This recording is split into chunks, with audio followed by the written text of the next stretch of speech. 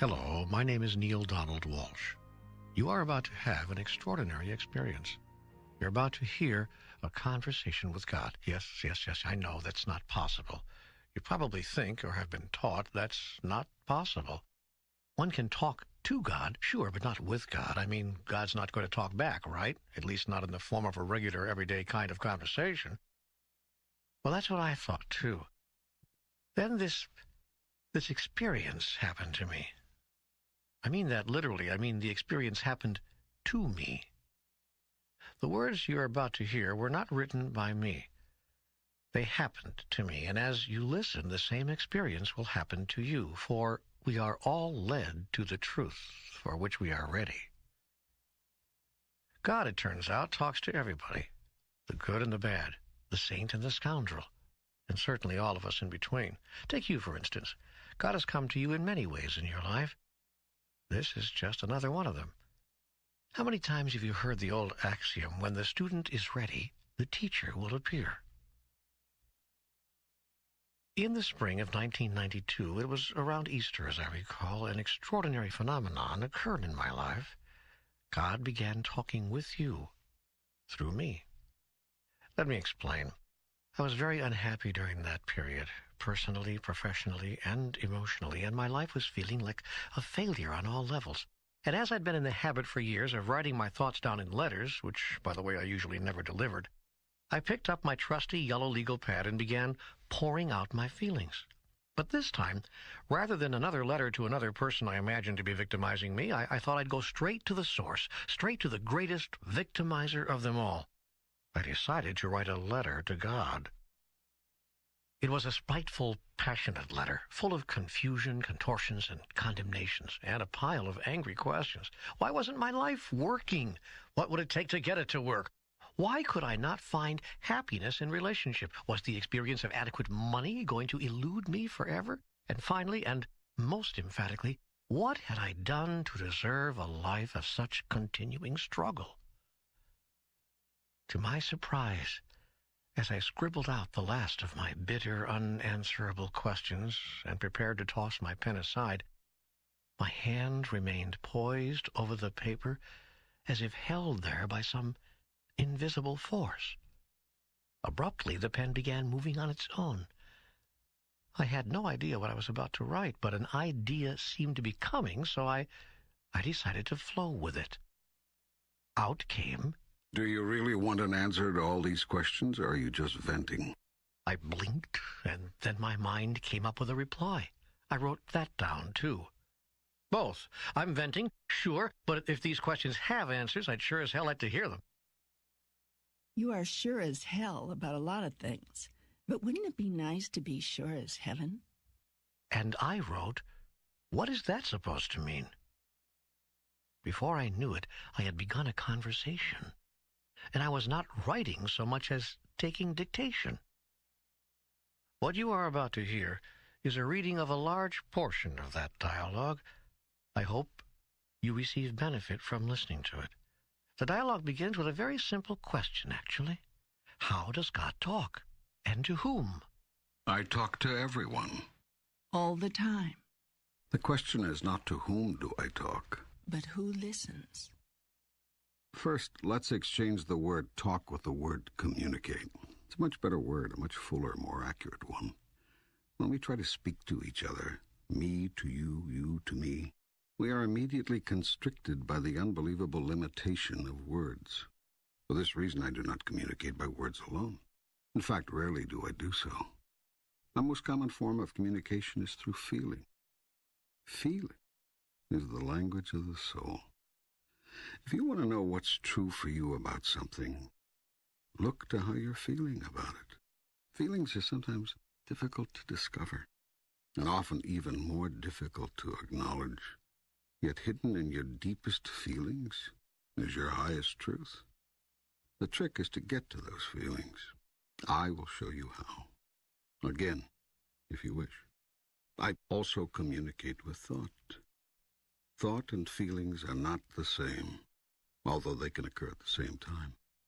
In communicating with thought, I often use images and pictures. For this reason, thoughts are more effective than mere words as tools of communication. In addition to feelings and thoughts, I also use the vehicle of experience as a grand communicator. And finally, when feelings and thoughts and experience all fail, I use words. Words are really the least effective communicator. They are most open to misinterpretation, most often misunderstood. Why is that? It is because of what words are. Words are merely utterances, noises that stand for feelings, thoughts, and experience. They're symbols, signs, insignias. They're not truth. They're not the real thing. Words may help you understand something. Experience allows you to know. Yet there are some things you cannot experience. So I've given you other tools of knowing, and these are called feelings. And so, too, thoughts. Now, the supreme irony here is that you've all placed so much importance on the Word of God, and so little on the experience. In fact, you place so little value on experience that when what you experience of God differs from what you've heard of God, you automatically discard the experience and own the words, when it should be just the other way around. Your experience and your feelings about a thing represent what you factually and intuitively know about that thing. Words can only seek to symbolize what you know, and can often confuse what you know. These, then, are the tools with which I communicate. Yet they are not the methods. For not all feelings, not all thoughts, not all experience, and not all words are from me. Many words have been uttered by others in my name. Many thoughts and many feelings have been sponsored by causes not of my direct creation. Many experiences result from these. The challenge is one of discernment. The difficulty is knowing the difference between messages from God and data from other sources. Discrimination is a simple matter with the application of a basic rule. Mine is always your highest thought, your clearest word, your grandest feeling. Anything less is from another source. Now the task of differentiation becomes easy, for it should not be difficult even for the beginning student to identify the highest, the clearest, and the grandest. Yet will I give you these guidelines. The highest thought is always that thought which contains joy. The clearest words are those words which contain truth. The grandest feeling is that feeling which you call love. Joy, truth, love. These three are interchangeable, and one always leads to the other. It matters not in which order they are placed. Having with these guidelines determined which messages are mine and which have come from another source, the only question remaining is whether my messages will be heeded. Most of my messages are not. Some because they seem too good to be true. Others because they seem too difficult to follow. Many because they are simply misunderstood. Most because they are not received. My most powerful messenger is experience, and even this you ignore. Especially this you ignore. Your world would not be in its present condition were you to have simply listened to your experience. The result of your not listening to your experience is that you keep reliving it over and over again. For my purpose will not be thwarted, nor my will be ignored. You will get the message, sooner or later. I will not force you to, however. I will never coerce you. For I have given you a free will, the power to do as you choose. And I will never take that away from you, ever. And so I will continue sending you the same messages over and over again throughout the millennia and to whatever corner of the universe you occupy. Endlessly will I send you my messages until you have received them and held them close, calling them your own. My messages will come in 100 forms, at 1,000 moments across 1,000,000 years. You cannot miss them if you truly listen. You cannot ignore them once truly heard. Thus will our communication begin in earnest. For in the past, You have only talked to me, praying to me, interceding with me, beseeching me. Yet now can I talk back to you, even as I'm doing here. How can I know this communication is from God? How do I know this is not my own imagination? What would be the difference? Do you not see that I could just as easily work through your imagination as anything else? I will bring you the exact right thoughts, words, or feelings at any given moment, suited precisely to the purpose at hand, using one device or several. You will know these words are from me because you, of your own accord, have never spoken so clearly. Had you already spoken so clearly on these questions, you would not be asking them. To whom does God communicate? Are there special people? Are there special times? All people are special, and all moments are golden. There's no person and there's no time one more special than another. Many people choose to believe that God communicates in special ways and only with special people. This removes the mass of the people from responsibility for hearing my message, much less receiving it, which is another matter, and allows them to take someone else's word for everything. You don't have to listen to me, for you've already decided that others have heard from me on every subject, and you have them to listen to. By listening to what other people think they heard me say, you don't have to think at all. This is the biggest reason for most people turning from my messages on a personal level. If you acknowledge that you are receiving my messages directly, then you are responsible for interpreting them. It is far safer and much easier to accept the interpretation of others, even others who have lived 2,000 years ago, than seek to interpret the message you may very well be receiving in this moment now. Yet I invite you to a new form of communication with God, a two-way communication. In truth, it is you who have invited me, for I have come to you in this form, right now, in answer to your call. Why do some people, take Christ for example, seem to hear more of your communication than others? Because some people are willing to actually listen. They're willing to hear. They're willing to remain open to the communication even when it seems scary or crazy or downright wrong. We should listen to God even when what's being said seems wrong? Especially when it seems wrong. If you think you are right about everything, who needs to talk with God? Go ahead and act on all that you know. But notice that you've all been doing that since time began. And look at what shape the world is in. Clearly, you've missed something. Obviously, there's something you don't understand. That which you do understand must seem right to you, because right is a term you use to designate something with which you agree. What you've missed will, therefore, appear at first to be wrong.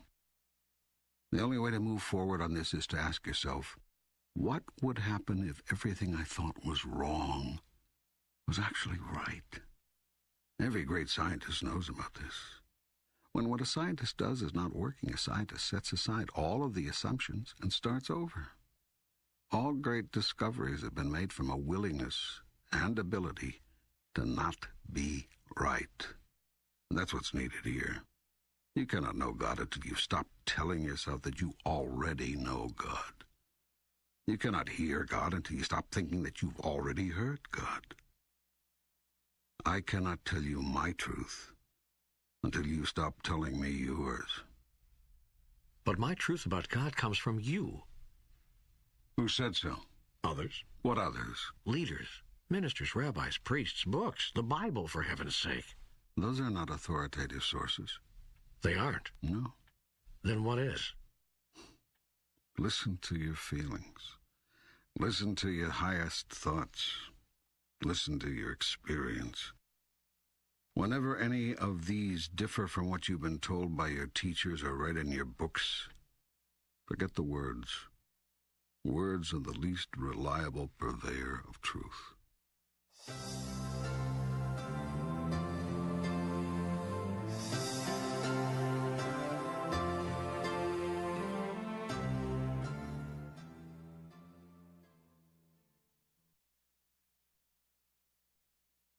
There is so much I want to say to you, so much I want to ask. I don't know where to begin. For instance, why is it that you do not reveal yourself? If there really is a God, and you're it, why do you not reveal yourself in a way we can all understand? I have done so over and over. I'm doing so again right now. No, I mean by a method of revelation that is incontrovertible, that cannot be denied. Such as? Such as appearing right now before my eyes. I am doing so right now. Where? Everywhere you look. No, I mean in an incontrovertible way. What way would that be? In what form or shape would you have me appear? In the form or shape you actually have. That would be impossible, for I have no form or shape you understand. I could adopt a form or shape that you could understand, but then everyone would assume that what they have seen is the one and only form and shape of God, rather than a form or shape of God, one of many. People believe I am what they see me as, rather than what they do not see. But I am the great unseen, not what I cause myself to be in any particular moment. In a sense, I am what I am not. It is from the am-notness that I come, and to it I always return. Yet when I come in one particular form or another, a form in which I think people can understand me, people assign me that form forevermore. And should I come in any other form to any other people, the first say I did not appear to the second, because I did not look to the second as I did to the first, nor say the same things. So how could it have been me? You see, then, it matters not in what form or in what manner I reveal myself. Whatever manner I choose and whatever form I take, none will be incontrovertible. But if you did something that would evidence the truth of who you are, beyond doubt or question, there are still those who would say it is of the devil, or simply someone's imagination, or any cause other than me. If I revealed myself as God Almighty, King of heaven and earth, and moved mountains to prove it, there are those who would say, it must have been Satan. And such is as it should be. For God does not reveal God's self to God's self from or through outward observation, but through inward experience. And when inward experience has revealed God's self, outward observation is not necessary. And if outward observation is necessary, inward experience is not possible. If then revelation is requested, it cannot be had.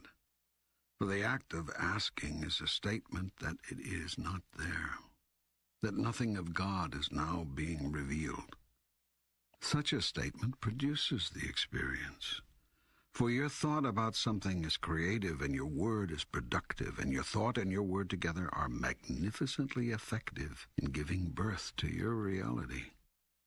Therefore shall you experience that God is not now revealed, for if God were, you would not ask God to be. Does that mean I cannot ask for anything I want? Are you saying that praying for something actually pushes it away from us? This is a question which has been asked through the ages, and has been answered whenever it has been asked. Yet you have not heard the answer, or will not believe it. The question is answered again in today's terms and today's language, thusly. You will not have that for which you ask, nor can you have anything you want. This is because your very request is a statement of lack, and you're saying you want a thing only works to produce that precise experience, wanting, in your reality. The correct prayer is, therefore, never a prayer of supplication, but a prayer of gratitude. When you thank God in advance for that which you choose to experience in your reality, you, in effect, acknowledge that it is there, in effect. Thankfulness is thus the most powerful statement to God, an affirmation that even before you ask, I have answered. Therefore, never supplicate, appreciate. But what if I am grateful to God in advance for something and it never shows up? That could lead to disillusionment and bitterness. Gratitude cannot be used as a tool with which to manipulate God, a device with which to fool the universe. You cannot lie to yourself. Your mind knows the truth of your thoughts. You are saying, thank you, God, for such and such, all the while being very clear that it isn't there in your present reality. You can't expect God to be less clear than you, and so produce it for you. God knows what you know, and what you know is what appears as your reality. But how then can I be truly grateful for something I know is not there? Faith. If you have but the faith of a mustard seed, you shall move mountains. You come to know it is there because I said it is there. Because I said that even before you ask, I shall have answered. Because I said and have said to you in every conceivable way, through every teacher you can name, that whatsoever you shall choose, choosing it in my name, so shall it be. Yet so many people say that their prayers have gone unanswered. No prayer, and a prayer is nothing more than a fervent statement of what is so, goes unanswered. Every prayer, every thought, every statement, every feeling is creative. To the degree that it is fervently held as truth, to that degree will it be made manifest in your experience. When it is said that a prayer has not been answered, what has in actuality happened is that the most fervently held thought, word, or feeling has become operative. Yet what you must know, and here's the secret, is that always it is the thought behind the thought, what might be called the sponsoring thought, that is the controlling thought. If therefore you beg and supplicate, there seems a much smaller chance that you will experience what you think you are choosing, because the sponsoring thought behind every supplication is that you do not have now what you wish. That sponsoring thought becomes your reality. The only sponsoring thought which could override this thought is the thought held in faith that God will grant whatever is asked without fail. Some people have such faith, and very few. The process of prayer becomes much easier when, rather than having to believe that God will always say yes to every request, one understands intuitively that the request itself is not necessary. Then the prayer is a prayer of thanksgiving. It is not a request at all, but a statement of gratitude for what is so. When you say that a prayer is a statement of what is so, are you saying that God does nothing, that everything which happens after a prayer is a result of the prayer's action? If you believe that God is some omnipotent being who hears all prayers, says yes to some, no to others, and maybe, but not now, to the rest, you are mistaken. By what rule of thumb would God decide? If you believe that God is the creator and decider of all things in your life, you are mistaken. God is the observer, not the creator. And God stands ready to assist you in living your life, but not in the way you might expect. It is not God's function to create or uncreate the circumstances or conditions of your life. God created you in the image and likeness of God. You have created the rest through the power God has given you. God created the process of life and life itself as you know it. Yet God gave you free choice to do with life as you will. In this sense, your will for you is God's will for you. You are living your life the way you are living your life. I have no preference in the matter. This is the grand illusion in which you have engaged, that God cares one way or the other what you do. I do not care what you do, and that is hard for you to hear. Yet do you care what your children do when you send them out to play? Is it a matter of consequence to you whether they play tag or hide and seek or pretend? No, it is not. Because you know they are perfectly safe. You have placed them in an environment which you consider friendly and very okay. Of course, you will always hope that they do not hurt themselves. And if they do, you will be right there to help them, heal them, allow them to feel safe again, to be happy again, to go and play again another day. But whether they choose hide and seek or pretend will not matter to you the next day either. You will tell them, of course, which games are dangerous to play. But you cannot stop your children from doing dangerous things. Not always, not forever. Not in every moment from now until death. It is the wise parent who knows this. Yet the parent never stops caring about the outcome. It is this dichotomy, not caring deeply about the process, but caring deeply about the result, that comes close to describing the dichotomy of God. Yet God, in a sense, does not even care about the outcome, not the ultimate outcome. This is because the ultimate outcome is assured. And this is the second great illusion of man, that the outcome of life is in doubt. It is this doubt about ultimate outcome that has created your greatest enemy, which is fear. For if you doubt outcome, then you must doubt Creator. You must doubt God. And if you doubt God, you must live in fear and guilt all your life. If you doubt God's intentions, God's ability to produce this ultimate result, then how can you ever relax? How can you ever truly find peace? Yet God has full power to match intentions with results. You cannot and will not believe in this, even though you claim that God is all-powerful. And so you have to create in your imagination a power equal to God, in order that you may find a way for God's will to be thwarted. So you have created in your mythology the being you call devil. You have even imagined a God at war with this being, thinking that God solves problems the way you do. Finally, you have actually imagined that God could lose this war. All of this violates everything you say you know about God, but this doesn't matter. You live your illusion, and thus feel your fear, all out of your decision to doubt God. But what if you made a new decision? What then would be the result? I tell you this, you would live as the Buddha did, as Jesus did, as did every saint you have ever idolized.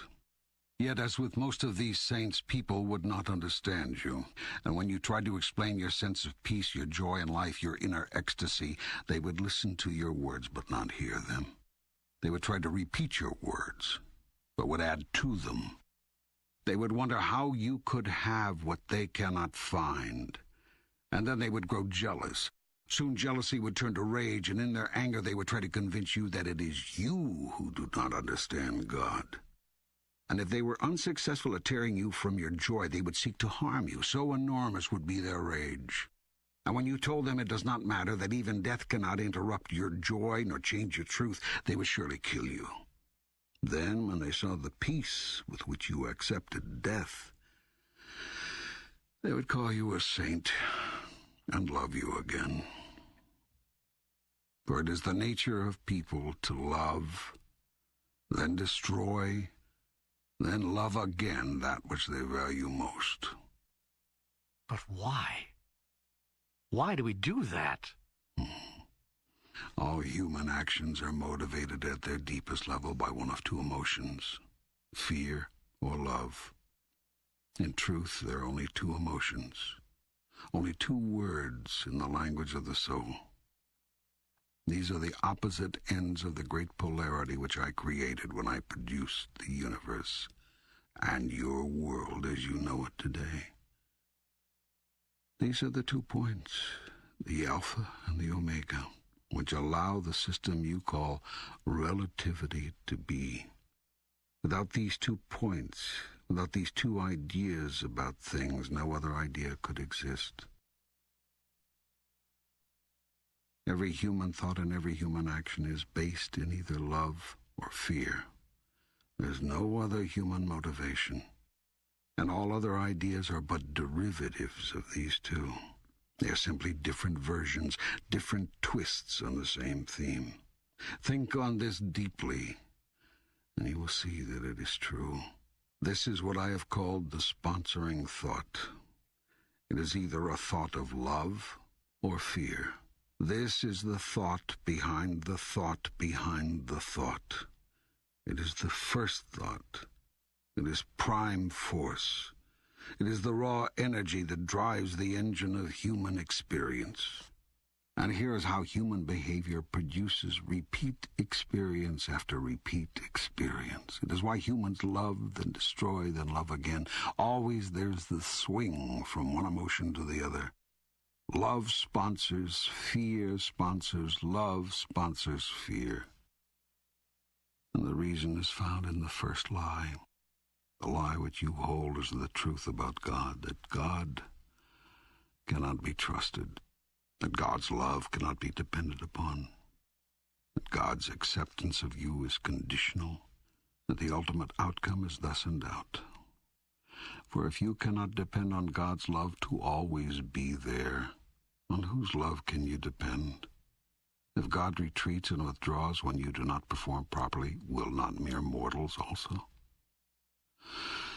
And so it is that in the moment you pledge your highest love, you greet your greatest fear. The first thing you worry about after saying I love you is whether you'll hear it back. And if you hear it back, then you begin immediately to worry that the love you have just found you will lose. And so all action becomes a reaction, defense against loss, even as you seek to defend yourself against the loss of God.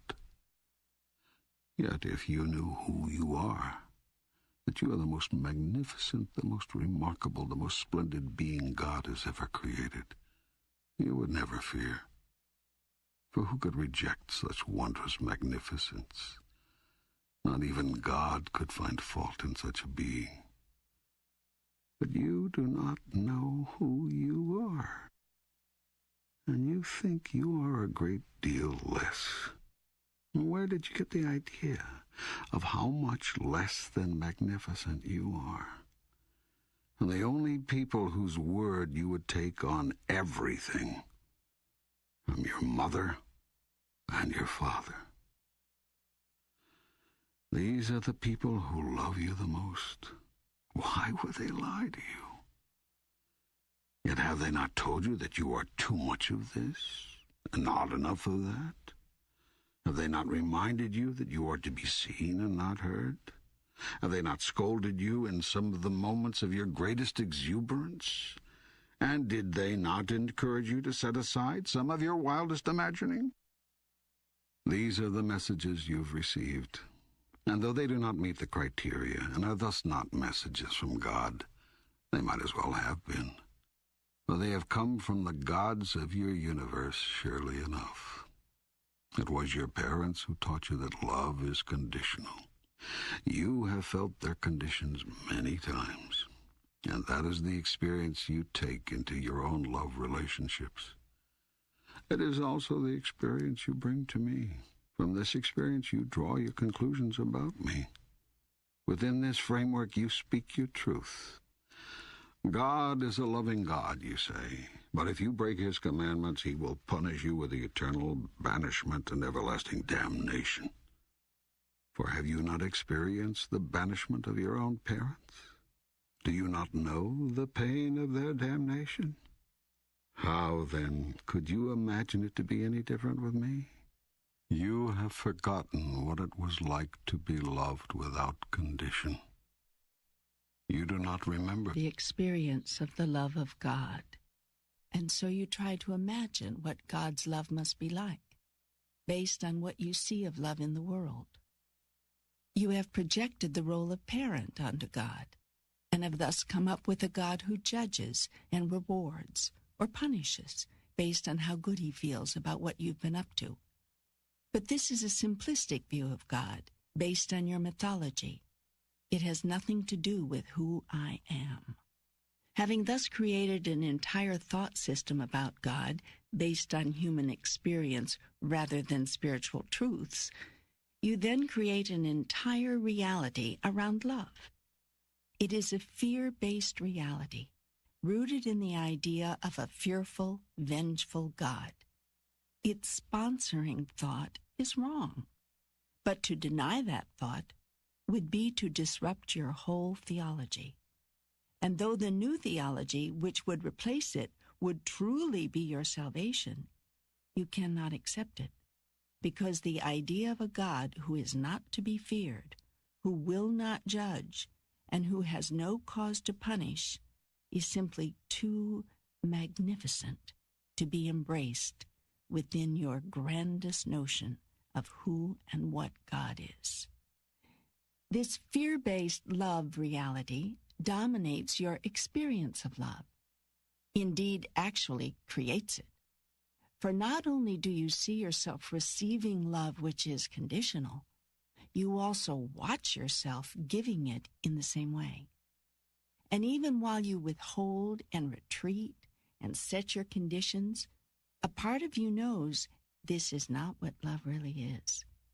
Still, you seem powerless to change the way you dispense it. You've learned the hard way, you tell yourself, and you'll be damned if you're going to leave yourself vulnerable again. Yet the truth is, you'll be damned if you don't. By your own mistaken thoughts about love, do you damn yourself never to experience it purely? So too, do you damn yourself never to know me as I really am? Until you do.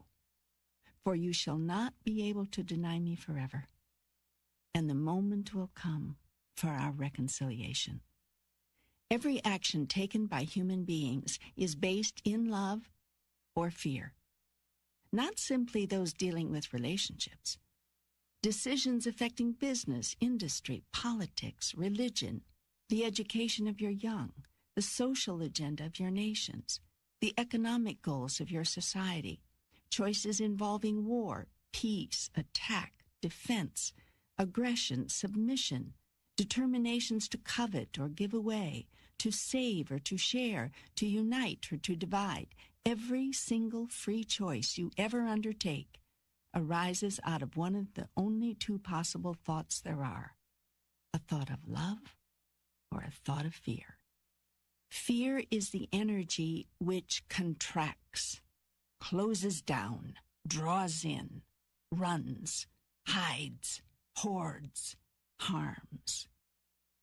Love is the energy which expands, opens up, sends out, stays, reveals, shares, heals.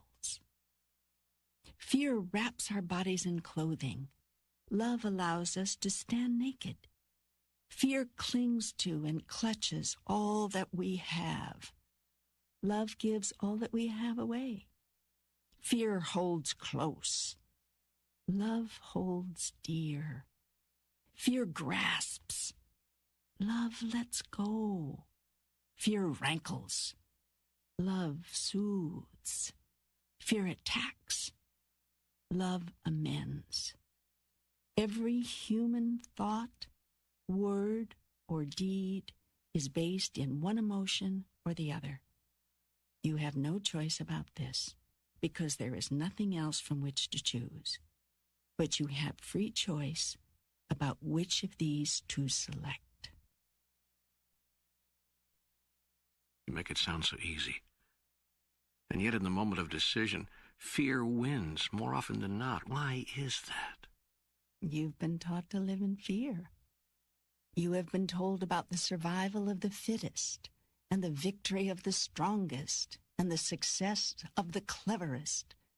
Precious little is said about the glory of the most loving.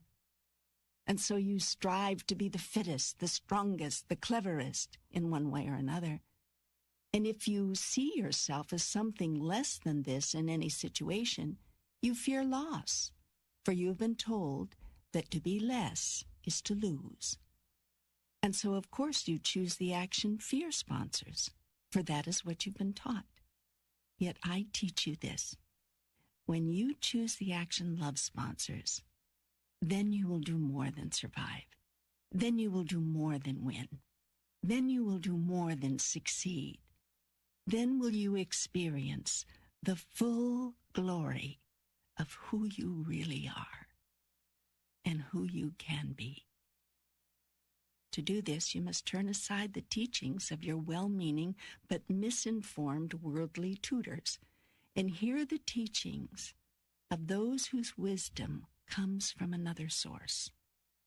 There are many such teachers among you, as always there have been, for I will not leave you without those who would show you, teach you, guide you, and remind you of these truths. Yet the greatest reminder is not anyone outside you, but the voice within you. This is the first tool that I use because it is the most accessible. The voice within is the loudest voice with which I speak because it is the closest to you.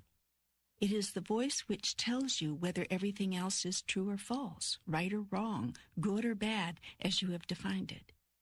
It is the radar that sets the course, steers the ship, guides the journey, if you but let it. It is the voice which tells you right now whether the very words you are listening to are words of love or words of fear. By this measure can you determine whether they are words to heed or words to ignore. You said that when I always choose the action that love sponsors, then I will experience the full glory of who I am and who I can be. Will you expand on this, please? There is only one purpose for all of life, and that is for you and all that lives to experience fullest glory. Everything else you say, think, or do is attendant to that function. There is nothing else for your soul to do, and nothing else your soul wants to do. The wonder of this purpose is that it is never ending. An ending is a limitation, and God's purpose is without such a boundary. Should there come a moment in which you experience yourself in your fullest glory, you will in that instant imagine an ever greater glory to fulfill. The more you are, the more you can become. And the more you can become, the more you can yet be. The deepest secret is that life is not a process of discovery, but a process of creation. You are not discovering yourself, but creating yourself anew. Seek, therefore, not to find out who you are. Seek to determine who you want to be. There are those who say that life is a school, that we are here to learn specific lessons, that once we graduate, we can go on to larger pursuits, no longer shackled by the body. Is this correct? It is another part of your mythology based on human experience. Life is not a school? Nope. We're not here to learn lessons? Nope. Well, then why are we here? To remember and recreate who you are. I've told you over and over again, you do not believe me, yet that is well as it should be. For truly, if you do not create yourself as who you are, that you cannot be. Okay, all right, you've lost me. Let's go back to this school bit. I've heard teacher after teacher tell us that life is a school. I'm frankly shocked to hear you deny that. School is a place you go if there is something you do not know that you want to know. It is not a place you go if you already know a thing and simply want to experience your knowingness. Life, as you call it, is an opportunity for you to know experientially what you already know conceptually. You need learn nothing to do this. You need merely remember what you already know and act on it. I'm not sure I understand. Let's start here. The soul, your soul, knows all there is to know all the time. There's nothing hidden to it, nothing unknown, yet knowing is not enough. The soul seeks to experience. You can know yourself to be generous, but unless you do something which displays generosity, you have nothing but a concept. You can know yourself to be kind, but unless you do someone a kindness, you have nothing but an idea about yourself. It is your soul's only desire to turn its grandest concept about itself into its greatest experience. Until concept becomes experience, all there is speculation. I have been speculating about myself for a long time, longer than the age of the universe times the age of the universe. You see, then, how young it is, how new is my experience of myself. Wait. You've lost me again. Your experience of yourself? Yes, let me explain it to you this way. In the beginning, that which is all there was, and there was nothing else. Yet, all that is could not know itself, because all that is all there was, and there was nothing else. And so all that is was not. For in the absence of something else, all that is not. This is the great is not is, to which mystics have referred from the beginning of time. Now, all that is knew it was all there was, but this was not enough, for it could only know its utter magnificence conceptually, not experientially. Yet the experience of itself is that for which it longed, for it wanted to know what it felt like to be so magnificent. Still, this was impossible, because the very term magnificent is a relative term. All that is could not know what it felt like to be magnificent unless that which is not showed up. In the absence of that which is not, that which is not. Do you understand this? I think so. Keep going. All right. The one thing that all that is knew is there was nothing else. And so it could and would never know itself from a reference point outside of itself. Such a point did not exist. Only one reference point existed, and that was the single place within the is not is, the am not am. Still, the all of everything chose to know itself experientially. This energy, this pure, unseen, unheard, unobserved, and therefore unknown by anyone else energy, chose to experience itself as the utter magnificence it was.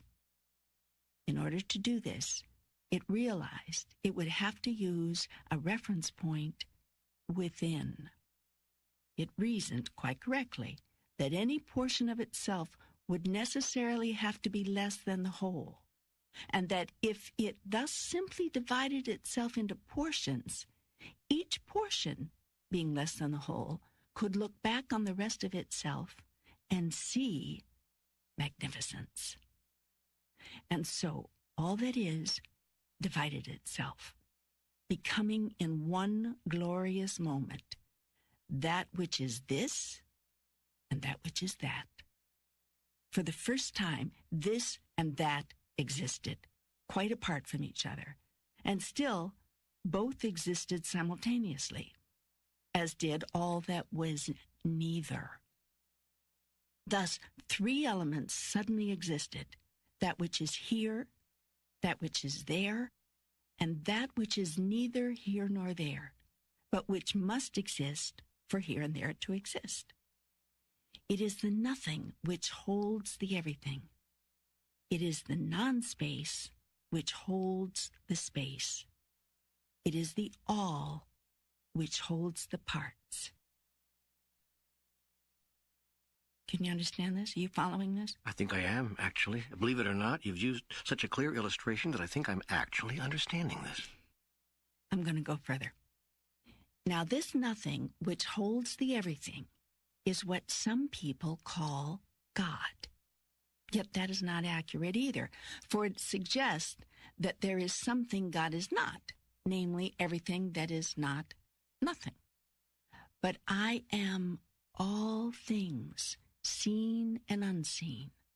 So this description of me as the great unseen, the no thing, or the space between, an essentially Eastern mystical definition of God, is no more accurate than the essentially Western practical description of God as all that is seen.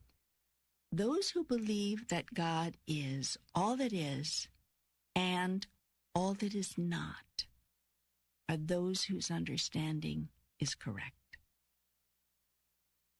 Now, in creating that which is here and that which is there, God made it possible for God to know itself. In the moment of this great explosion from within, God created relativity, the greatest gift God ever gave to itself. Thus, relationship is the greatest gift God ever gave to you, a point to be discussed in detail later. From the no thing, thus sprang the everything. A spiritual event entirely consistent, incidentally, with what your scientists call the Big Bang Theory. As the elements of all raced forth, time was created. For a thing was first here, then it was there, and the period it took to get from here to there was measurable. Just as the parts of itself which are seen began to define themselves relative to each other, so too did the parts which are unseen. God knew that for love to exist and to know itself as pure love, its exact opposite had to exist as well. So God voluntarily created the great polarity, the absolute opposite of love, everything that love is not, what is now called fear. In the moment fear existed, love could exist as a thing that could be experienced. It is this creation of duality between love and its opposite, which humans refer to in their various mythologies as the birth of evil, the fall of Adam, the rebellion of Satan, and so forth. Just as you have chosen to personify pure love as the character you call God, so have you chosen to personify abject fear as the character you call the devil. Some on earth have established rather elaborate mythologies around this event, complete with scenarios of battles and war, angelic soldiers and devilish warriors, the forces of good and evil, of light and dark. This mythology has been mankind's early attempt to understand and tell others in a way they could understand, a cosmic occurrence of which the human soul is deeply aware, but of which the mind can barely conceive. In rendering the universe as a divided version of itself, God produced from pure energy all that now exists, both seen and unseen. In other words, not only was the physical universe thus created, but the metaphysical universe as well, the part of God which forms the second half of the am, not am equation, also exploded into an infinite number of units smaller than the whole. These energy units you would call spirits. In some of your religious mythologies, it is stated that God the Father had many spirit children. This parallel to the human experiences of life multiplying itself seems to be the only way that people could be made to hold in reality the idea of the sudden appearance, the sudden existence of countless spirits in the kingdom of heaven. In this instance, your mythical tales and stories are not so far from ultimate reality, for the endless spirits comprising the totality of me are, in a cosmic sense, my offspring. My divine purpose in dividing me was to create sufficient parts of me so that I could know myself experientially. There is only one way for the Creator to know itself experientially as the Creator, and that is to create. And so I gave to each of the countless parts of me, to all of my spirit children, the same power to create which I have as the whole. This is what your religions mean when they say that you were created in the image and likeness of God. This doesn't mean, as some have suggested, that our physical bodies look alike, although God can adopt whatever physical form God chooses for a particular purpose. It does mean that our essence is the same. We are composed of the same stuff. We are the same stuff. with all the same properties and abilities, including the ability to create physical reality out of thin air. My purpose in creating you, my spiritual offspring, was for me to know myself as God. I have no way to do that save through you. Thus it can be said, and has been many times, that my purpose for you is that you should know yourself as me. This seems so amazingly simple, yet it becomes very complex because there is only one way for you to know yourself as me. And that is for you first to know yourself as not me. Now try to follow this. Fight to keep up because this gets very subtle here. Are you ready? I think so. Good.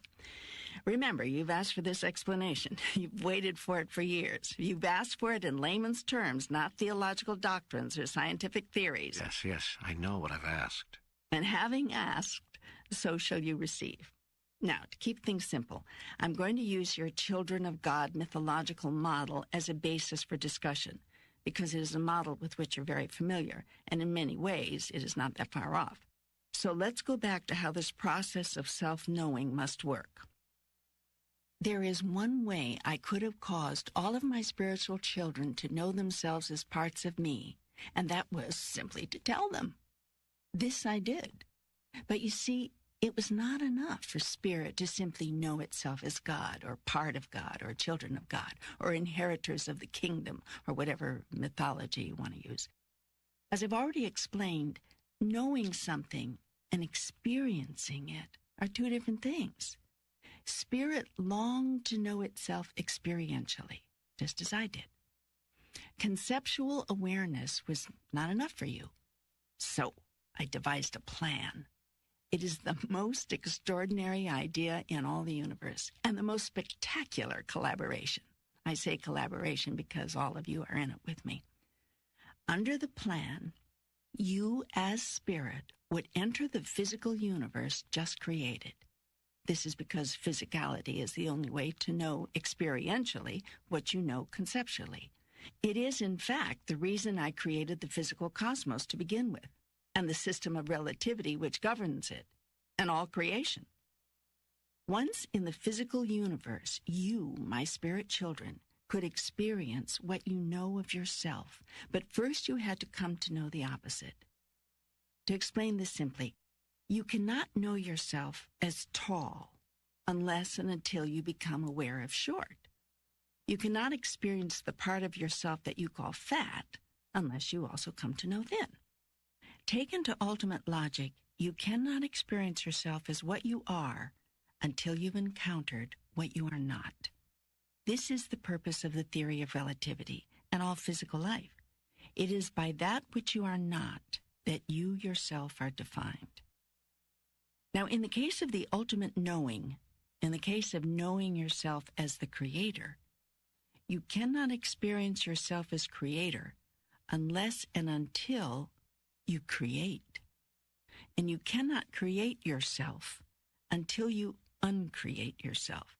In a sense, you have to first not be in order to be. Do you follow? I think... Stay with it. Of course, there's no way for you to not be who and what you are. You simply are that, pure creative spirit. Have been, always, and always will be. So you did the next best thing. You caused yourself to forget who you really are. Upon entering the physical universe, you relinquished your remembrance of yourself. This allows you to choose to be who you are, rather than simply wake up in the castle, so to speak. It is in the act of choosing to be, rather than simply being told that you are a part of God, that you experience yourself as being at total choice, which is what, by definition, God is. Yet, how can you have a choice about something over which there is no choice? You cannot not be my offspring, no matter how hard you try. But you can forget. You are, have always been, and will always be a divine part of the divine whole, a member of the body. That is why the act of rejoining the whole, of returning to God, is called remembrance. You actually choose to remember who you really are, or to join together with the various parts of you to experience the all of you, which is to say, the all of me. Your job on earth, therefore, is not to learn, because you already know, but to remember who you are, and to remember who everyone else is. That is why a big part of your job is to remind others, that is, to remind them, so that they can remember also. All the wonderful spiritual teachers have been doing just that. It is your sole purpose. That is to say, your sole purpose. My God, this is so simple and so symmetrical. I mean, it all fits in. It suddenly all fits. I see now a picture I've never quite put together before. Good. That's good. That is the purpose of this dialogue. You have asked me for answers. I have promised I would give them to you.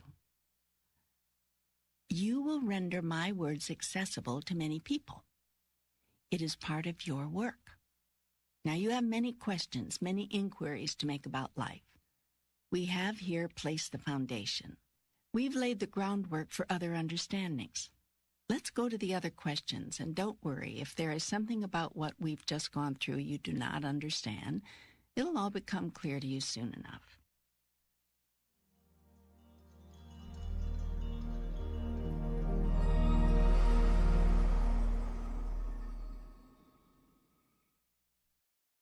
There's so much I want to ask. There's so many questions. Suppose I should start with the big ones, the obvious ones. Like, why is the world in the shape it's in? Of all the questions man has asked of God, this is the one asked most often. From the beginning of time, man has asked it.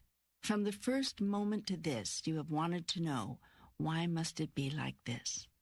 The classic posing of the question is usually something like, if God is all perfect and all loving, why would God create pestilence and famine, war and disease, earthquakes and tornadoes and hurricanes, and all manner of natural disaster, deep personal disappointment and worldwide calamity? The answer to this question lies in the deeper mystery of the universe and the highest meaning of life. I do not show my goodness by creating only what you call perfection all around you. I do not demonstrate my love by not allowing you to demonstrate yours. As I've already explained, you cannot demonstrate love until you can demonstrate not loving. A thing cannot exist without its opposite, except in the world of the absolute. Yet the realm of the absolute was not sufficient for either you or me. I existed there in the always, and it is from where you too have come. In the absolute, there is no experience, only knowing. Knowing is a divine state, yet the grandest joy is in being. Being is achieved only after experience. The evolution is this: knowing, experiencing, being. This is the Holy Trinity, the triune that is God. God the Father is knowing, the parent of all understandings, the begetter of all experience, for you cannot experience that which you do not know. God the Son is experiencing, the embodiment, the acting out of all that the Father knows of itself, for you cannot be that which you have not experienced. God the Holy Spirit is being, the disembodiment of all that the Son has experienced of itself, the simple, exquisite isness possible only through the memory of the knowing and experiencing. This simple being is bliss. It is God's state after knowing and experiencing itself. It is that for which God yearned in the beginning. Of course, you're well past the point where you must have it explained to you that the Father-Son descriptions of God have nothing to do with gender. I use here the picturesque speech of your most recent scriptures. Much earlier holy writings placed this metaphor in a mother-daughter context. Neither is correct. Your mind can best hold the relationship as parent-offspring, or that which gives rise to and that which is risen. Adding the third part of the Trinity produces this relationship: that which gives rise to, that which is risen, that which is. This triune reality is God's signature. It is the divine pattern. The three-in-one is everywhere found in the realms of the sublime. You cannot escape it in matters dealing with time and space, God and consciousness, or any of the subtle relationships. On the other hand, you will not find the triune truth in any of life's gross relationships. The triune truth is recognized in life's subtle relationships by everyone dealing with such relationships. Some of your religionists have described the triune truth as Father, Son, and Holy Ghost. Some of your psychiatrists use the terms superconscious, conscious, and subconscious. Some of your spiritualists say mind, body, and spirit. Some of your scientists see energy, matter, ether. Some of your philosophers say a thing is not true for you until it is true in thought, word, and deed. When discussing time, you speak of 3 times only: past, present, future. Similarly, there are 3 moments in your perception: before, now, and after. In terms of spatial relationships, whether considering the points in the universe or various points in your own room, you recognize here, there, and the space in between. In matters of gross relationships, you recognize no in-between. That is because gross relationships are always dyads, whereas relationships of the higher realm are invariably triads. Hence, there is left-right, up-down, big-small, fast-slow, hot-cold, and the greatest dyad ever created, male and female. There are no in-betweens in these dyads.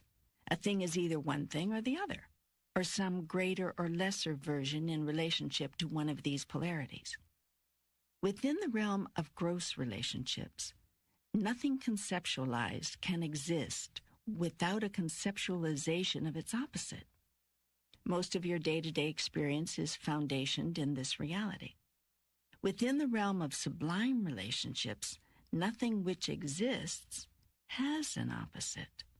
All is one, and everything progresses from one to the other in a never-ending circle. Time is such a sublime realm in which what you call past, present, and future exist interrelationally. That is, they are not opposite, but rather parts of the same whole, progressions of the same idea, cycles of the same energy, aspects of the same immutable truth. If you conclude from this that past, present, and future exist at one and the same time, you're right. Yet now is not the moment to discuss that. We can get into this in much greater detail when we explore the whole concept of time, which we'll do later.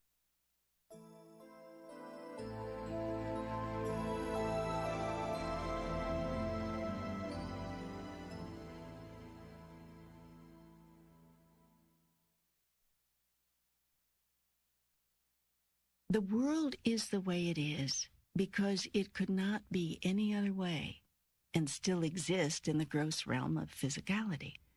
Earthquakes and hurricanes, floods and tornadoes, and other of what you call natural disasters are but movements of the elements from one polarity to the other. The whole birth-death cycle is part of this movement. These are the rhythms of life, and everything in gross reality is subject to them, because life itself is a rhythm. It is a wave, a vibration, a pulsation at the very heart of the all that is. Illness and disease are opposites of health and wellness. and are made manifest in your reality at your behest. You cannot be ill without at some level causing yourself to be. And you can be well again in a moment by simply deciding to be. Deep personal disappointments are responses which are chosen, and worldwide calamities are the result of worldwide consciousness. Your question infers that I choose these events, that it is my will and desire they should occur. Yet I do not will these things into being. I merely observe you doing so. And I do nothing to stop them, because to do so would be to thwart your will. That in turn would deprive you of the God experience, which is the experience you and I have chosen together. Do not condemn, therefore, all that you would call bad in the world. Rather ask yourself, what about this have you judged bad, and what, if anything, you wish to do to change it? Inquire within rather than without, asking, what part of myself do I wish to experience now in the face of this calamity? What aspect of being do I choose to call forth?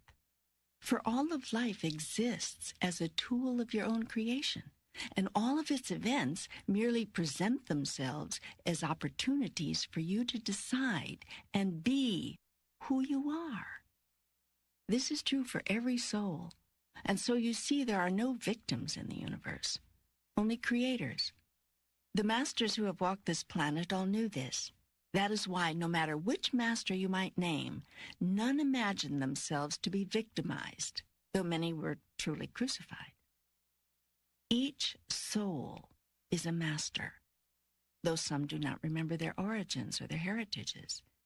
Yet each creates the situation and the circumstance for its own highest purpose and its own quickest remembering, in each moment called now. Judge not, then, the karmic path walked by another. Envy not success, nor pity failure, for you know not what is success or failure in the soul's reckoning. Call not a thing calamity, nor joyous event, until you decide or witness how it is used. For is it death a calamity if it saves the lives of thousands? And is a life a joyous event if it has caused nothing but grief? Yet even this you should not judge, but keep always your own counsel and allow others theirs. This does not mean ignore a call for help, nor the urging of your own soul to work toward the change of some circumstance or condition. It does mean avoiding labels and judgment while you do whatever you do. For each circumstance is a gift, and in each experience is hidden a treasure.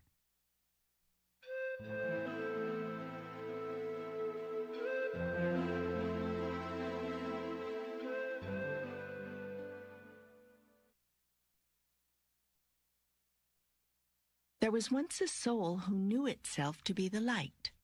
This was a new soul, and so anxious for experience. I am the light, it said. I am the light. Yet all the knowing of it and all the saying of it could not substitute for the experience of it. And in the realm from which this soul emerged, there was nothing but the light. Every soul was grand, every soul was magnificent, and every soul shone with the brilliance of my awesome light. And so the little soul in question was as a candle in the sun. In the midst of the grandest light of which it was part, it could not see itself, nor experience itself as who and what it really is. Now it came to pass that this soul yearned and yearned to know itself, and so great was its yearning that I one day said, "Do you know, little one, what you must do to satisfy this yearning of yours?"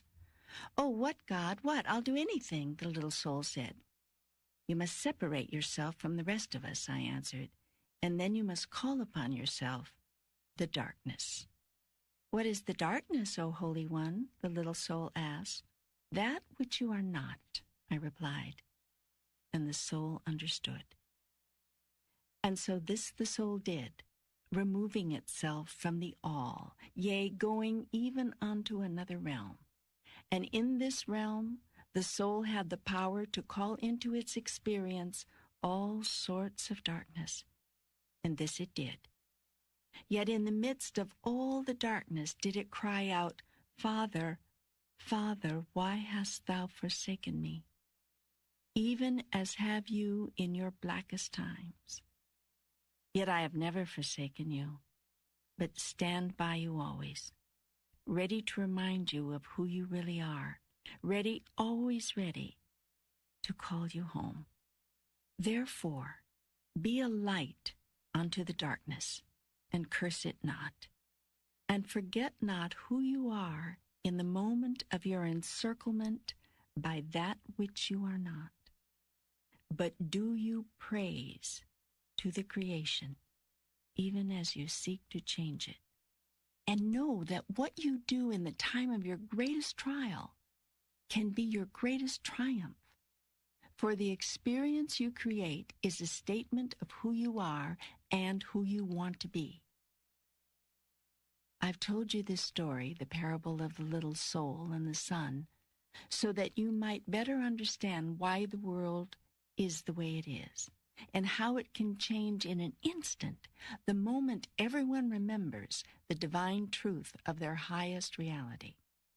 Now, there are those who say that life is a school, and that these things which you observe and experience in your life are for your learning.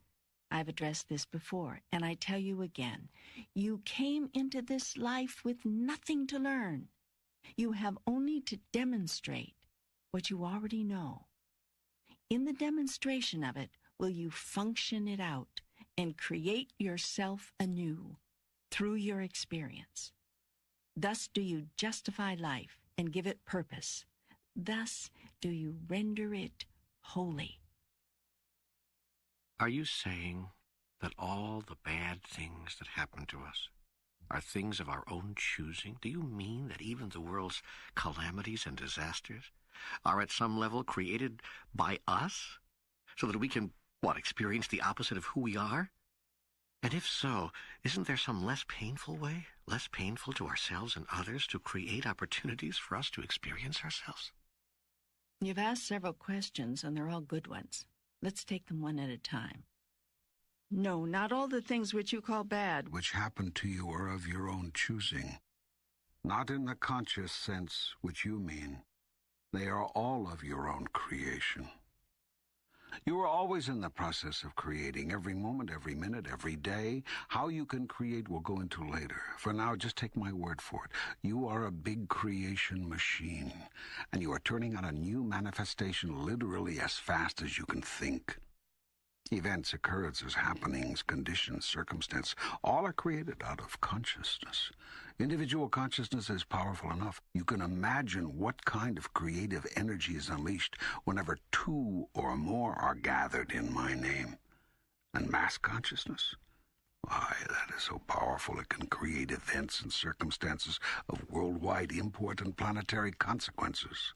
It would not be accurate to say, not in the way you mean it, that you are choosing these consequences. You are not choosing them any more than I am choosing them. Like me, you are observing them and deciding who you are with regard to them. Yet there are no victims in the world and no villains, and neither are you a victim of the choices of others. At some level, you have all created that which you say you detest, and having created it, you have chosen it. This is an advanced level of thinking, and it is one which all masters reach sooner or later. For it is only when they can accept responsibility for all of it that they can achieve the power to change part of it. So long as you entertain the notion that there is something or someone else out there doing it to you, you disempower yourself to do anything about it. Only when you say, I did this, can you find the power to change it. It is much easier to change what you are doing than to change what another is doing. The first step in changing anything is to know and accept that you have chosen it to be what it is. If you can't accept this on a personal level, agree to it through your understanding that we are all one. Seek then to create change, not because the thing is wrong, but because it no longer makes an accurate statement of who you are. There's only one reason to do anything, as a statement to the universe of who you are. Used in this way, life becomes self-creative. You use life to create yourself as who you are and who you've always wanted to be. There's also only one reason to undo anything, because it is no longer a statement of who you want to be. It does not reflect you.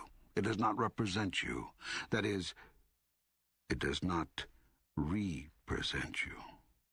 If you wish to be accurately represented, you must work to change anything in your life which does not fit into the picture of you that you wish to project into eternity.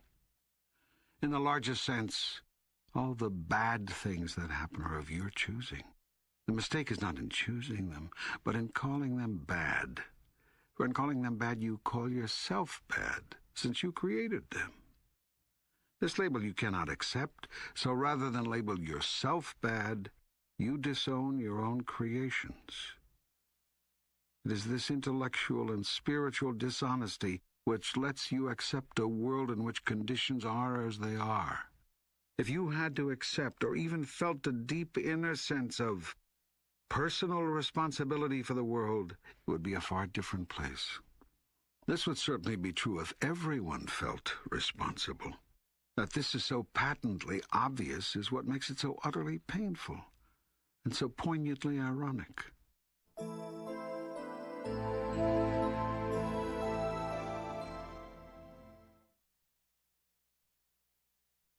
Disasters, its tornadoes and hurricanes, volcanoes and floods, its physical turmoils, are not created by you specifically. What is created by you is the degree to which these events touch your life. Events occur in the universe which no stretch of the imagination could claim you instigated or created.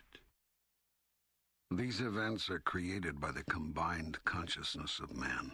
All of the world co-creating together produces these experiences. What each of you do individually is move through them, deciding what, if anything, they mean to you, and who and what you are in relationship to them. Thus, you create collectively and individually the life and times you are experiencing for the sole purpose of evolving. You've asked if there's a less painful way to undergo this process, and the answer is yes. Yet nothing in your outward experience will have changed. The way to reduce the pain which you associate with earthly experiences and events, both yours and those of others, is to change the way you behold them. You cannot change the outer event, for that has been created by the lot of you, and you are not grown enough in your consciousness to alter individually that which has been created collectively. So you must change the inner experience. This is the road to mastery in living. Nothing is painful in and of itself. Pain is the result of wrong thought. It is an error in thinking. A master can disappear the most grievous pain. In this way, the master heals. Pain results from a judgment you have made about a thing. Remove the judgment, and the pain disappears. Judgment is often based upon previous experience. Your idea about a thing derives from a prior idea about that thing. Your prior idea results from a still prior idea, and that idea from another, and so forth, like building blocks, until you get all the way back in the Hall of Mirrors to what I call first thought. All thought is creative, and no thought is more powerful than original thought. That is why this is sometimes also called original sin.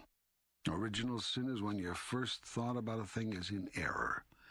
That error is then compounded many times over each time you have a second or third thought about a thing. It is the job of the Holy Spirit to inspire you to new understandings that can free you from your mistakes. Are you saying that I shouldn't feel badly about the starving children of Africa?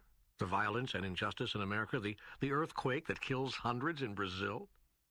There are no shoulds or shouldn'ts in God's world. Do what you want to do. Do what reflects you, what represents you as a grander version of yourself. If you want to feel bad, feel bad. But judge not, and neither condemn. For you know not why a thing occurs, nor to what end. And remember you this, that which you condemn will condemn you, and that which you judge, you will one day become. Rather, seek to change those things, or support others who are changing those things, which no longer reflect your highest sense of who you are. Yet, bless all, for all is the creation of God, through life living, and that is the highest creation. Could we just stop here for a minute and let me catch my breath? Did I hear you say there are no shoulds or shouldn'ts in God's world? That is correct. How can that be? If there are none in your world, where would they be? Indeed, where? I repeat the question. Where else would shoulds and shouldn'ts appear if not in your world? In your imagination. But those who have taught me all about the rights and wrongs, the do's and don'ts, the shoulds and shouldn'ts, told me all those rules were laid down by you, by God. And those who taught you were wrong. I have never set down a right or wrong, a do or a don't. To do so would be to strip you completely of your greatest gift, the opportunity to do as you please and experience the results of that, the chance to create yourself anew in the image and likeness of who you really are, the space to produce a reality of a higher and higher you based on your grandest idea of what it is of which you are capable. To say that something, a thought, a word, an action, is wrong would be as much as to tell you not to do it. To tell you not to do it would be to prohibit you. To prohibit you would be to restrict you. To restrict you would be to deny the reality of who you really are, as well as the opportunity for you to create and experience that truth. There are those who say that I have given you free will, yet these same people claim that if you do not obey me, I will send you to hell. What kind of free will is that? Does this not make a mockery of God? To say nothing of any sort of true relationship between us? Well, now we're getting into another area I wanted to discuss, and that's this whole business about heaven and hell. From what I'm gathering here, there's no such thing as hell. There is hell, but it is not what you think, and you do not experience it for the reasons you have been given. What is hell? It is the experience of the worst possible outcome of your choices, decisions, and creations. It is the natural consequence of any thought which denies me or says no to who you are in relationship to me. It is the pain you suffer through wrong thinking. Yet even the term wrong thinking is a misnomer, because there is no such thing as that which is wrong. Hell is the opposite of joy. It is unfulfillment. It is knowing who and what you are and failing to experience that. It is being less. That is hell, and there is none greater for your soul. But hell does not exist as this place you have fantasized, where you burn in some everlasting fire, or exist in some state of everlasting torment. What purpose could I have in that? Even if I did hold the extraordinarily ungodly thought that you did not deserve heaven, why would I have a need to seek some kind of revenge or punishment for your failing? Wouldn't it be a simple matter for me to just dispose of you? What vengeful part of me would require that I subject you to eternal suffering of a type and at a level beyond description? If you answer, the need for justice, would not a simple denial of communion with me in heaven serve the ends of justice? Is the unending infliction of pain also required? I tell you, there is no such experience after death as you have constructed in your fear-based theologies. Yet there is an experience of the soul so unhappy, so incomplete, so less than whole, so separated from God's greatest joy, that to your soul this would be hell. But I tell you, I do not send you there, nor do I cause this experience to be visited upon you. You yourself create the experience, whenever and however you separate yourself from your own highest thought about you. You yourself create the experience, whenever you deny yourself, whenever you reject who and what you really are. Yet even this experience is never eternal. It cannot be, for it is not my plan that you shall be separated from me forever and ever. Indeed, such a thing is an impossibility. For to achieve such an event, not only would you have to deny who you are, I would have to as well. This I will never do. And so long as one of us holds the truth about you, the truth about you shall ultimately prevail. But if there is no hell, does that mean that I can do what I want, act as I wish, commit any act, without fear of retribution? Is it fear that you need in order to be, do, and have what is intrinsically right? Must you be threatened in order to be good? What is being good? Who gets to have the final say about that? Who sets the guidelines? Who makes the rules?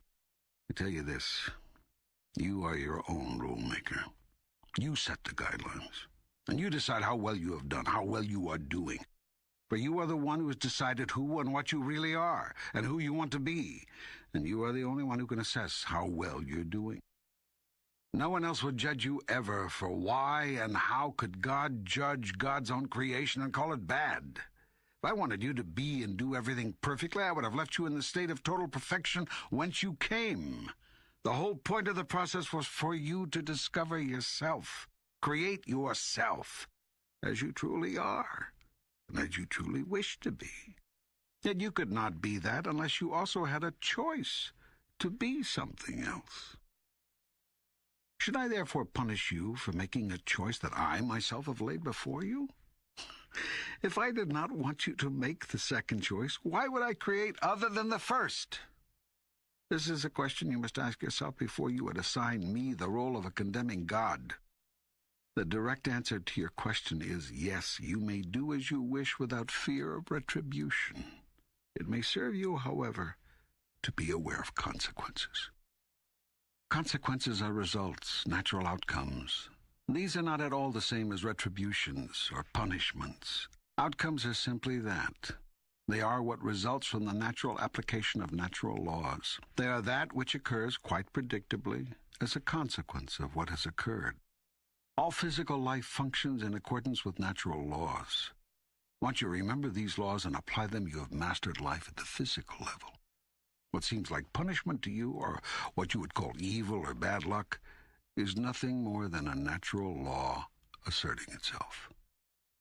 Then if I were to know these laws and obey them, I would never have a moment's trouble again. Is that what you're telling me? You would never experience yourself as being in what you call trouble.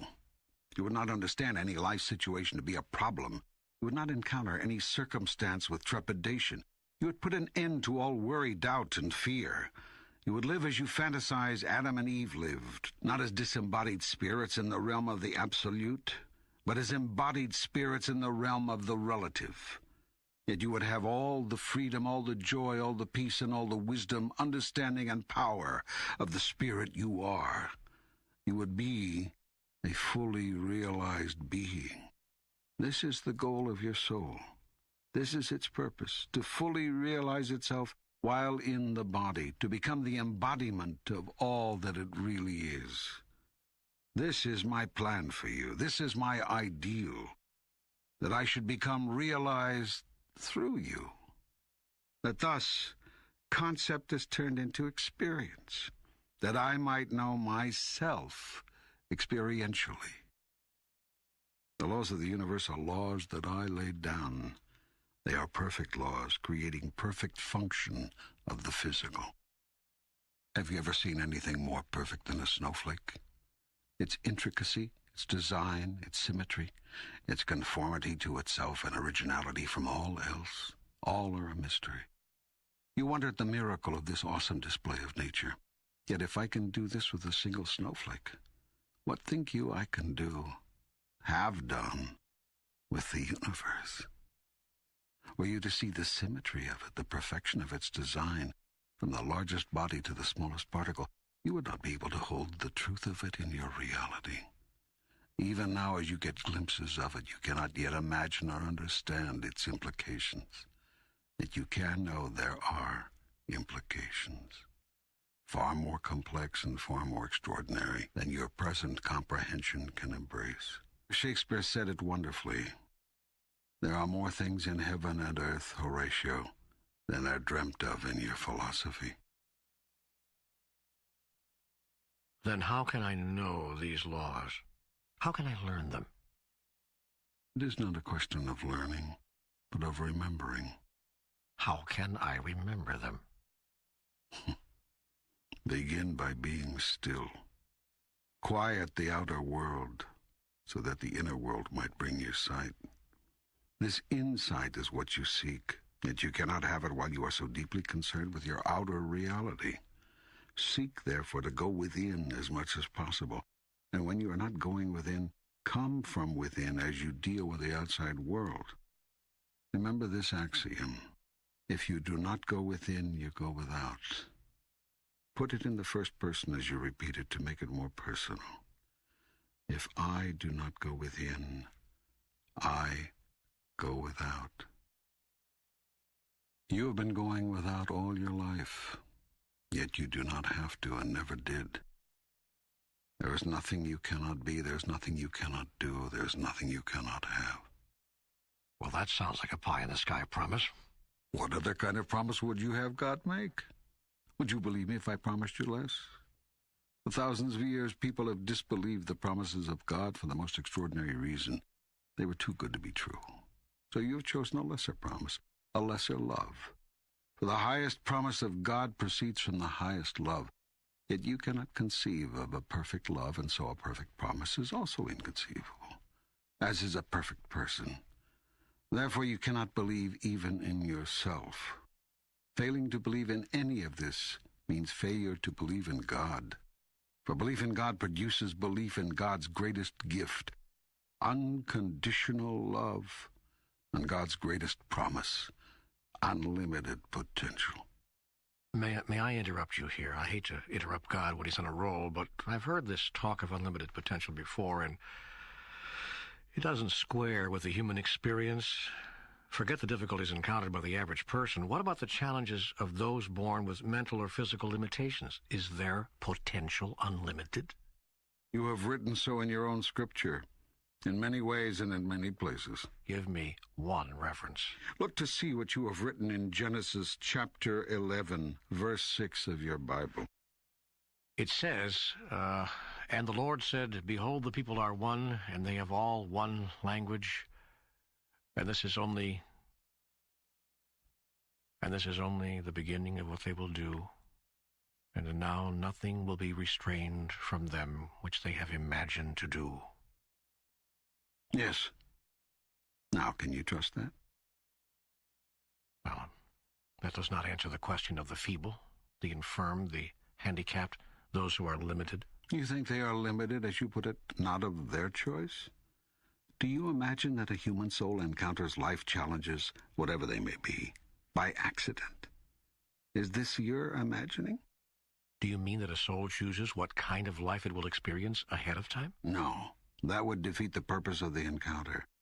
The purpose is to create your own experience, and thus create yourself in the glorious moment of now.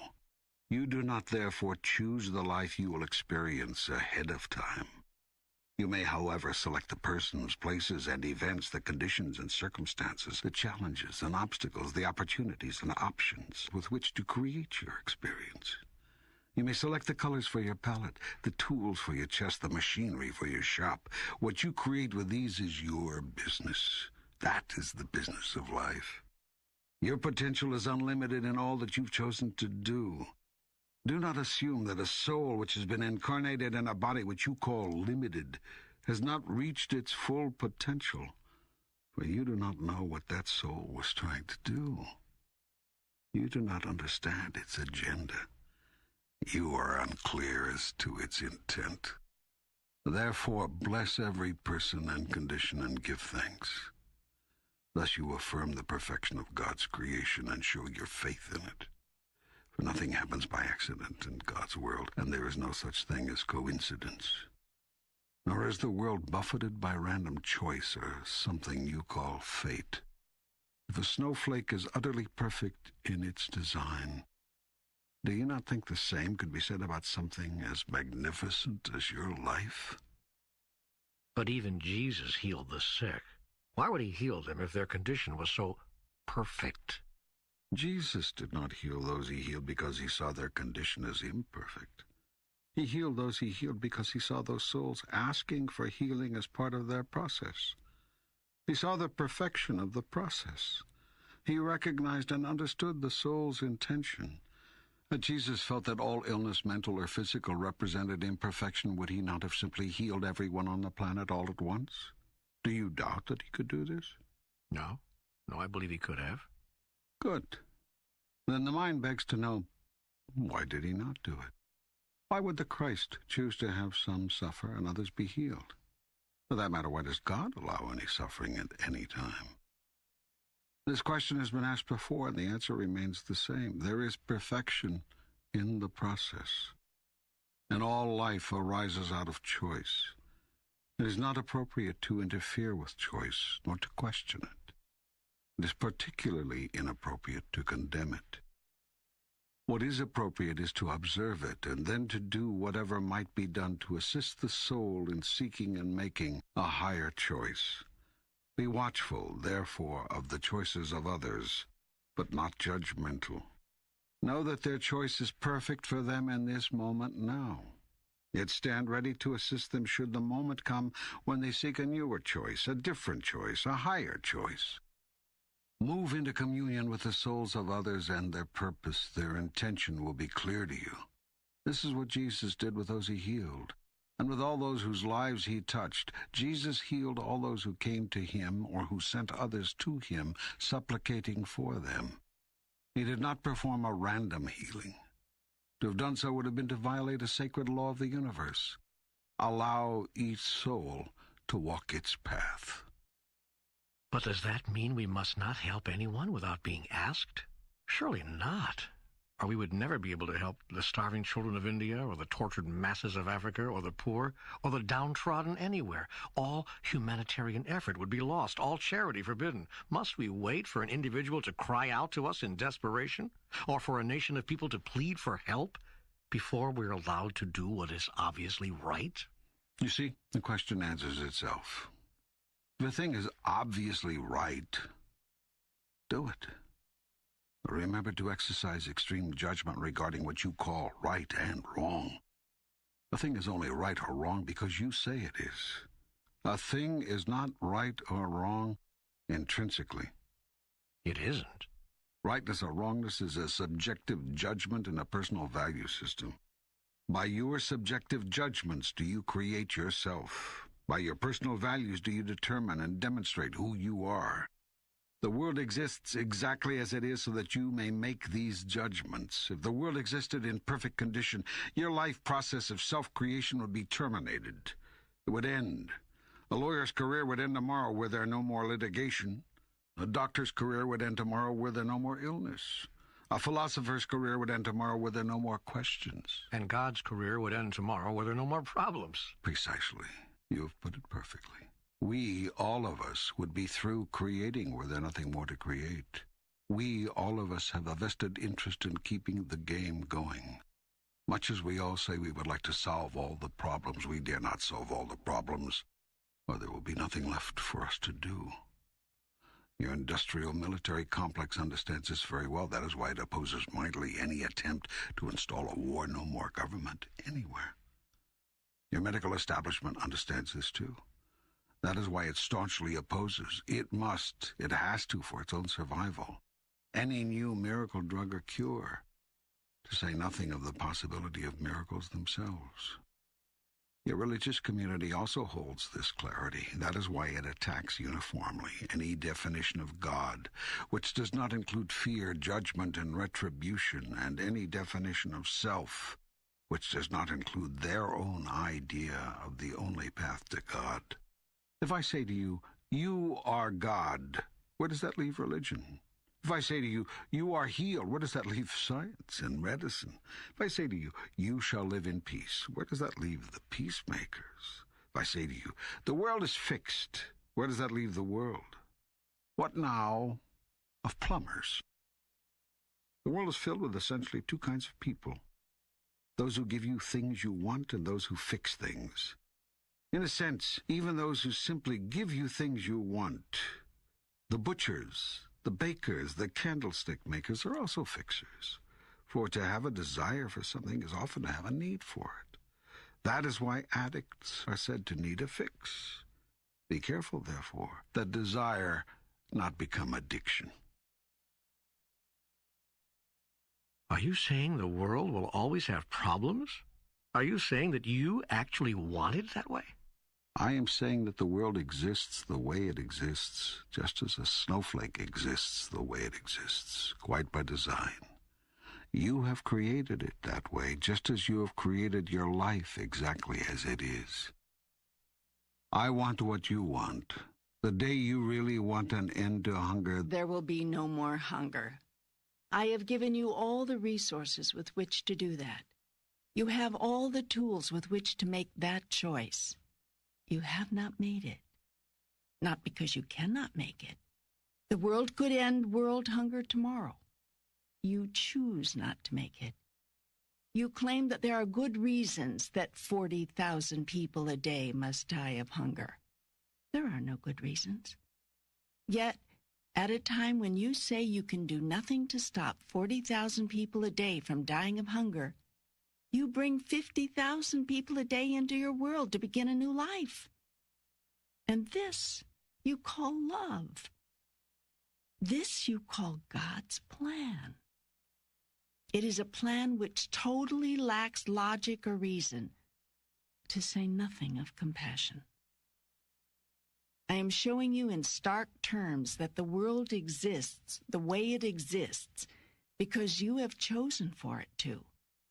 You are systematically destroying your own environment, then pointing to so-called natural disasters as evidence of God's cruel hoax or nature's harsh ways. You have played the hoax on yourself, and it is your ways which are cruel. Nothing is more gentle than nature. And nothing has been more cruel to nature than man. Yet you step aside from all involvement in this, deny all responsibility. It is not your fault, you say. And in this you are right. It is not a question of fault. It is a matter of choice. You can choose to end the destruction of your rainforests tomorrow. You can choose to stop depleting the protective layer hovering over your planet. You can choose to discontinue the ongoing onslaught of your Earth's ingenious ecosystem. You can seek to put the snowflake back together, or at least to halt its inexorable melting. But will you do it? You can similarly end all war tomorrow. Simply, easily. All it takes, all it has ever taken, is for all of you to agree.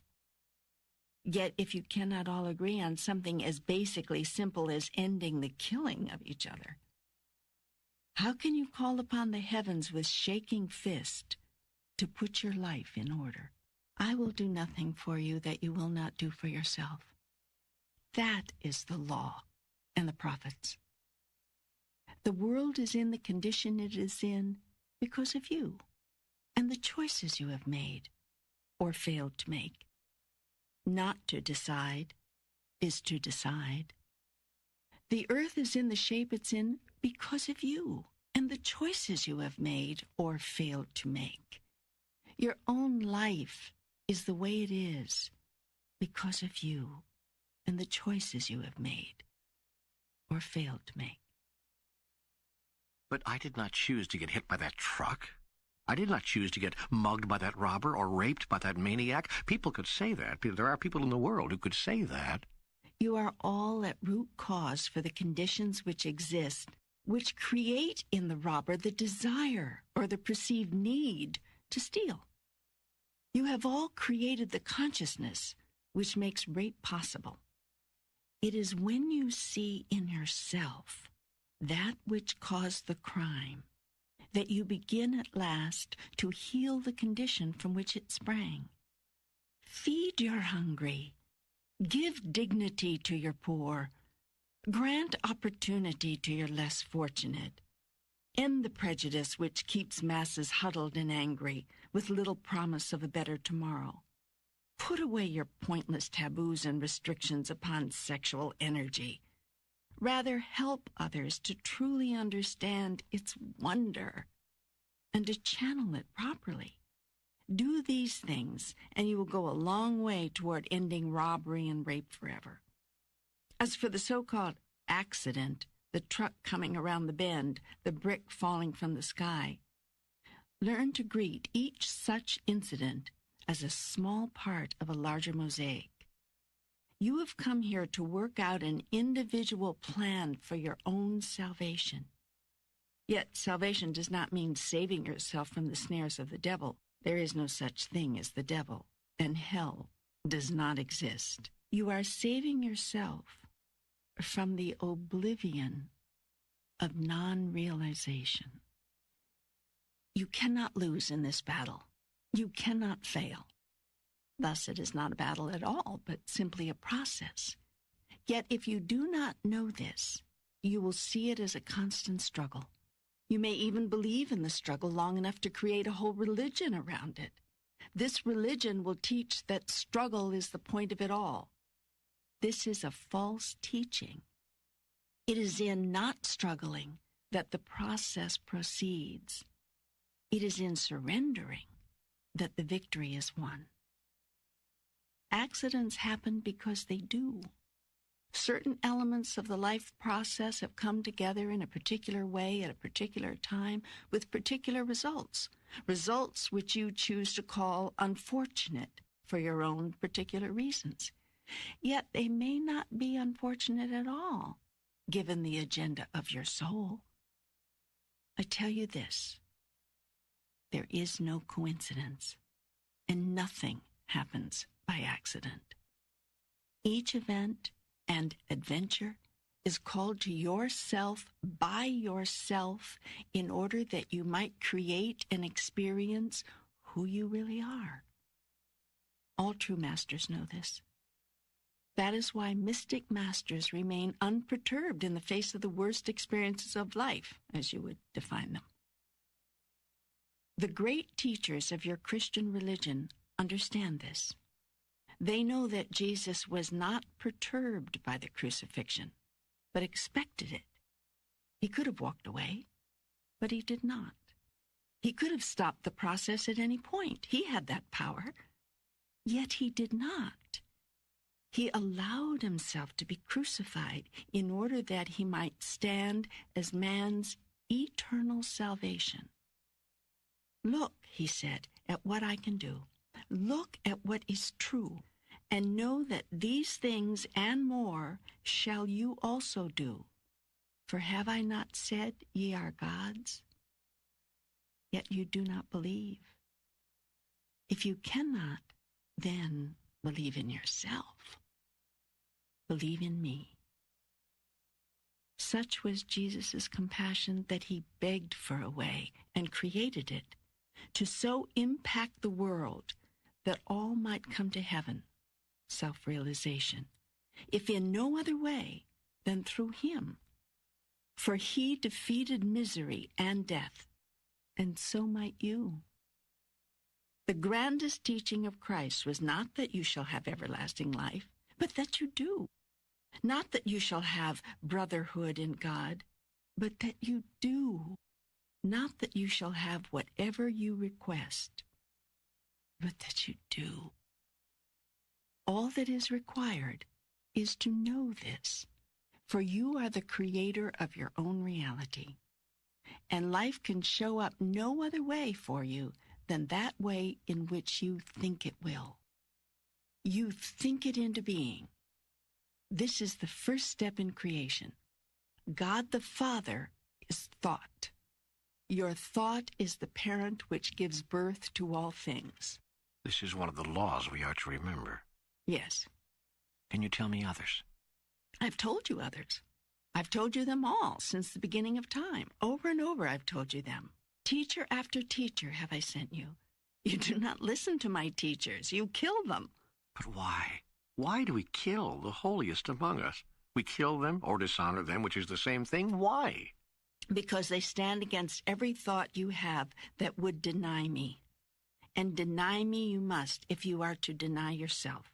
Why would I want to deny you or me?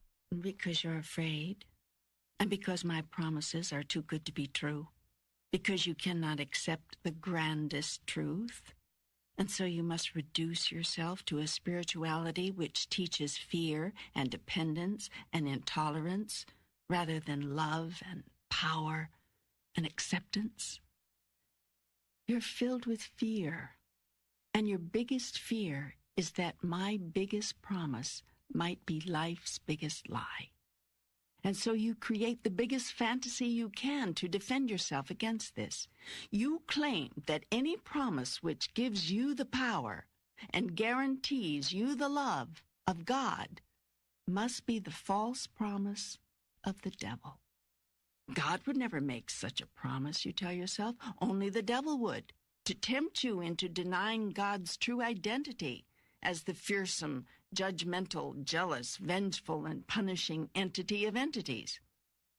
Even though this description better fits the definition of a devil, if there were one. You have assigned devilish characteristics to God in order to convince yourself not to accept the godlike promises of your Creator or the godlike qualities of the self. Such is the power of fear. I'm trying to let go of my fear. Will you tell me again more of the laws?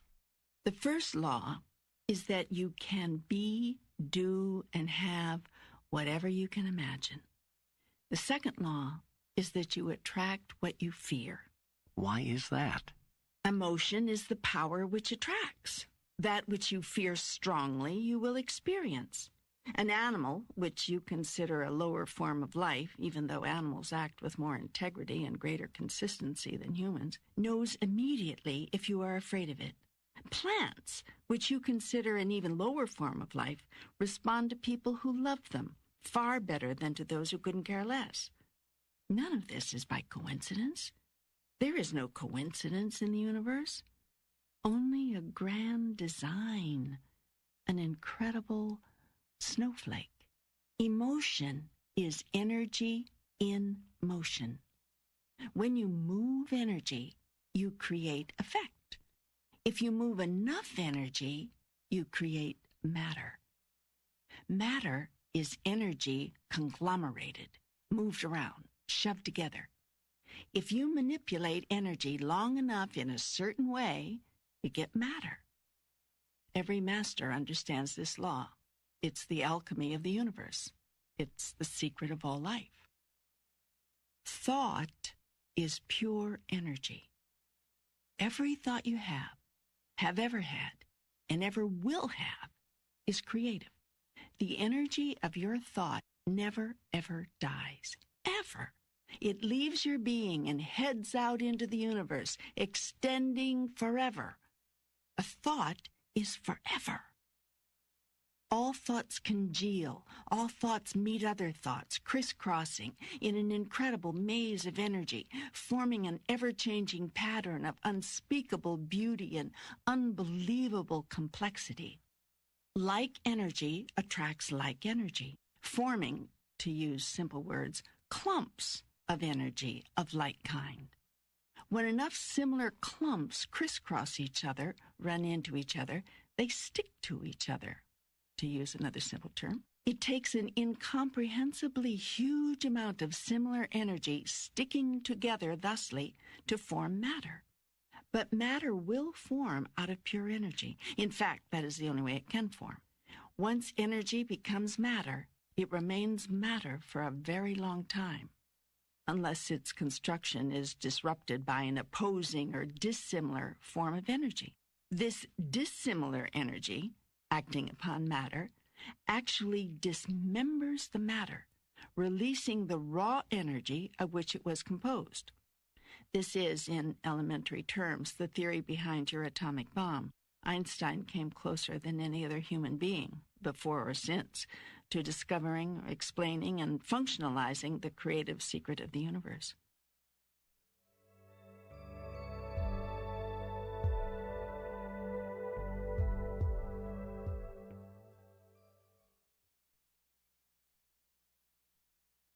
You should now better understand how people of like mind can work together to create a favored reality.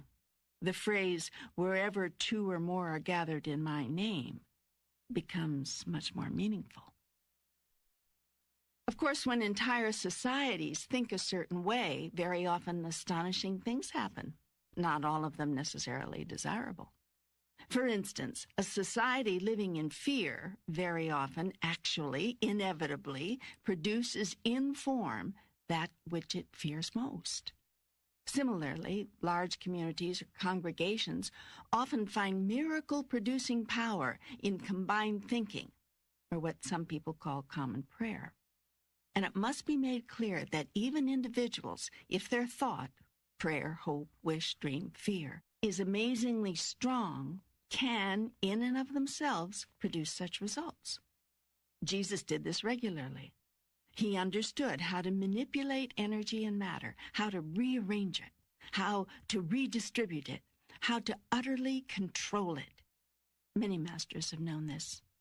Many know it now. You can know it right now.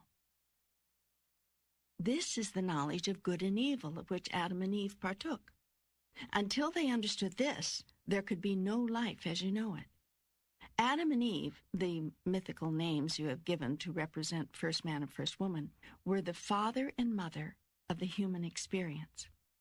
What has been described as the fall of Adam was actually his upliftment, the greatest single event in the history of humankind. For without it, the world of relativity would not exist. The act of Adam and Eve was not original sin, but in truth, first blessing.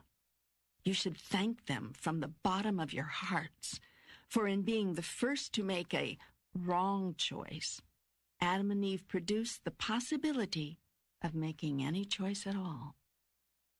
In your mythology, you have made Eve the bad one, the temptress who ate of the fruit of the knowledge of good and evil, and coyly invited Adam to join her. This mythological setup has allowed you to make woman man's downfall ever since, resulting in all manner of warped realities, not to mention distorted sexual views and confusions.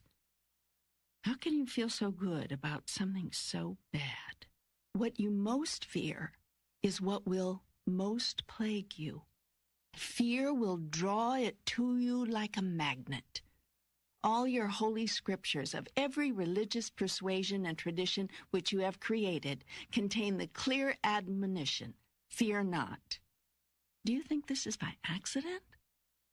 The laws are very simple. Thought is creative. Fear attracts like energy. Love is all there is. Oops, you got me on that third one. How can love be all there is if fear attracts like energy? Love is the ultimate reality. It is the only, the all. The feeling of love is your experience of God. In highest truth, love is all there is, all there was, and all there ever will be. When you move into the absolute, you move into love. The realm of the relative was created in order that I might experience myself. This has already been explained to you. This does not make the realm of the relative real. It is a created reality you and I have devised and continue to devise in order that we may know ourselves experientially. Yet the creation can seem very real. Its purpose is to seem so real we accept it as truly existing. In this way, God has contrived to create something else other than itself, though in strictest terms this is impossible since God is I am, all that is. In creating something else, namely the realm of the relative, I have produced an environment in which you may choose to be God rather than simply being told that you are God, in which you may experience Godhead as an act of creation rather than a conceptualization in which the little candle in the sun, the littlest soul, can know itself as the light. Fear is the other end of love. It is the primal polarity. In creating the realm of the relative, I first created the opposite of myself. Now, in the realm in which you live on the physical plane, there are only two places of being, fear and love. Thoughts rooted in fear will produce one kind of manifestation on the physical plane. Thoughts rooted in love will produce another. The masters who have walked the planet are those who have discovered the secret of the relative world and refuse to acknowledge its reality. In short, masters are those who have chosen only love. In every instance, in every moment, in every circumstance, even as they were being killed, they loved their murderers. Even as they were being persecuted, they loved their oppressors. This is very difficult for you to understand, much less emulate. Nevertheless, it is what every master has ever done. It doesn't matter what the philosophy, it doesn't matter what the tradition, it doesn't matter what the religion. It is what every master has done. This example and this lesson has been laid out so clearly for you, time and time again, over and over has it been shown to you.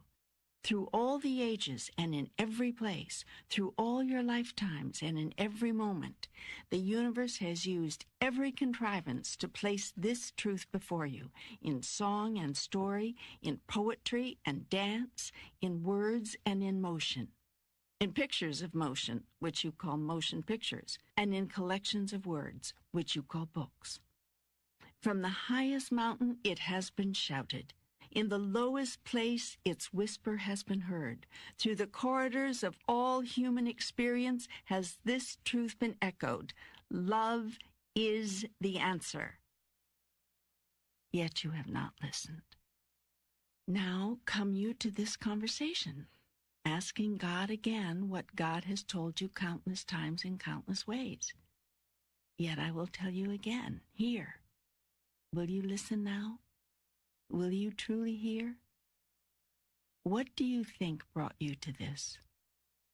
How does it come to pass that you are listening to this? Do you think I know not what I am doing? There are no coincidences in the universe. I have heard the crying of your heart. I have seen the searching of your soul. I know how deeply you have desired the truth. In pain have you called out for it, and in joy. Unendingly have you beseeched me, show myself, explain myself, reveal myself.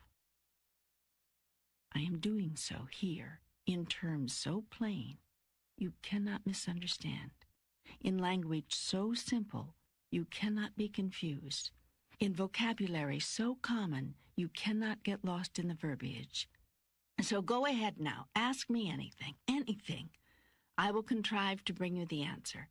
The whole universe will I use to do this, so be on the lookout. This is far from my only tool. You may ask a question, then put this down, but watch, listen. The words to the next song you hear, the information in the next article you read, the storyline of the next movie you watch, the chance utterance of the next person you meet, or the whisper of the next river, the next ocean, the next breeze that caresses your ear. All these devices are mine. All these avenues are open to me. I will speak to you if you will listen. I will come to you if you will invite me. I will show you then that I have always been there, always. I've searched for the path to God all my life. I know you have. And now, I've found it, and I can't believe it. It feels like I'm sitting here talking to myself. You are. That does not seem like what a communication with God would feel like. You want bells and whistles? I'll see what I can arrange. You know, don't you, that there are those who will call this a blasphemy, especially if you keep showing up as such a wise guy. Let me explain something to you. You have this idea that God shows up in only one way in life. That's a very dangerous idea. It stops you from seeing God all over. If you think God looks only one way or sounds only one way or is only one way, you're going to look right past me night and day. You'll spend your whole life looking for God and not finding her because you're looking for a him. I use this as an example. It has been said that if you don't see God in the profane and the profound, you're missing half the story. That is a great truth. God is in the sadness and the laughter, in the bitter and the sweet. There is a divine purpose behind everything, and therefore a divine presence in everything. Well, I once began writing a book called God is a Salami Sandwich. That would have been a very good book. I gave you that inspiration. Why didn't you write it? Well, it felt like blasphemy, or at the very least horribly irreverent. You mean wonderfully irreverent. What gave you the idea that God is only reverent? God is the up and the down, the hot and the cold, the left and the right, the reverent and the irreverent. Think you that God cannot laugh? Did you imagine that God doesn't enjoy a good joke? Is it your knowing that God is without humor? I tell you, God invented humor. Must you speak in hushed tones when you speak to me? Are slang words or tough language outside my ken? I tell you, you can speak to me as you would speak with your best friend. Do you think there is a word I haven't heard, a sight I have not seen, a sound I do not know? Is it your thought that I despise some of these while I love the others? I tell you, I despise nothing. None of it is repulsive to me. It's life, and life is the gift, the unspeakable treasure, the holy of holies. I am life, for I am the stuff life is. Its every aspect has a divine purpose. Nothing exists, nothing, without a reason understood and approved by God. How can this be? How can this be? What of the evil which has been created by man? You cannot create a thing, not a thought, an object, an event, no experience of any kind, which is outside of God's plan. For God's plan is for you to create anything, everything, whatever you want. In such freedom lies the experience of God being God.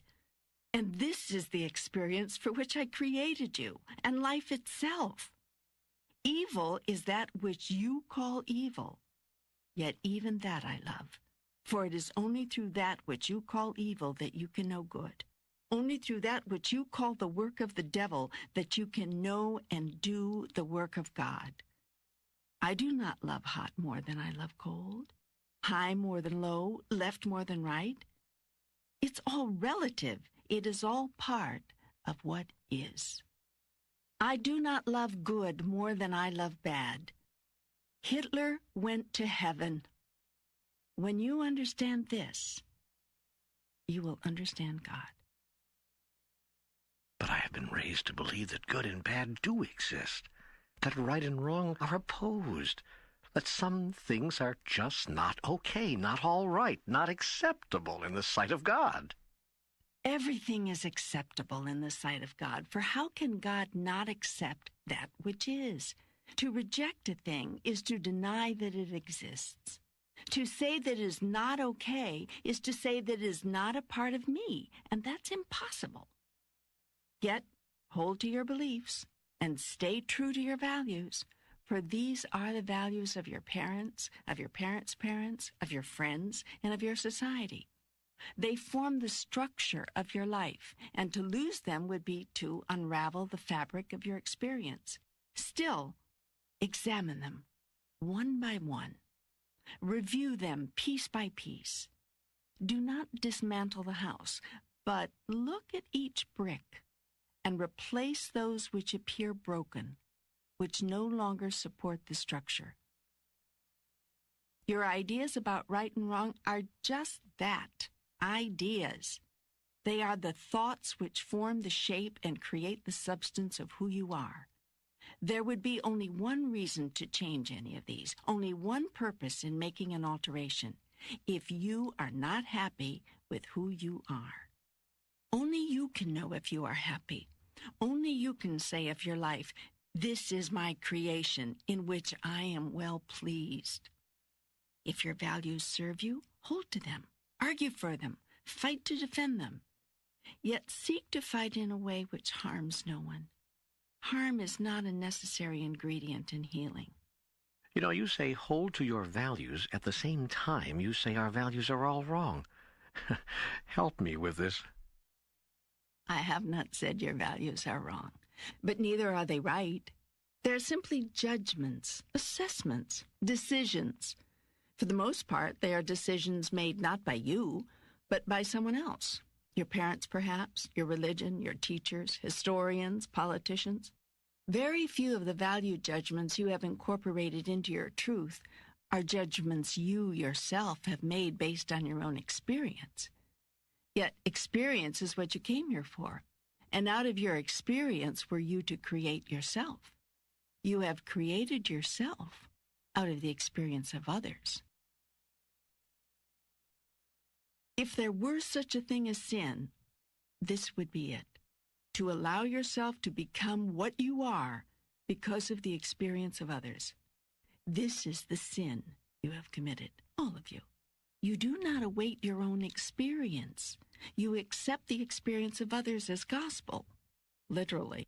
And then when you encounter the actual experience for the first time, you overlay what you think you already know onto the encounter. If you did not do this, you might have a wholly different experience, one that might render your original teacher or source wrong. In most cases, you don't want to make your parents, your schools, your religions, your traditions, your holy scriptures wrong, so you deny your own experience in favor of what you have been told to think. Nowhere can this be more profoundly illustrated than in your treatment of human sexuality. Everyone knows that the sexual experience can be the single most loving, most exciting, most powerful, most exhilarating, most renewing, most energizing, most affirming, most intimate, most uniting, most recreative physical experience of which humans are capable. Having discovered this experientially, you have chosen to accept instead the prior judgments, opinions, and ideas about sex promulgated by others, all of whom have a vested interest in how you think. These opinions, judgments, and ideas have run directly contradictory to your own experience. Yet because you are loath to make your teachers wrong, you convince yourself it must be your experience that is wrong. The result is that you have betrayed your highest truth about this subject with devastating results. You have done the same thing with money. Every time in your life that you have had lots and lots of money, you felt great. You felt great receiving it, and you felt great spending it. There was nothing bad about it, nothing evil, nothing inherently wrong. Yet you have so deeply ingrained within you the teachings of others on this subject that you have rejected your experience in favor of truth. Having adopted this truth as your own, you have formed thoughts around it, thoughts which are creative. You have thus created a personal reality about money which pushes it away from you. For why would you seek to attract that which is not good?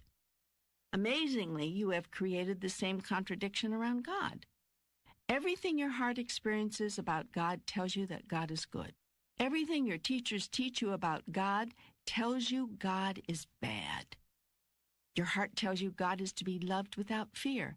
Your teachers tell you God is to be feared, for he is a vengeful God. You are to live in fear of God's wrath, they say. You are to tremble in his presence. Your whole life through, you are to fear the judgment of the Lord, for the Lord is just, you are told. And God knows you will be in trouble when you confront the terrible justice of the Lord. You are therefore to be obedient to God's commands, or else. Above all, you are not to ask such logical questions as, if God wanted strict obedience to his laws, why did he create the possibility of those laws being violated? Ah, your teachers tell you, because God wanted you to have free choice. Yet what kind of choice is free when to choose one thing over the other brings condemnation? How is free will free when it is not your will but someone else's which must be done? Those who teach you this would make a hypocrite of God. You are told that God is forgiveness and compassion. Yet if you do not ask for this forgiveness in the right way, if you do not come to God properly, your plea will not be heard, your cry will go unheeded. Even this would not be so bad if there were only one proper way. But there are as many proper ways being taught as there are teachers to teach them. Most of you, therefore, spend the bulk of your adult life searching for the right way to worship, to obey, and to serve God. The irony of all this is that I do not want your worship. I do not need your obedience. And it is not necessary for you to serve me. These behaviors are the behaviors historically demanded of their subjects by monarchs, usually egomaniacal, insecure, tyrannical monarchs at that. They're not godly demands in any sense, and it seems remarkable that the world hasn't by now concluded that the demands are counterfeit, having nothing to do with the needs or desires of deity. Deity has no needs. All that is exactly that. All that is. It therefore wants or lacks nothing by definition.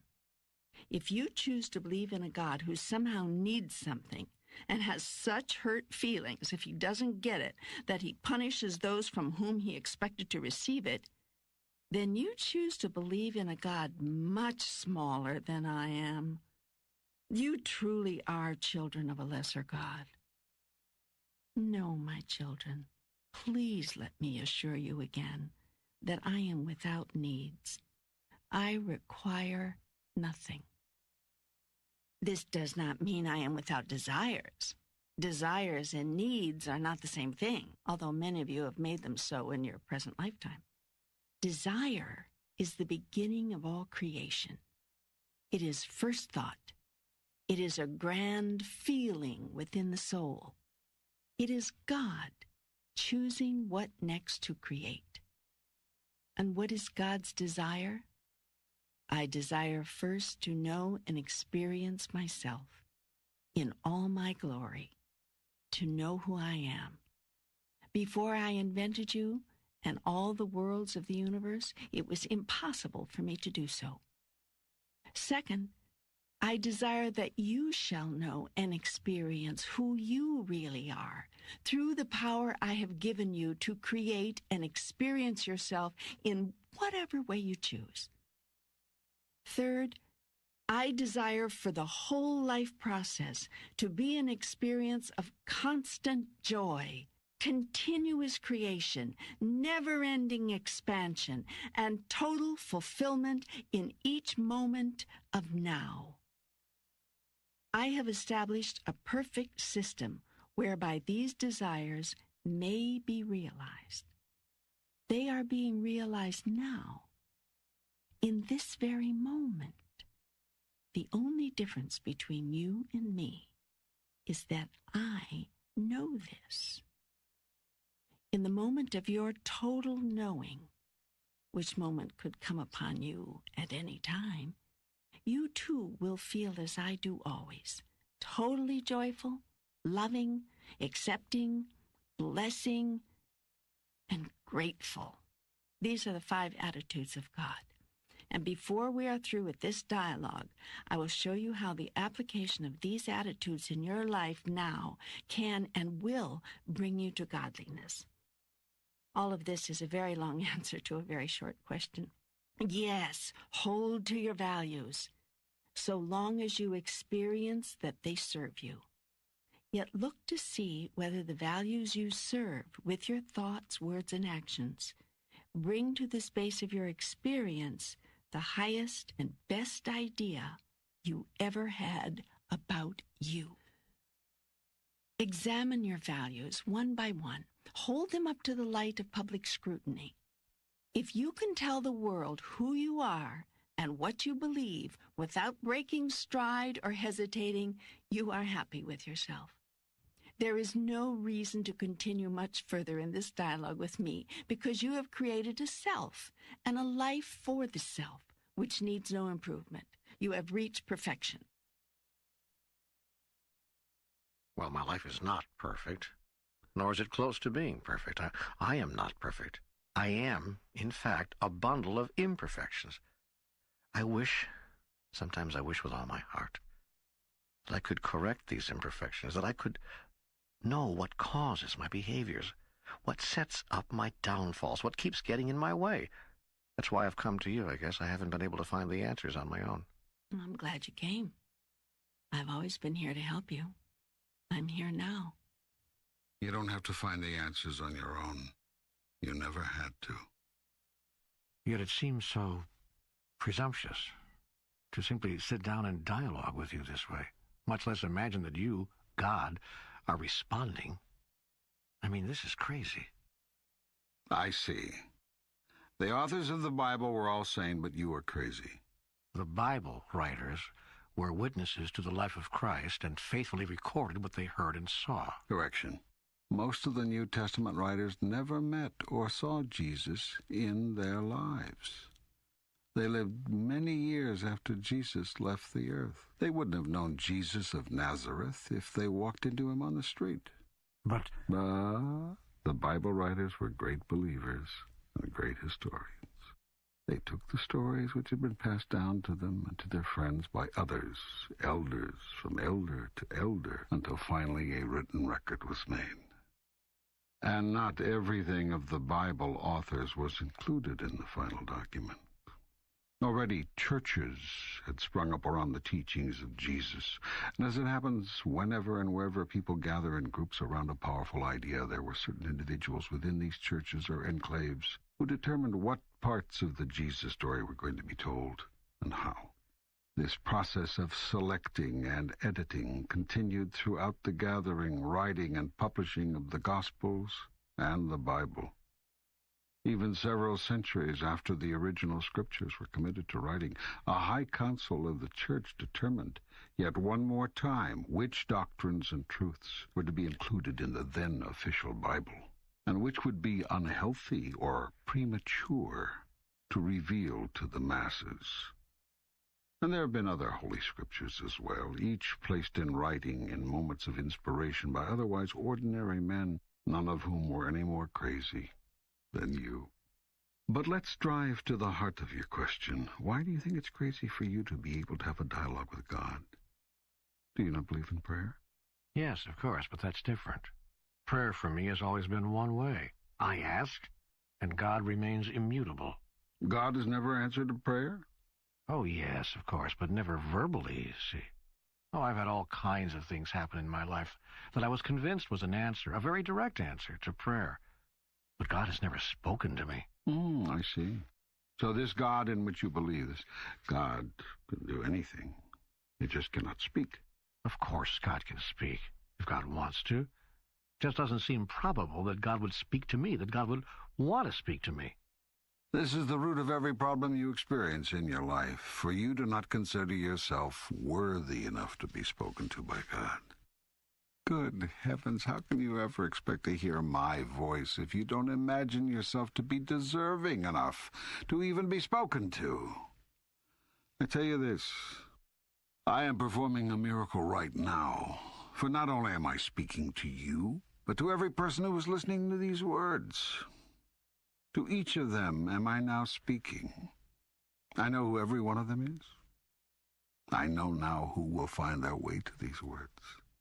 And I know that, just as with all my other communications, some will be able to hear, and some will be able to only listen, but will hear nothing.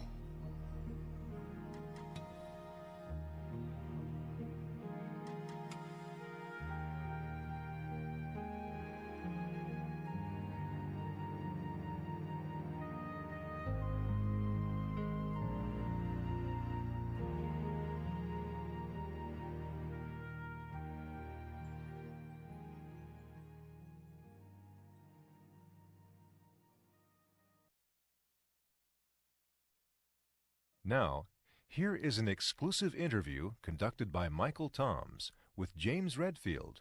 James, one of the aspects of this book is that a lot of the words of God, as they're portrayed here in Conversations with God, are at odds with the religious doctrine and dogma of many of the religious institutions. What about that dichotomy?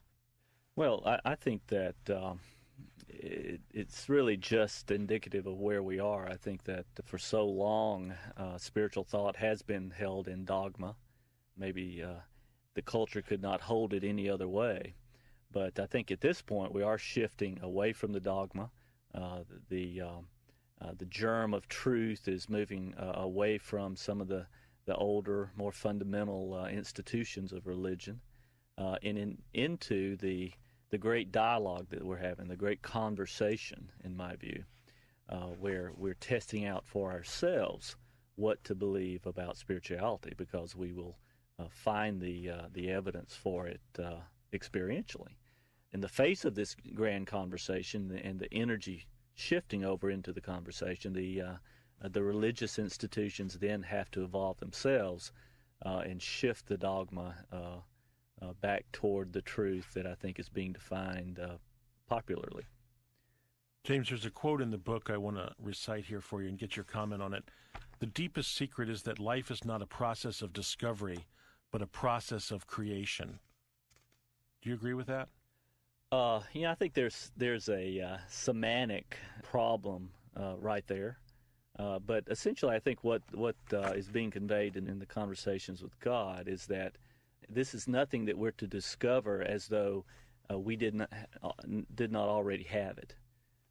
In other words, living the spiritual life is really creating, in the sense of engaging the experience. And I think in that sense, it's very, very true. I think that in another way, it feels like discovery. It feels like self-discovery. But I think we do have to keep in mind that it's that we're really not just discovering, we're remembering. We're trying to open up to that which we always have been.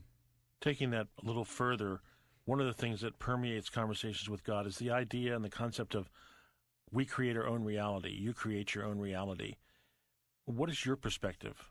Do we create our own reality? Well, I think that I really think what's being said here is that we all create the reality, and so there's while we personally are responsible for much of what happens to us personally, also what happens to us personally is the result of what everybody else is creating out there, and all the interfaces that happen. And I definitely think that that's true. That's why to say that you're absolutely creating everything that happens to you is, to me, too strict. But to say that you are involved, you're co-creating everything that happens to you, I think is very close to the truth. But the main point in that, I think, is that it's not so much what happens to us as how we react to what happens to us, because that's that way we can make sure that if we react positively from a sense of love, then we are doing everything we can to keep our path on a positive track.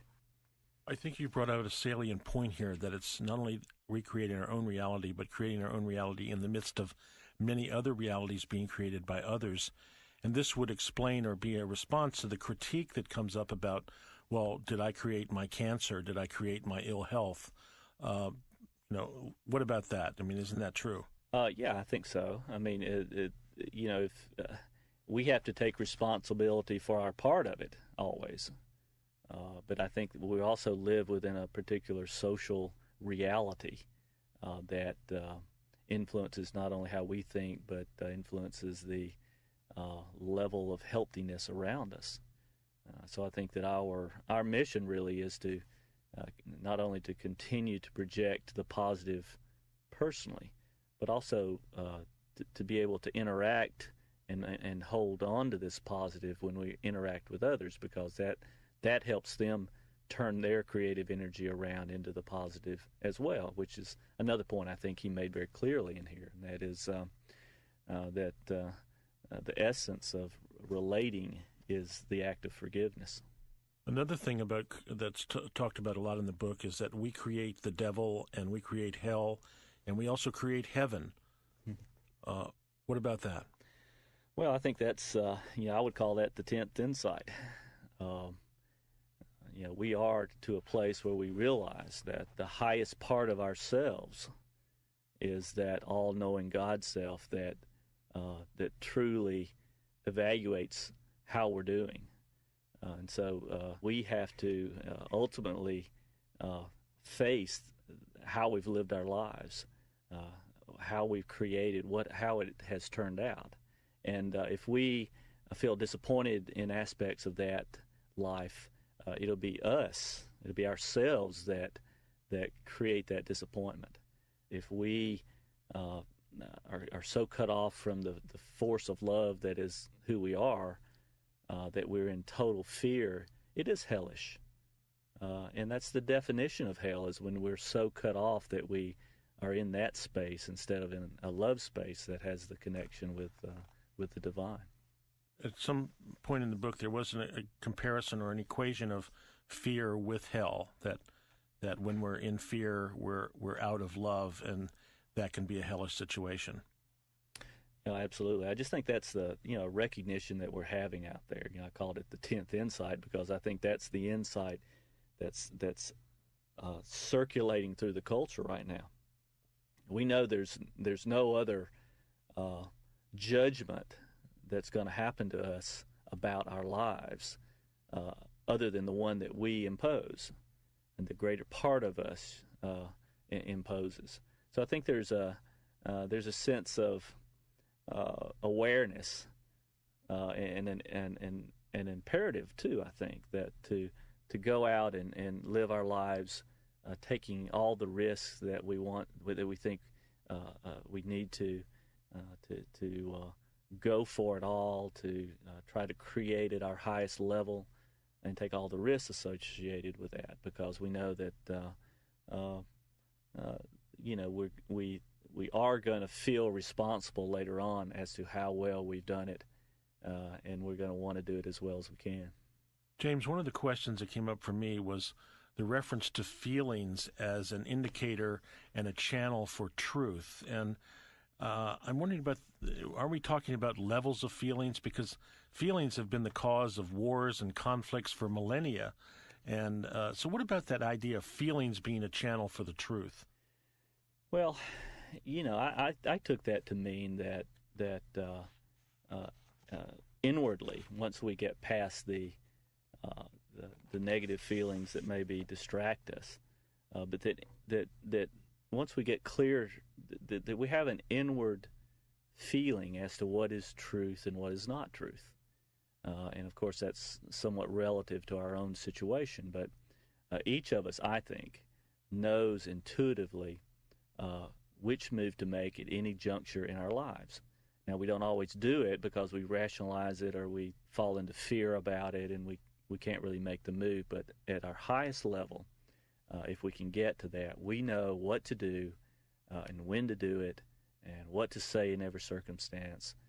We're guided. I mean, we have that higher self intuitive guidance at that level once we can find it within our own experience.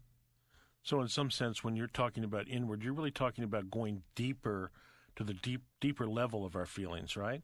That's the way I would look at it. Yes, that there are all kinds of emotions that run through our experience. It can be the jealousy and irritation and hatred and all the rest. But I think that those we know now are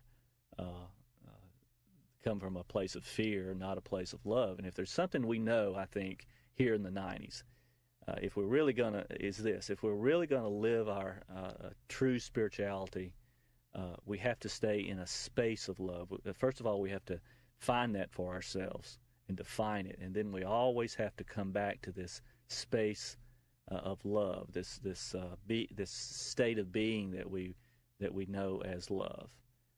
And that's, you can abstractly debate philosophy and religion and dogma all you want to, but nothing matters except coming back to that state and that space of love. And I think that's one thing that has come into popular consciousness at this point. So there's a quote in the book that follows up on what you just said. The highest thought is always that thought which contains joy. The clearest words are those words which contain truth. The grandest feeling is that feeling which you call love, joy, truth, and love. That's pretty much echoing what you just said. Yeah, absolutely. I think that that we really know now that there is an experience out there that's available to us, and we don't want to just talk about it. We don't want to think about it. We don't want to just debate about it. We want to go for it and experience that ourselves. And that's going to change everything, because we are finally getting to the level of experience with all this. I always like to say that we've got a new image that's emerging out in the culture of what the good life is. The good life is to find that space of love, that space of joy, that space of euphoria almost, because from that comes all the other things that we associate with fulfillment, like a sense of mission, a sense of making the world a better place, a sense of having good, positive relationships, knowing how to parent, all the rest. It all flows from staying in that space, and I think we know that now. James, a lot of people are feeling pessimistic and cynical and not really hopeful or optimistic about the future. And one of the quotes in the book that I'd like you to comment on is, "I tell you this, all you see in your world is the outcome of your idea about it." What is your comment on that statement?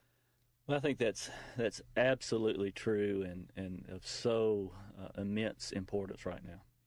The ideas we have about how we can turn the course of the world around, how we can make it more positive, how we can solve our social and environmental problems.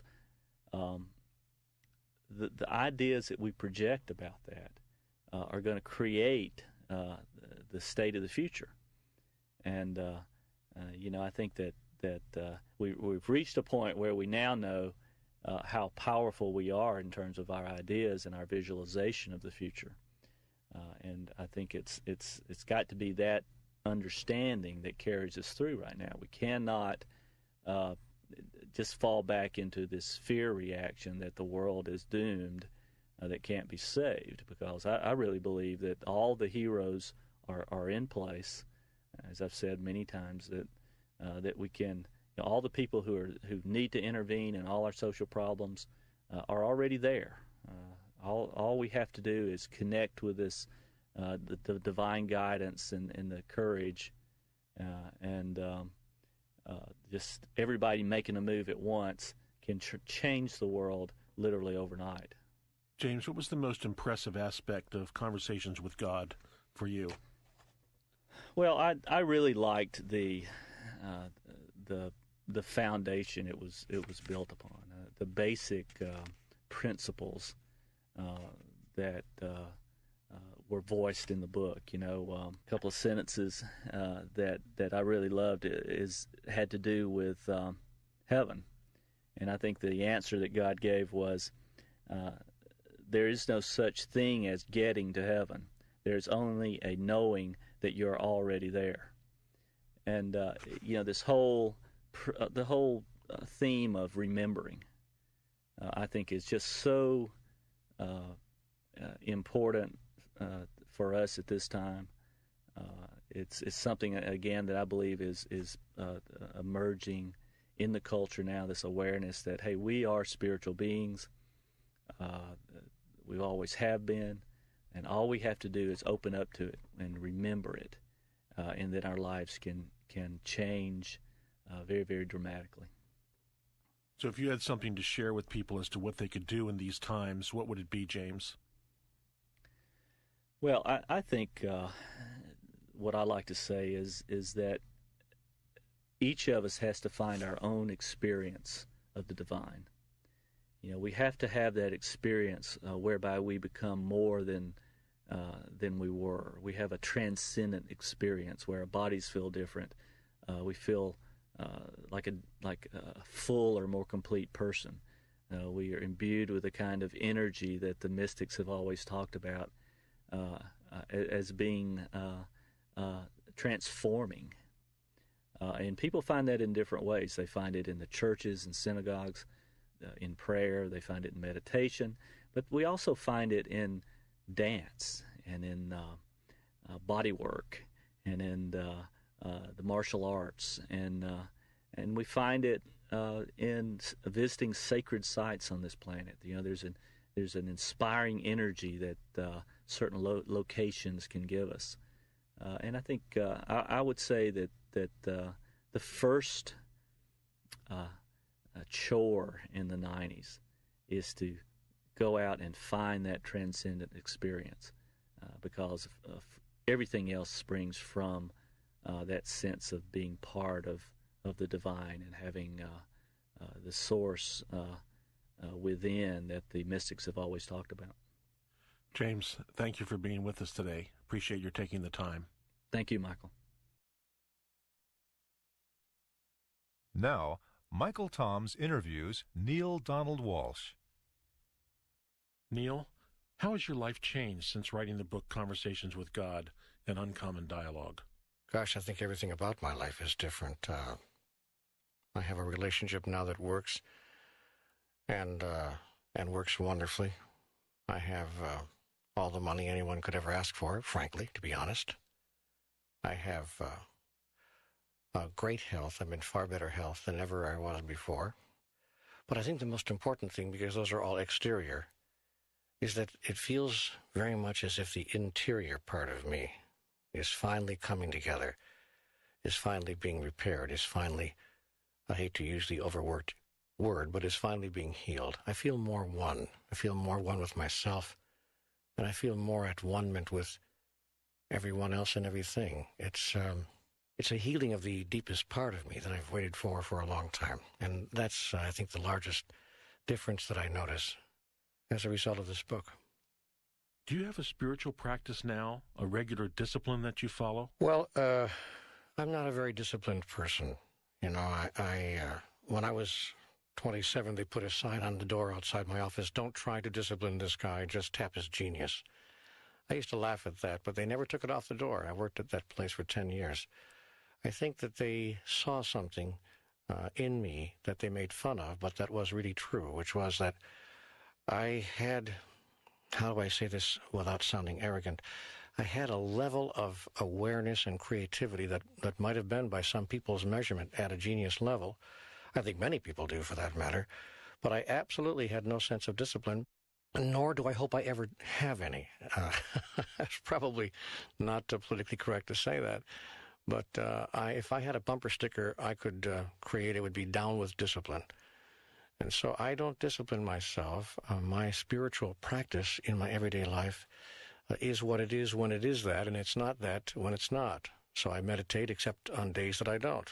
And I move through certain physical exercises except on days when I don't. And I read a great many spiritual books except when I don't. And so I allow myself really to flow freely through my experience of self and through my experience of all the rest of this wonderful adventure that we are mutually embarked upon. And I don't really get too rigid with myself. I don't have schedules. I don't have a diet that I really stick to religiously, to use a probably bad word, but although I am careful with what I eat in some ways. So I'm not a terribly disciplined guy. I think there are probably two disciplines that I do adhere to. I don't drink any alcohol and I don't smoke, and I haven't for years. And those are about the only disciplines I can think of really in my life. Neale, have you always been interested in spiritual things? Yes, I have. I have from the earliest days of my life. When I was 7 and 8 years old, I was asking my parents questions that they couldn't answer. They sent me to parochial school. I was educated in a Roman Catholic school. And I would ask the nuns and the priests who would come in. Once a week, the priests would come in and teach catechism. And I would ask the priests and the pastor of the parish questions that he couldn't answer. And when I was 9 or 10 or 11, those pastors began saying to me, "Why don't you come out over to the rectory? We can talk about this some more." And they would actually invite me into their study. and I would talk theology with the priests when I was 10 and 11 years old. Now, obviously, it wasn't high theology, but it was high theology for an 11-year-old, without a doubt. And I asked all kinds of questions that provoked interesting conversations, like, how do we know truly what is right and wrong? You were raised Roman Catholic and eventually left the church. Why did you leave? Well, of course, it wasn't a decision that one makes overnight or in a split second. It was a cumulative thing. It was a cumulative thing that happened over a period of years, my movement away from the church. But I think what really broke it for me was in my early 20s. I was about 23 or 24, somewhere in there. I picked up a newspaper and I realized that something astonishing had happened. The Roman Catholic Church had announced that eating meat on Fridays was no longer a sin. Now, you might say, well, what's the problem? Except that through all of my young years, when I was 8, 9, 10 years old, I had been a very devout young Catholic boy, and I was very, very serious about following all the rules, including never sinning. And one of the things I didn't do for all the years of my youth was I never ate meat on Fridays. And there were many times when I had to miss a lot of joy and fun because I couldn't eat meat on Fridays, and everyone else around me was going to the ballpark, for instance, and having a hot dog or whatever. And that's not a big deal, in life, naturally. But in my life it was. And what I noticed was that what this brought up for me was, oh, I get it. Right and wrong are a movable feast. Right and wrong, even the Roman Catholic Church changes its mind about what is or is not a sin. Well, if I thought that the Roman Catholic Church was going to change its mind from time to time about what was a sin and what was not a sin, what was right and wrong, I thought I'd better get out of that church. That church was a little bit too flexible for me, and that was said about all of religion. After you disconnected from the Catholic Church, did you pursue other religions? Yes, also having to do with the Roman Catholic Church. I was kicked out of the altar boys. And I was a very devout young Catholic boy, and I had intended to become a priest. And at the age of 12, I was surreptitiously removed, unceremoniously dumped from the local altar boy contingent at my parish. And the reason that I was fired, if you will, from the altar boys is that I arrived for a procession. We had a processional that all the altar boys were going to be in, carrying candles and the crucifix and so forth, and I was about 3 minutes late for that. Not too late to get into the procession, mind you, but too late for the Mother Superior, who was nominally in charge of organizing the altar boys. And because I came into the sanctuary a bit late to get on my chasuble and my robes, she said, you're no longer part of us. Well, that was you might think that's a petty little childhood event, but in fact, I couldn't imagine, because everyone, I think, had observed a great sense of devotion in me. And in that Catholic Church, I was known as the one who had the calling. And they thought that I was going to become the next priest to emerge from that parish. Not taken lightly, I might add, in Catholic neighborhoods. And so for me to be dumped that way from the altar boys said more things to me about the nature of human churches and humanly constructed religions and our true relationship with God. Because I didn't feel any separation from God at all because I had been 3 minutes late. And I was literally 3 minutes late. But I did feel a great separation from my local parish church. And that really turned me away from Roman Catholicism, which was, I'm sure, an enormous turning point in my life. And having said that, I should add that I honor the Roman Catholic Church greatly, and I'm very grateful to it because it brought me my earliest sense of the presence of something larger than myself in the universe. And it also taught me that honoring that larger part of the universe that existed outside of myself was not a bad thing to do. When I was 17 and 18 and emerging from high school and getting into college, I began looking once again at the question of religion and theology. And I moved into the Presbyterian Church and thought I would find a home there. And I did for a bit, and I was even asked by the congregation where I attended if they could send me to the seminary. And I would come back as a associate minister at that church for a number of years to pay back the loan they were actually going to give me money to go, because they saw, again, something inside of me.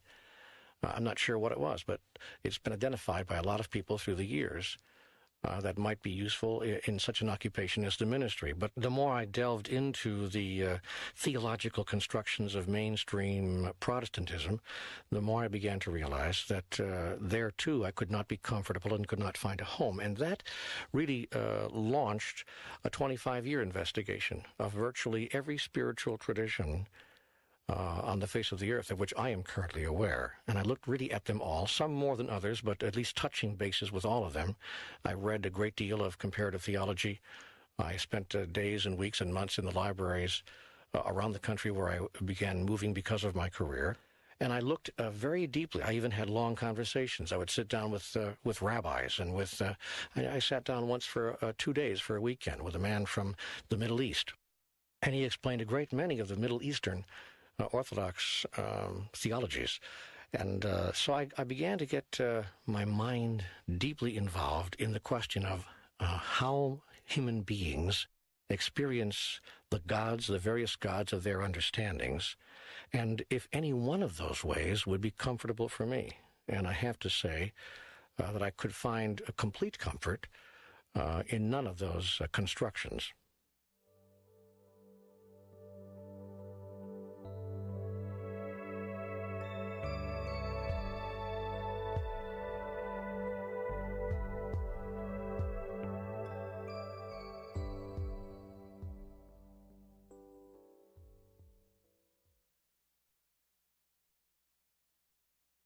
How does God talk? And to whom? This is the root of every problem you experience in your life, for you don't consider yourself worthy enough to be spoken to by God. Good heavens, how can you ever expect to hear my voice if you don't imagine yourself to be deserving enough to even be spoken to? I tell you this, I am performing a miracle right now, for not only am I speaking to you, but to every person who is listening to these words. To each of them am I now speaking. I know who every one of them is. I know now who will find their way to these words. And I know that, just as with all my other communications, some will be able to hear, and some will be able to only listen, or will hear nothing.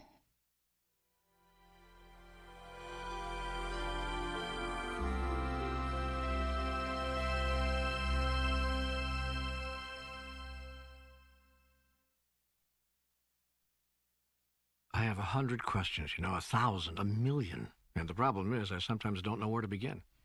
Just start somewhere. Go ahead, right now. When will my life finally take off? What does it take to get it together and achieve even a modicum of success? Can the struggle ever end? Good. Now we're getting to it. Don't apologize for these questions. These are the questions men and women have been asking for hundreds of years. The questions were so silly they wouldn't be asked over and over again by each succeeding generation. So let's go to question 1. I've established laws in the universe that make it possible for you to create exactly what you choose. These laws cannot be violated, nor can they be ignored. You are following these laws right now, even as you listen to this. You cannot not follow the law, for these are the way things work. You cannot step aside from this. You cannot operate outside of it. Every minute of your life you have been operating inside of it, and everything you have ever experienced you have thusly created. You are in a partnership with God. We share an eternal covenant. My promise to you is to always give you what you ask. Your promise is to ask, to understand the process of the asking and the answering. I've already explained this process to you once. I'll do so again, so that you clearly understand it. You are a threefold being. You consist of body, mind, and spirit. You could also call these the physical, the non-physical, and the metaphysical. This is the Holy Trinity, and it has been called by many names. That which you are, I am. I am manifested as 3 in 1. Some of your theologians have called this Father, Son, and Holy Spirit. Your psychiatrists have recognized this triumvirate and called it conscious, subconscious, and superconscious. Your philosophers have called it the id, the ego, and the superego. Science calls this energy, matter, and antimatter. Poets speak of mind, heart, and soul. New Age thinkers refer to body, mind, and spirit. Your time is divided into past, present, and future. Could this not be the same as subconscious, conscious, and superconscious? Space is likewise divided into three, here, there, and the space between. It is defining and describing this space between that becomes difficult, elusive. The moment you begin defining or describing, the space you describe becomes here or there. Yet we know this space between exists. It is what holds here and there in place, just as the eternal now holds before and after in place. These three aspects of you are actually three energies. You might call them thought, word, and action. All three put together produce a result, which in your language and understanding is called feeling or experience. Your soul, subconscious, id, spirit, past, is the sum total of every feeling you've ever had, created. Your awareness of some of these is called your memory. When you have a memory, you are said to remember. That is, to put back together, to reassemble the parts. When you reassemble all of the parts of you, you will have remembered who you really are. The process of creation starts with thought, an idea, conception, visualization. Everything you see was once someone's idea. Nothing exists in your world that did not first exist as pure thought. This is true of the universe as well. Thought is the first level of creation. Next comes the word. Everything you say is a thought expressed. It is creative and sends forth creative energy into the universe. Words are more dynamic, thus some might say more creative than thought, because words are a different level of vibration from thought. They disrupt, change, alter, affect the universe with greater impact. Words are the second level of creation. Next comes action. Actions are words moving. Words are thoughts expressed. Thoughts are ideas formed. Ideas are energies come together. Energies are forces released. Forces are elements existent. Elements are particles of God, portions of all, the stuff of everything. The beginning is God. The end is action. Action is God creating or God experienced. Your thought about yourself is that you are not good enough, not wondrous enough, not sinless enough to be a part of God, in partnership with God. You have denied for so long who you are that you've forgotten who you are. This has not occurred by coincidence. This is not happenstance. It is all part of the divine plan. For you could not claim, create, experience who you are if you already were it. It was necessary first for you to release, deny, forget your connection to me in order to fully experience it by fully creating it, by calling it forth.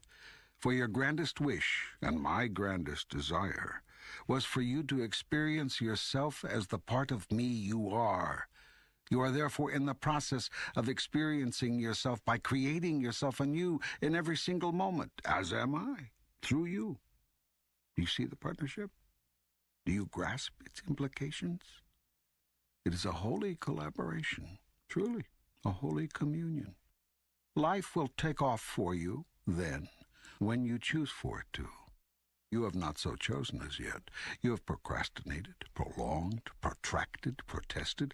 Now it is time that you promulgated and produced what you have been promised. To do this, you must believe the promise and live it. You must live the promise of God. The promise of God is that you are his son, her offspring, its likeness, his equal. Here is where you get hung up. You can accept his son, offspring, likeness, but you recoil at being called his equal. It is too much to accept, too much bigness, too much wonderment, too much responsibility. For if you are God's equal, that means nothing is being done to you and all things are created by you. There can be no more victims, no more villains, only outcomes of your thought about a thing. I tell you this, all you see in your world is the outcome of your idea about it. Do you want your life to truly take off? Then change your idea about it, about you. Think, speak, and act as the God you are. Of course, this will separate you from many. Most of your fellow men. They will call you crazy. They will say you blaspheme. They will eventually have enough of you.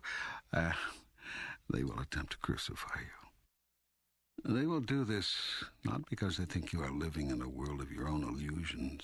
Most men are gracious enough to allow you your private entertainments. But because sooner or later others will become attracted to your truth, for the promises it holds for them. Here is where your fellow men will interfere, for here is where you will begin to threaten them.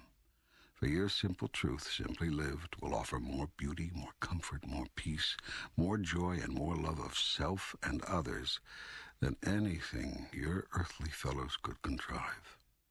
And that truth adopted would mean the end of their ways. It would mean the end of hatred and fear and bigotry and war, the end of the condemning and killing that has gone on in my name, the end of might is right, the end of purchase through power, the end of loyalty and homage through fear, the end of the world as they know it, and as you have created it thus far. So be ready, kind soul, for you will be vilified and spat upon, called names and deserted, and finally they will accuse you, try you, and condemn you, all in their own ways, from the moment you accept and adopt your holy cause, the realization of self. Why then do it? Because you are no longer concerned with the acceptance or approval of the world. You are no longer satisfied with what that has brought you. You are no longer pleased with what it has given others. You want the pain to stop, the suffering to stop, the illusion to end. You've had enough of this world as it presently is. You seek a newer world. Seek it no longer. Now, call it forth. Yes, well, can you help me to better understand how to do that? Yes. Go first to your highest thought about yourself. Imagine the you that you would be if you lived that thought every day. Imagine what you would think, do, and say, and how you would respond to what others do and say. Do you see any difference between that projection and what you think, do, and say now? Yes. Yes, I see a great deal of difference. Good. You should, since we know that right now you are not living your highest vision of yourself. Now, having seen the differences between where you are and where you want to be, begin to change. Consciously change your thoughts, words, and actions to match your grandest vision. This will require tremendous mental and physical effort. It will entail constant, moment-to-moment monitoring of your every thought, word, and deed. It will involve continued choice-making, consciously. This whole process is a massive move to consciousness. What you will find out if you undertake this challenge is that you've spent half your life unconscious. That is to say, unaware on a conscious level of what you are choosing in the way of thoughts, words, and deeds until you experience the aftermath of them.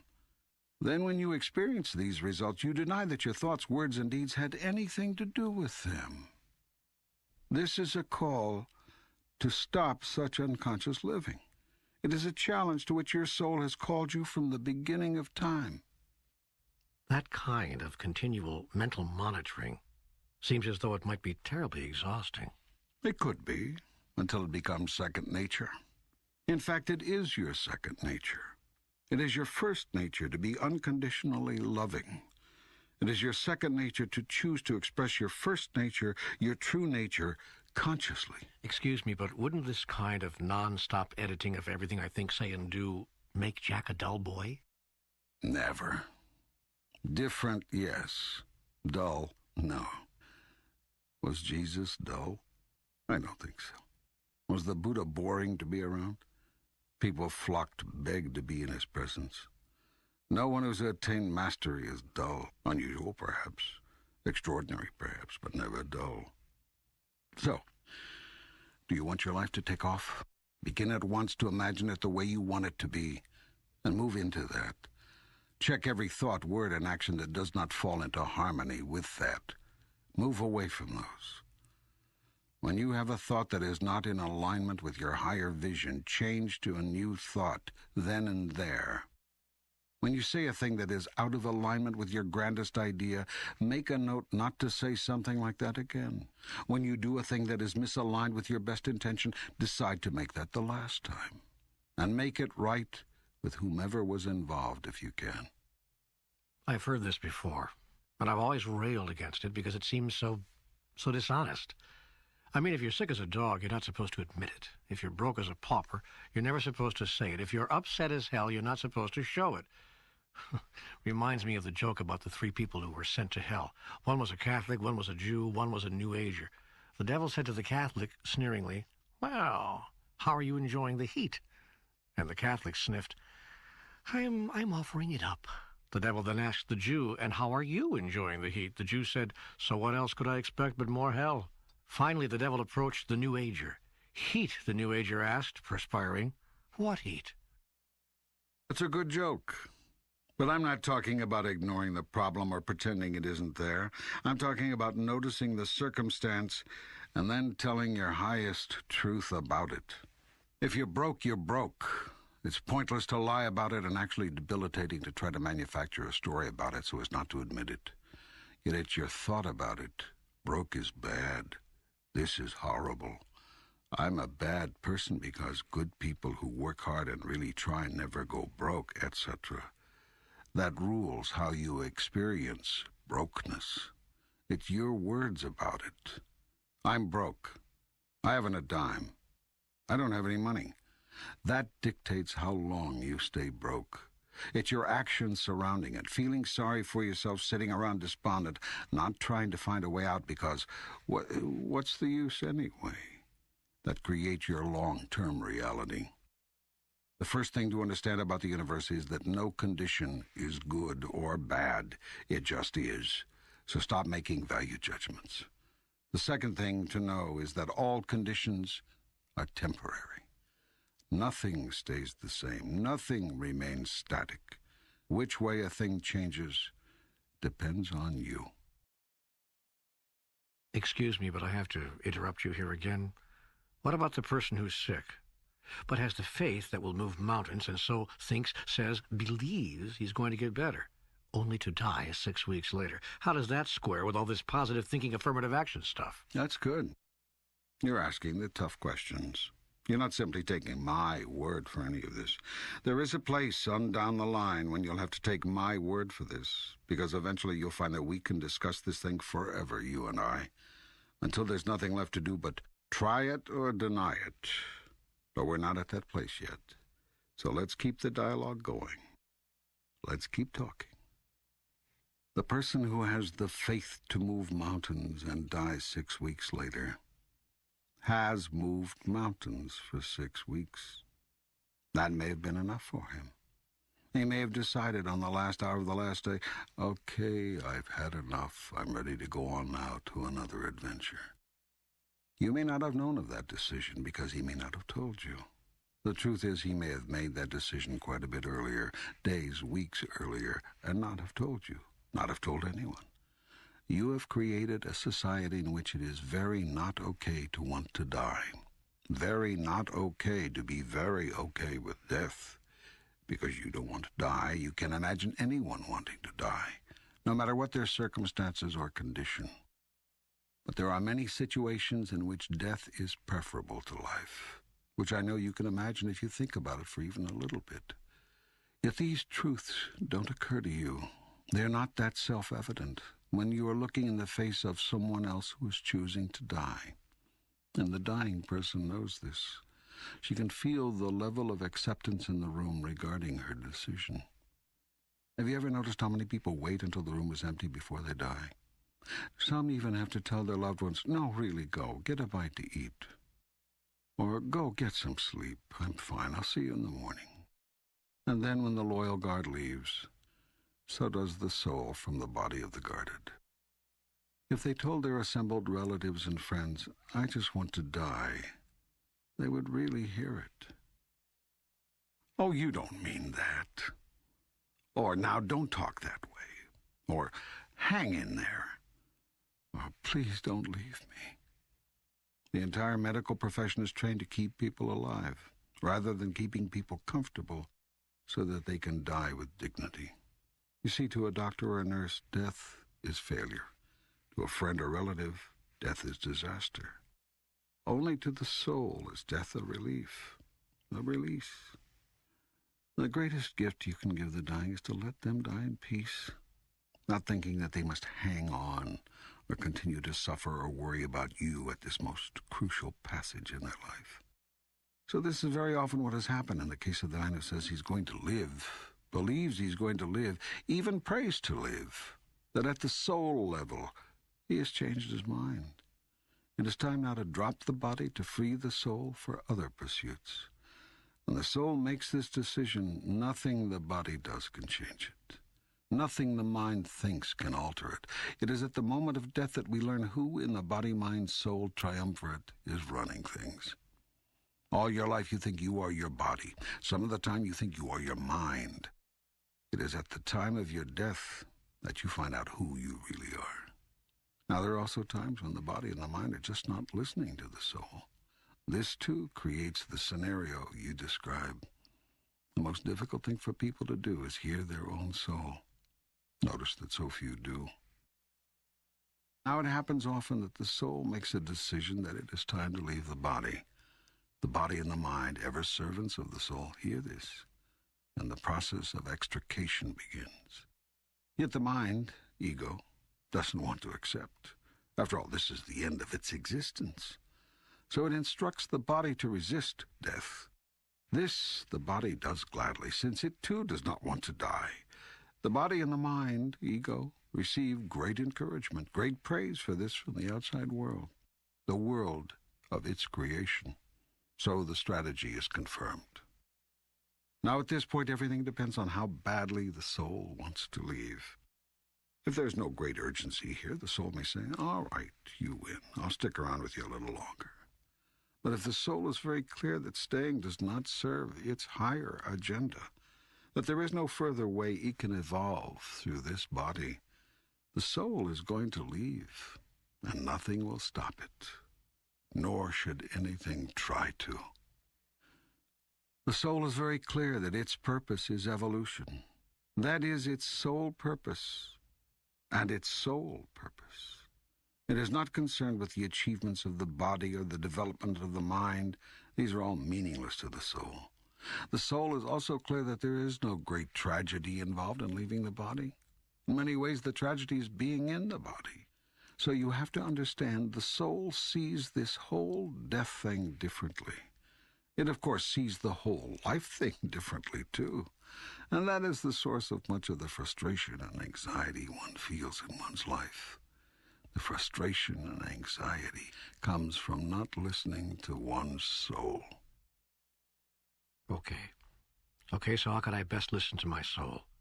If the soul is the boss, really, how can I make sure I get those memos from the front office? The first thing you might do is get clear about what the soul is after and stop making judgments about it. I'm making judgments about my own soul? I just showed you how you judge yourself for wanting to die. You also judge yourself for wanting to live, truly live. You judge yourself for wanting to laugh, wanting to cry, wanting to win, wanting to lose, for wanting to experience joy and love. Especially do you judge yourself for that. I do. Somewhere you've come across the idea that to deny yourself joy is godly, that not to celebrate life is heavenly. Denial, you have told yourself, is goodness. Are you saying it's bad? It is neither good nor bad. It is simply denial. If you feel good after denying yourself, then in your world that is goodness. If you feel bad, then it's badness. Most of the time you can't decide. You deny yourself this or that because you tell yourself you are supposed to. Then you say that was a good thing to do, but wonder why you don't feel good. And so the first thing to do is stop making these judgments against yourself. Learn What is the soul's desire? And go with that. Go with the soul. What the soul is after is the highest feeling of love you can imagine. This is the soul's desire. This is its purpose. The soul is after the feeling, not the knowledge, but the feeling. It already has the knowledge, but knowledge is conceptual. Feeling is experiential. The soul wants to feel itself, and thus to know itself in its own experience. The highest feeling is the experience of unity with all that is. This is the great return to truth for which the soul yearns.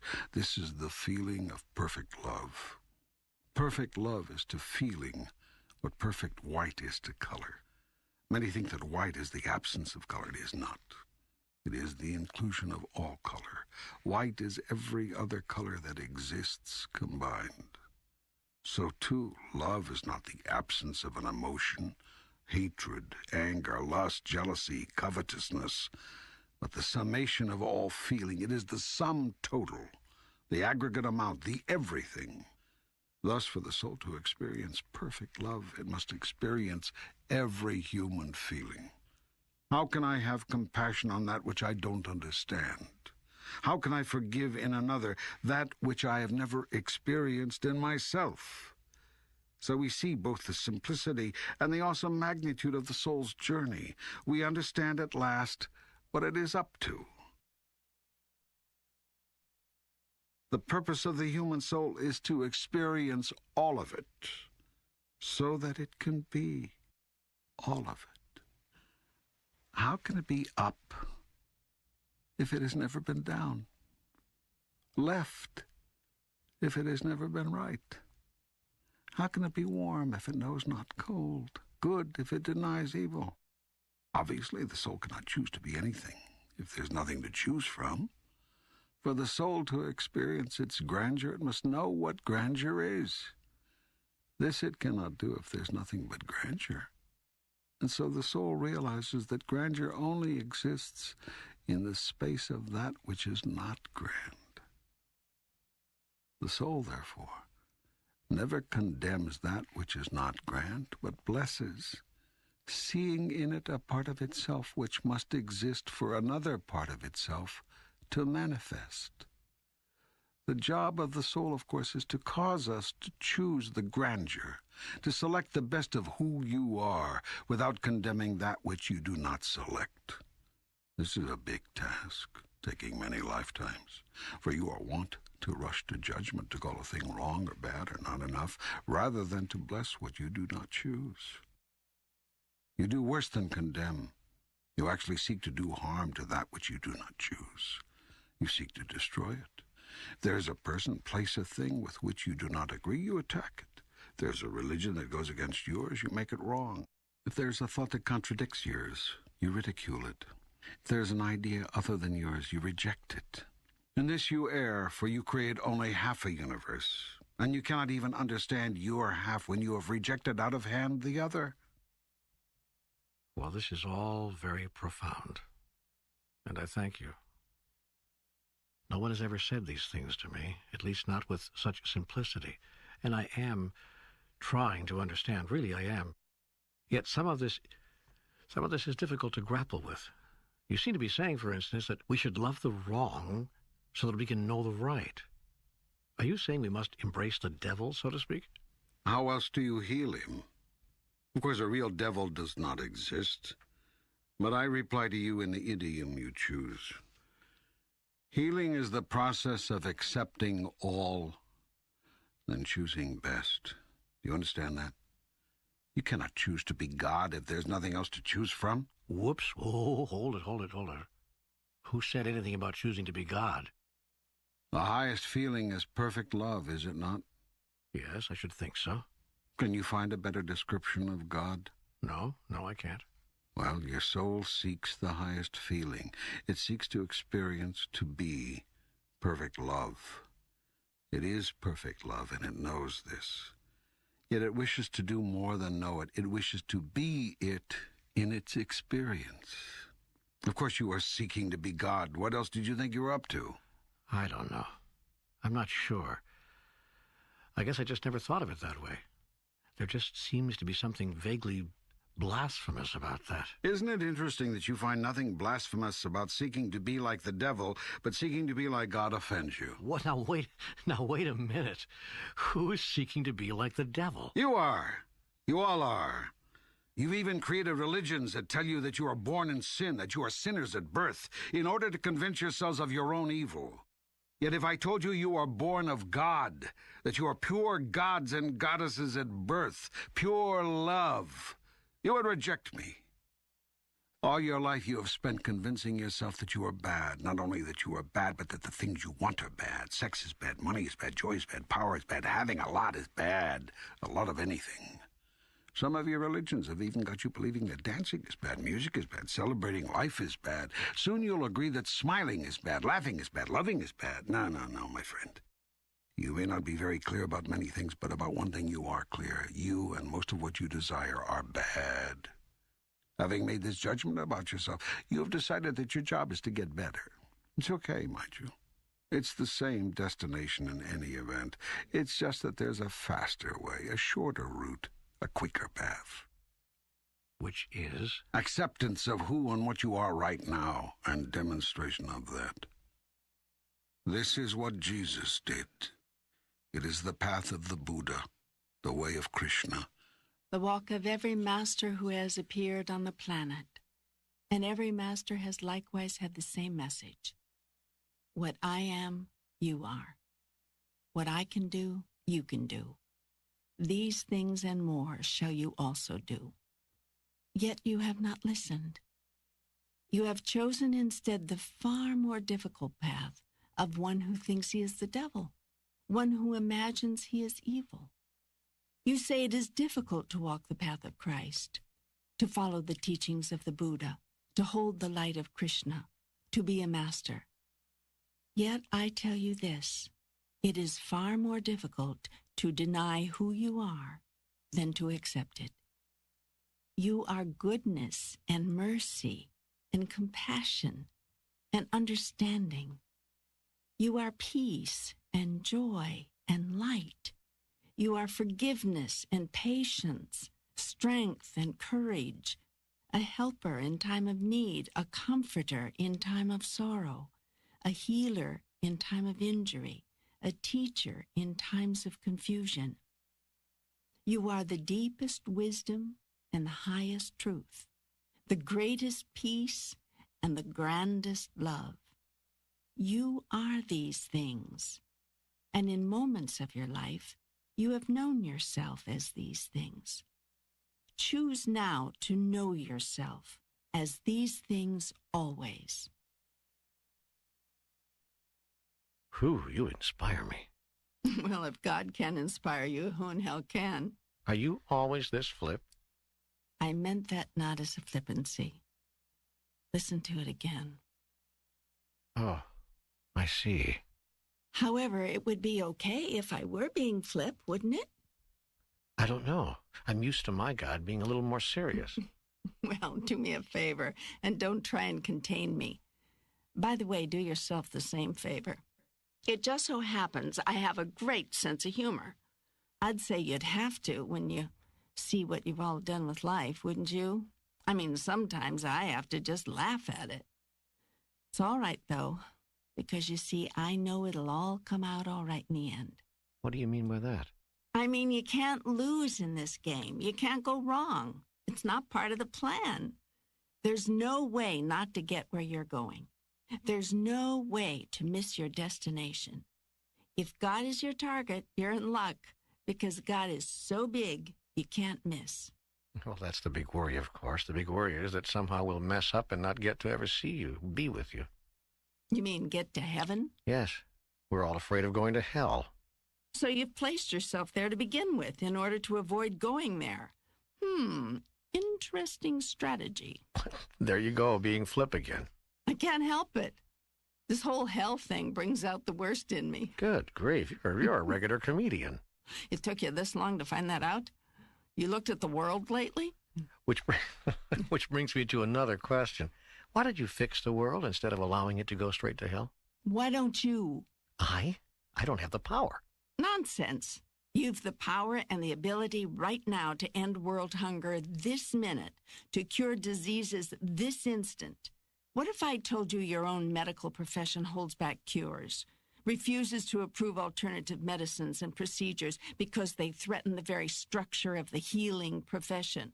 What if I told you that the governments of the world do not want to end world hunger? Would you believe me? Well, I'd have a hard time with that. I know that's the populist view, but I can't believe it's actually true. I mean, no doctor wants to deny a cure. No countryman wants to see his people die. No individual doctor, that's true. No particular countryman, that's right. But doctoring and politicking have become institutionalized. And it's the institutions that fight these things, sometimes very subtly, sometimes even unwittingly, but inevitably. Because to those institutions, it's a matter of survival. And so to give you just one very simple and obvious example, doctors in the West deny the healing efficacies of doctors in the East because to accept them, to admit that certain alternate modalities might just provide some healing, would be to tear at the very fabric of the institution as it has structured itself. This is not malevolent, yet it is insidious. The profession doesn't do this because it is evil. It does it because it is scared. All attack is a call for help. I read that in A Course in Miracles. I put it there. Boy, you have an answer for everything, don't you? Which reminds me, we only just started getting to your questions. We were discussing how to get your life on track, how to get it to take off. I was discussing the process of creation. Yes, and I kept interrupting. That's all right, but let's just get back because we don't want to lose the thread of something that's very important. Life is a creation, not a discovery.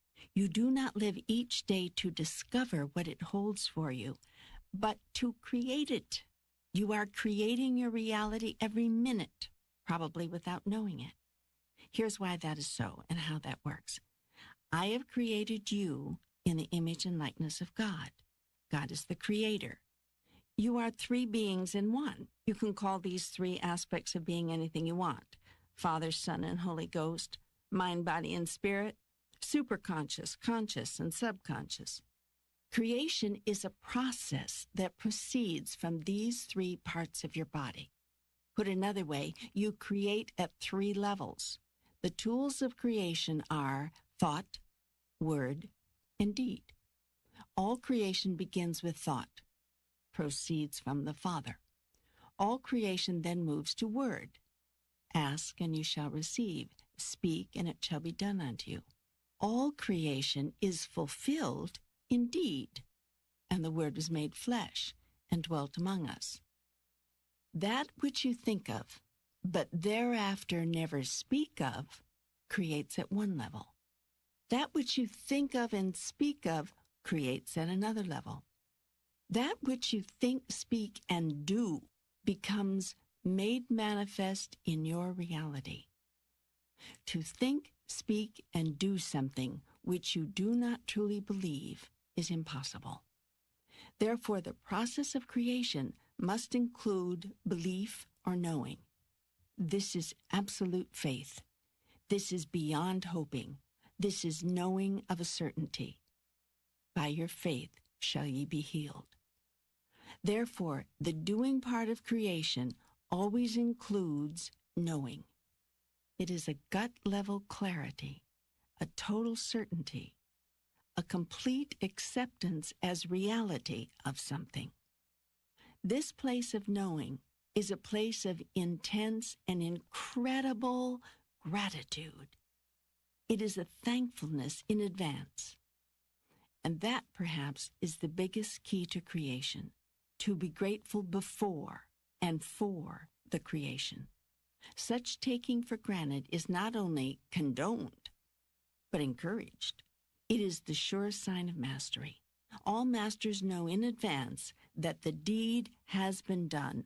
Celebrate and enjoy all that you have created. To reject any part of it is to reject a part of yourself.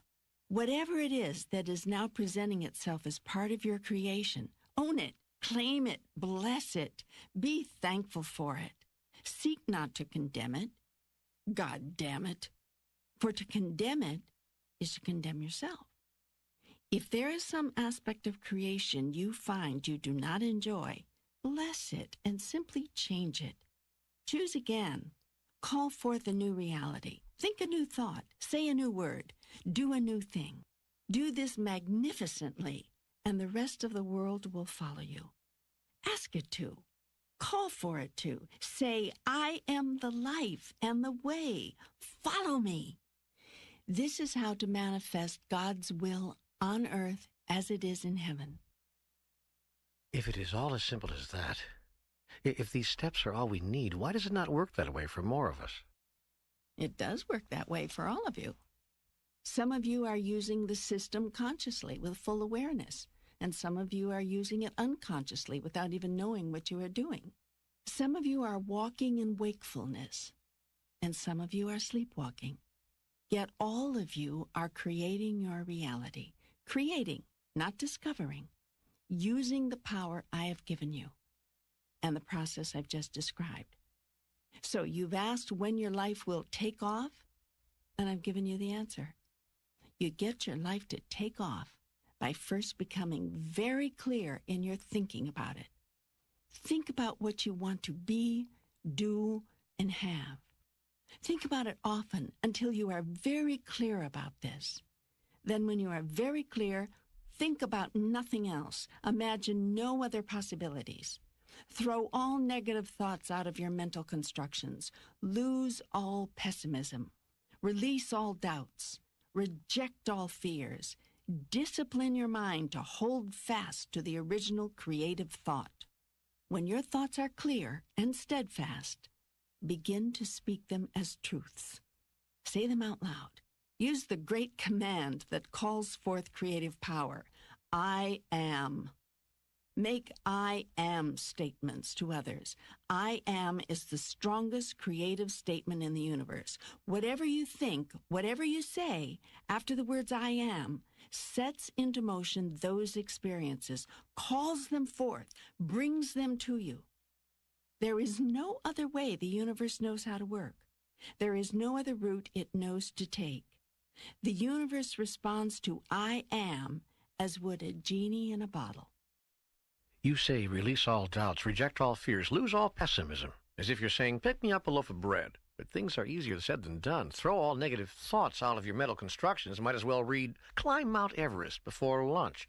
It's rather a large order. Harnessing your thoughts, exercising control over them, is not as difficult as it might seem. Neither, for that matter, is climbing Mount Everest. It's all a matter of discipline. It is a question of intent. The first step is learning to monitor your thoughts, to think about what you are thinking about. When you catch yourself thinking negative thoughts, thoughts that negate your highest idea about a thing, think again. I want you to do this literally. If you think you are in a doldrum, in a pickle, and no good can come of this, think again. If you think the world is a bad place filled with negative events, think again. If you think your life is falling apart and it looks as if you'll never get it back together again, think again. You can train yourself to do this. Look how well you've trained yourself not to do it. Thank you. I've never had the process set out for me so clearly. I wish it were as easily done as said, but now at least I understand it clearly, I think. Well, if you need a review, we have several lifetimes.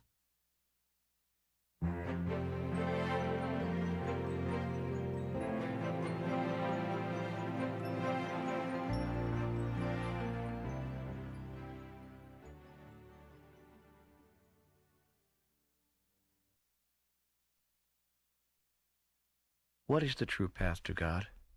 Is it through renunciation, as some yogis believe? And what of this thing called suffering? Is suffering and service the path to God, as many ascetics say? Do we earn our way to heaven by being good, as so many religions teach, or are we free to act as we wish, violate or ignore any rules, set aside any traditional teachings, dive into any self-indulgences, and thus find nirvana? As many New Agers say, which is it? Strict moral standards or do as you please? Which is it? Traditional values or make it up as you go along? Which is it? The 10 Commandments or the 7 Steps to Enlightenment?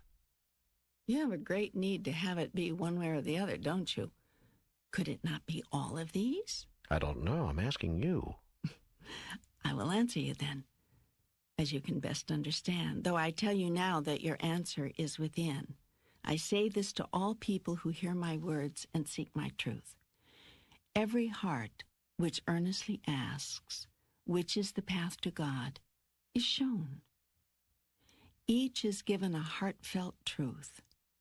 Come to me along the path of your heart, not through a journey of your mind. You will never find me in your mind. In order to truly know God, you have to be out of your mind. Yet your question begs an answer, and I will not step aside from the thrust of your inquiry. I will begin with a statement that will startle you and perhaps offend the sensitivities of many people. There are no such things as the 10 Commandments. Oh my God, there aren't? Who would I command? Myself? And why would such commandments be required? Whatever I want is. N'est-ce pas? Why is it therefore necessary to command anyone? And if I did issue commandments, would they not be automatically kept? How could I wish something to be so badly that I would command it and then sit by and watch it not be so? What kind of a king would do that? What kind of a ruler? And yet I tell you this, I am neither a king nor a ruler. I am simply and awesomely the Creator. Yet the Creator does not rule, but merely creates and keeps on creating. I have created you, blessed you, in the image and likeness of me. And I have made certain promises and commitments to you. I have told you in plain language how it will be with you when you become as one with me. You are, as Moses was, an earnest seeker. Moses, too, as do you now, stood before me begging for answers. O God of my fathers, he called, God of my God, deign to show me. Give me a sign that I may tell my people. How can we know that we are chosen? And I came to Moses, even as I have come to you now, with a divine covenant, an everlasting promise, a sure and certain commitment. How can I be sure? Moses asked plaintively. Because I have told you so, I said. You have the word of God. And the word of God was not a commandment, but a covenant. These, then, are the 10 commitments. You shall know that you have taken the path to God, and you shall know that you have found God, for there will be these signs, these indications, these changes in you. You shall love God with all your heart, all your mind, all your soul, and there shall be no other God set before me. No longer will you worship human love or success, money or power, nor any symbol thereof. You will set aside these things as a child sets aside toys, not because they are unworthy, but because you have outgrown them. And you shall know that you have taken the path to God because you shall not use the name of God in vain, nor will you call upon me for frivolous things. You will understand the power of words and of thoughts, and you would not think of invoking the name of God in an ungodly manner. You shall not use my name in vain, because you cannot. For my name, the great I Am, is never used in vain, that is, without result, nor can it ever be. And when you have found God, you shall know this. And I shall give you these other signs as well. You shall remember to keep a day for me, and you shall call it holy. This so that you do not long stay in your illusion, but cause yourself to remember who and what you are. And then shall you soon call every day the Sabbath, and every moment holy. You shall honor your mother and your father, and you will know you are the Son of God when you honor your father, mother, God in all that you say or do or think. And even as you so honor the mother, father, God, and your father and mother on earth, for they have given you life, so too will you honor everyone. You know you have found God when you observe that you will not murder, that is, willfully kill without cause. For while you will understand that you cannot end another's life in any event, all life is eternal, you will not choose to terminate any particular incarnation nor change any life energy from one form to another without the most sacred justification.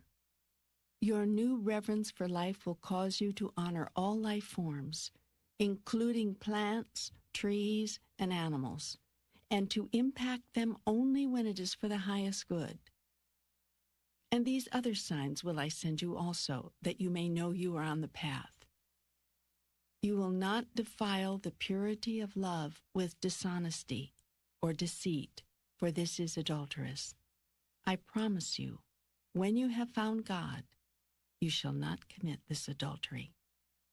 You will not take a thing that is not your own, nor cheat, nor connive, nor harm another to have anything, for this would be to steal. I promise you, when you have found God, you shall not steal. Nor shall you say a thing that is not true, and thus bear false witness. Nor shall you covet your neighbor's spouse, for why would you want your neighbor's spouse when you know all others are your spouse? Covet your neighbor's goods, for why would you want your neighbor's goods when you know that all goods can be yours, and all your goods belong to the world? You will know that you have found the path to God when you see these signs. For I promise that no one who truly seeks God shall any longer do these things. It would be impossible to continue such behaviors. These are your freedoms, not your restrictions. These are my commitments, not my commandments. For God does not order about what God has created. God merely tells God's children, this is how you will know that you are coming home. Moses asked in earnest, how may I know? Give me a sign. Moses asked the same question that you ask now, the same question all people everywhere have asked since time began. My answer is likewise eternal. But it has never been and never will be a commandment. For who shall I command? And who shall I punish should my commandment not be kept? There is only me. So I don't have to keep the 10 Commandments in order to get to heaven. There is no such thing as getting to heaven.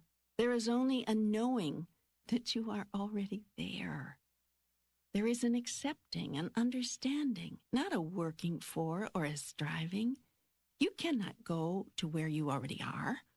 To do that, you would have to leave where you are, and that would defeat the whole purpose of the journey. The irony is that most people think they have to leave where they are to get where they want to be, and so they leave heaven in order to get to heaven and go through hell. Enlightenment is understanding that there is nowhere to go, nothing to do, and nobody you have to be except exactly who you're being right now. You are on a journey to nowhere. Heaven, as you call it, is nowhere. Let's just put some space between the W and the H in that word, and you'll see that heaven is now, here. Everyone says that. It's driving me crazy. If heaven is now here, how come I don't see that? Why don't I feel that? And why is the world in such a mess? I understand your frustration. It's almost as frustrating trying to understand all this as it is trying to get someone to understand it. Whoa, wait a minute. Are you trying to say to me that God gets frustrated? Who do you suppose invented frustration? And do you imagine that you can experience something I cannot? I tell you this, every experience you have, I have. Do you not see I am experiencing myself through you? What else do you suppose all this is for? I could not know myself were it not for you. I created you that I might know who I am. Now, I would not shatter all of your illusions about me in one moment, so I will tell you that in my most sublime form, which you call God, I do not experience frustration. Well, that's better. Scared me there for a minute. But that's not because I can't. It's simply because I don't choose to. You can make the same choice, by the way. Well, frustrated or not, I still wonder how it can be that heaven is right here and I don't experience it.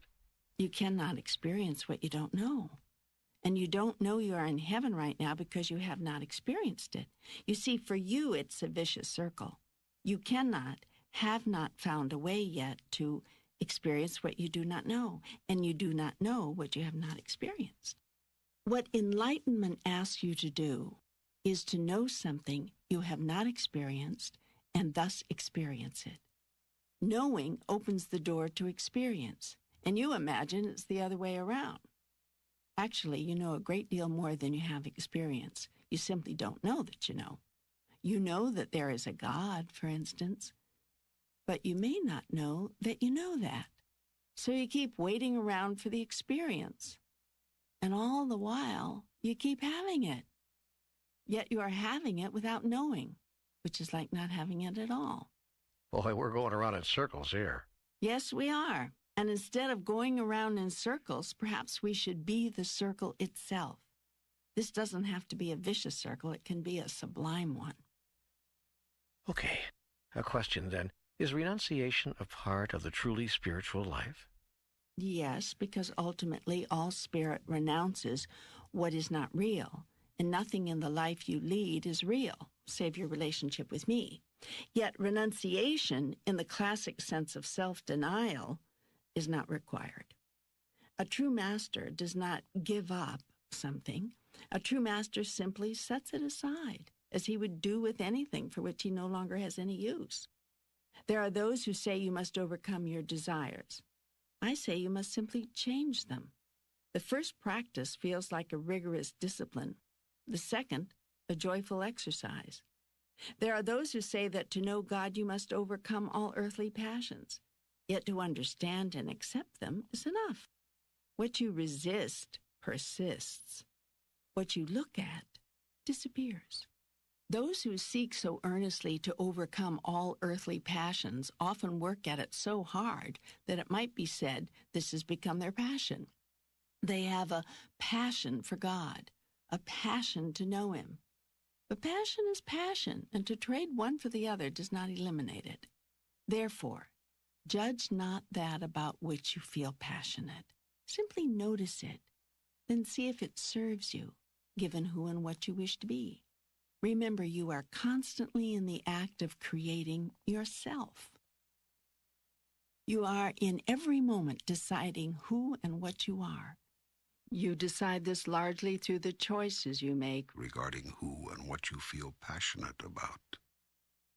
Often a person on what you call a spiritual path looks like he has renounced all earthly passion, all human desire. What he has done is understand it, see the illusion, and step aside from the passions that do not serve him, all the while loving the illusion for what it has brought to him, the chance to be wholly free.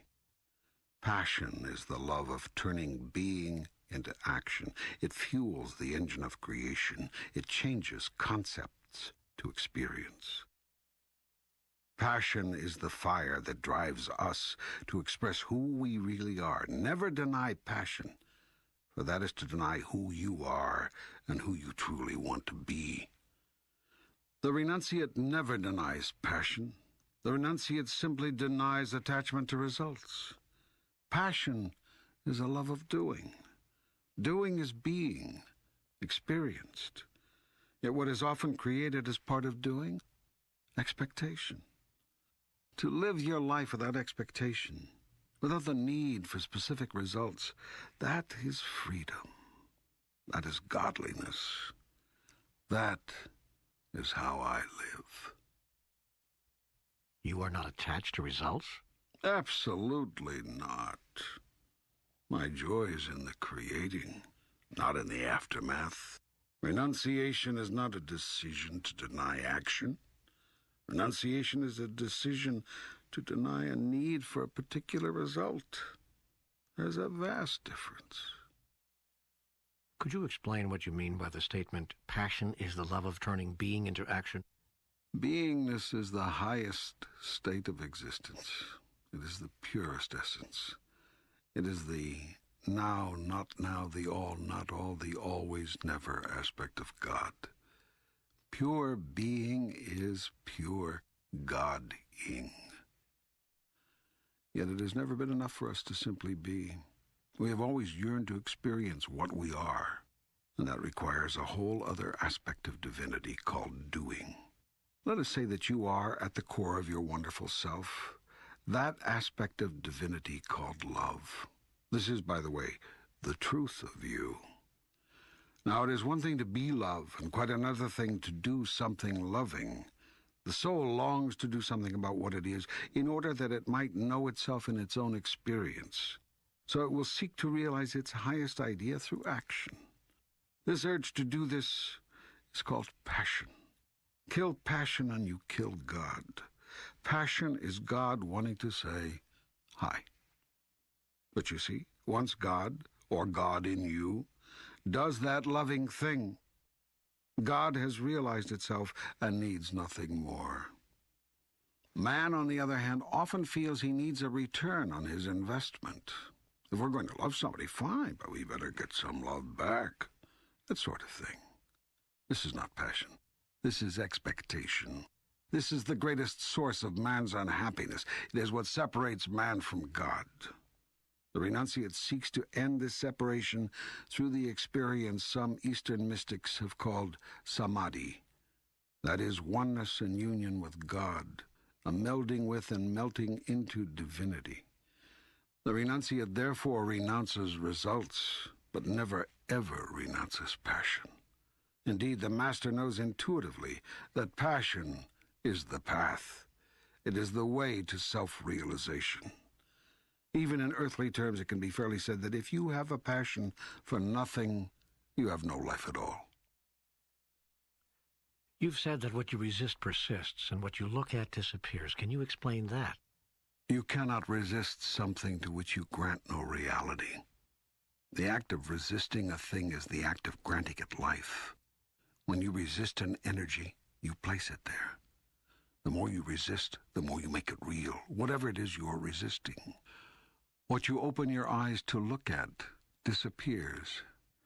That is, it ceases to hold its illusory form. If you look at something, truly look at it, you will see right through it, and right through any illusion it holds for you, leaving nothing but ultimate reality in your sight. In the face of ultimate reality, your puny illusion has no power. It cannot long hold you in its weakening grip. You see the truth of it, and the truth sets you free. But what if you don't want the thing you're looking at to disappear? You should always want it to. There's nothing in your reality to hold on to. And if you do choose the illusion of your life over ultimate reality, you may simply recreate it, just as you created it to begin with.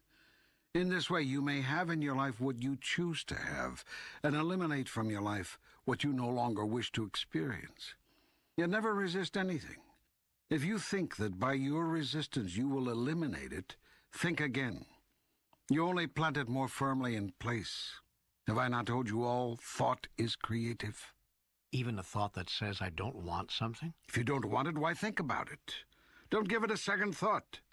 Yet if you must think about it, that is, if you cannot not think about it, then do not resist.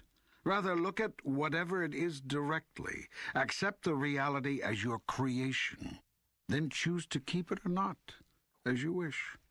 Who would dictate that choice? Who and what you think you are dictate that choice, and who and what you choose to be. This dictates all choice, every choice you have made in your life and ever will make. And so the life of a renunciate is an incorrect path. That is not a truth. The word renunciate holds such wrongful meaning. In truth, you cannot renounce anything, because what you resist persists. The true renunciate does not renounce, but simply chooses differently. This is an act of moving towards something, not away from something. You cannot move away from something because it will chase you all over hell and back. Therefore resist not temptation, but simply turn from it. Turn toward me, and away from anything unlike me. You know this. There is no such thing as an incorrect path. For on this journey you cannot not get where you are going. It is simply a matter of speed, merely a question of when you will get there. Yet even that is an illusion, for there is no when, neither is there a before or after. There's only now, an eternal moment of always in which you are experiencing yourself. Then what's the point? If there's no way not to get there, what's the point of life? Why should we worry at all about anything we do? Well, of course you shouldn't. But you would do well to be observant. Simply notice who and what you are being, doing, and having, and see whether it serves you. The point of life is not to get anywhere. It is to notice that you are, and have always been, already there. You are, always and forever, in the moment of pure creation. The point of life is therefore to create who and what you are, and then to experience that.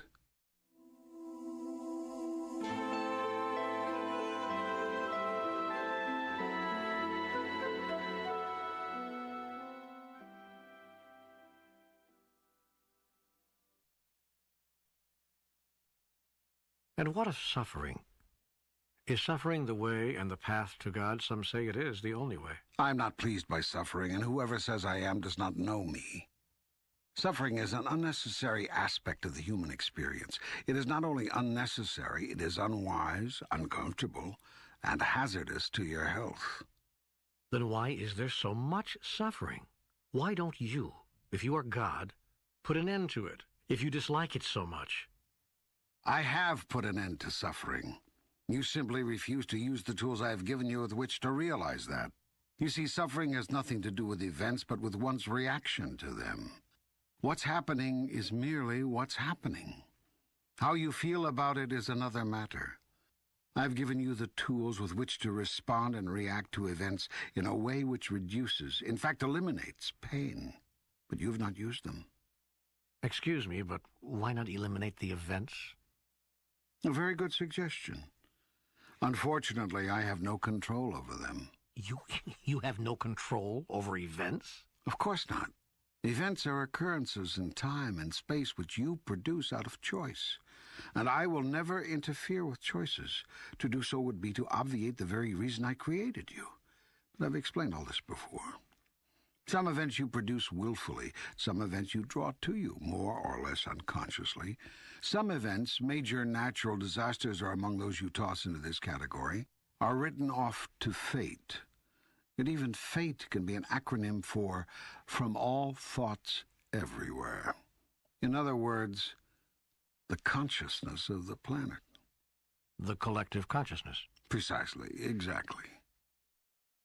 There are those who say the world is going to hell in a handbasket. Our ecology is dying, our planet is in for major geophysical disasters, earthquakes, volcanoes, maybe even a tilting of the Earth on its axis. There are others who say collective consciousness can change all that we can save the Earth with our thoughts.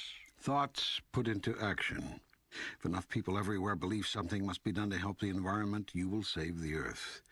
But you must work fast. So much damage has already been done for so long. This will take a major attitudinal shift. You mean if we don't, we'll see the Earth and its inhabitants destroyed? I have made the laws of the physical universe clear enough for anyone to understand. There are laws of cause and effect which have been sufficiently outlined to your scientists, physicists, and through them to your world leaders. These laws don't need to be outlined once more here. Well, getting back to suffering then, where did we ever get the idea that suffering was good, that the saintly suffer in silence? The saintly do suffer in silence, but that does not mean suffering is good. The students in the School of Mastery suffer in silence because they understand that suffering is not the way of God, but rather a sure sign that there is still something to learn of the way of God, still something to remember. The true master does not suffer in silence at all, but only appears to be suffering without complaint. The reason that the true master does not complain is that the true master is not suffering, but simply experiencing a set of circumstances that you would call insufferable. A practicing master does not speak of suffering simply because a master practicing clearly understands the power of the word, and so chooses to simply not say a word about it. We make real that to which we pay attention. The master knows this. The master places himself at choice with regard to that which she chooses to make real. You've all done this from time to time.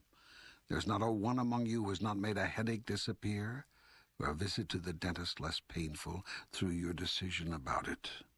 The master simply makes the same decision about larger things. But why have suffering at all? Why have even the possibility of suffering? You cannot know and become that which you are in the absence of that which you are not, as I have already explained to you. I still don't understand how he ever got the idea that suffering was good. You are wise to be insistent in questioning that. The original wisdom surrounding suffering and silence has become so perverted that now many believe, and several religions actually teach, that suffering is good and joy is bad. Therefore, you have decided that if someone has cancer but keeps it to himself, he is a saint. Whereas if someone has, to pick a dynamite topic, robust sexuality and celebrates it openly, she is a sinner. Boy, you did pick a dynamite topic. And you cleverly changed the pronoun, too, from male to female. Was that to make a point? Was to show you your prejudices. You don't like to think of women having robust sexuality, much less celebrating it openly. You would rather see a man dying without a whimper on the battlefield than a woman making love with a whimper in the street. Wouldn't you? I have no judgment one way or the other, but you have all sorts of them. And I suggest that it is your judgments which keep you from joy, and your expectations which make you unhappy. All of this put together is what causes you dis-ease, and therein begins your suffering. How do I know that what you're saying is true? How do I know this is even God speaking, and not my own overactive imagination? You've asked that before. My answer is the same. What difference does it make? Even if everything I've said is wrong, can you think of a better way to live? No. Then wrong is right, and right is wrong. Yet I'll tell you this, to help you out of your dilemma, believe nothing I say. Simply live it. Experience it. Then live whatever other paradigm you want to construct. Afterward, look to your experience to find your truth. One day, if you have a great deal of courage, you will experience a world where making love is considered better than making war. On that day will you rejoice.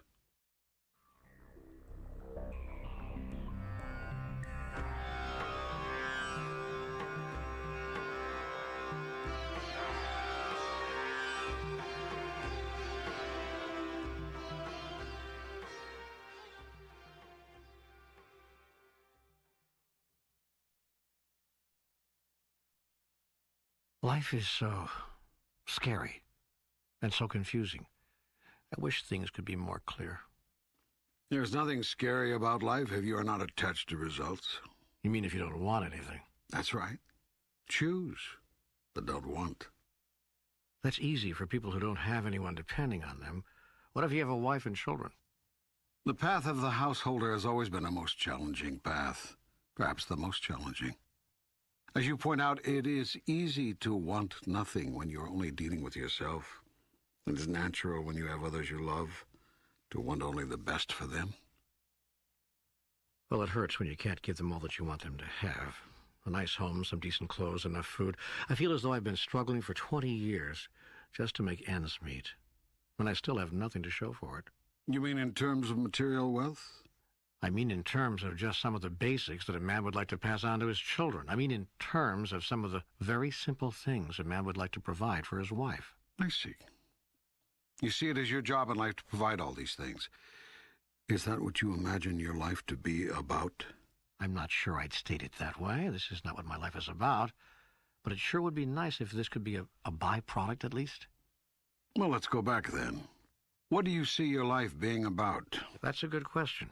I've had a lot of different answers to that through the years. What is your answer now? Well, it feels as though I have two answers to that question. The answer I'd like to see and the answer I'm seeing. What's the answer you'd like to see? I'd like to see my life being about the evolution of my soul. I'd like to see my life being about expressing and experiencing the part of me I love most, the part of me that is compassion and patience and giving and helping, the part of me that is knowing and wise, forgiving, and love. Sounds like you've been listening to me.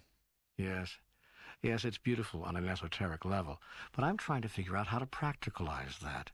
So the answer to your question that I see being real in my life is that it's about day-to-day survival. Oh, and you think one precludes the other. Well, You think esoterics preclude survival. the truth is, I'd like to do more than just survive. I've been surviving all these years. I notice I'm still here. But I'd like the struggle for survival to end. I see that just getting by from day to day is still a struggle. I'd like to do more than just survive. I'd like to prosper. Now, what would you call prospering? Having enough that I don't have to worry where my next dollar is coming from. Not having to stress and strain just to make the rent or handle the phone bill. I mean, I hate to get so mundane. But we're talking real life here, not an airy-fairy, spiritually romanticized picture of life. Do I hear a little anger there? Not anger so much as frustration. I've been at the spiritual game for over 20 years now, and look where it's gotten me. One paycheck away from the poorhouse. And now I've just lost my job, and it looks like the cash flow has stopped again.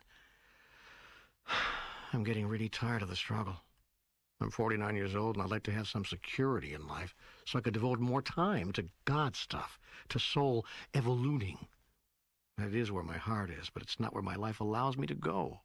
Well, you've said a mouthful there, and I suspect you're speaking for a whole lot of people when you share that experience. I'm going to respond to your truth one sentence at a time so that we can easily track and dissect the answer. You have not been at this spiritual game for 20 years. You have been barely skirting the edges of it. This is not a spanking, by the way. This is just a statement of the truth. I'll concede that for 2 decades you've been looking at it, flirting with it, experimenting now and then, but I haven't felt your truest commitment to the game until just recently. Let's be clear that being at the spiritual game means dedicating your whole mind, your whole body, your whole soul to the process of creating self in the image and likeness of God. This is the process of self-realization about which Eastern mystics have written. This is the process of salvation to which much Western theology has devoted itself. This is a day-to-day, hour-to-hour, moment-to-moment act of supreme consciousness. It is a choosing and a re-choosing every instant. It is ongoing creation, conscious creation, creation with a purpose. It is using the tools of creation we have discussed and using them with awareness and sublime intention. That is playing this spiritual game. Now, how long have you been at this? I haven't even begun. Don't go from one extreme to the other, and don't be so hard on yourself. You have been dedicated to this process, and you're actually engaged in it, more than you'll give yourself credit for. But you haven't been doing so for 20 years, or anything close to that. Yet the truth is, how long you have been engaged in it is not important. Are you engaged in it now? That's all that matters. Let's move on with your statement. You ask us to look where it's gotten you, and you describe yourself as being one step away from the poorhouse. I look at you and see quite a different thing.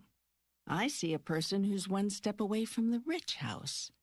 You feel you are one paycheck from oblivion, and I see you as one paycheck from nirvana. Now, much depends, of course, on what you see as your pay and to what end you are working. If the object of your life is to acquire what you call security, I see and understand why you feel you are one paycheck away from the poorhouse. Yet even this assessment is open to correction, because with my pay, all good things come to you, including the experience of feeling secure in the physical world. My pay, the payoff you get when you work for me, provides a great deal more than spiritual comfort. Physical comfort, too, can be yours.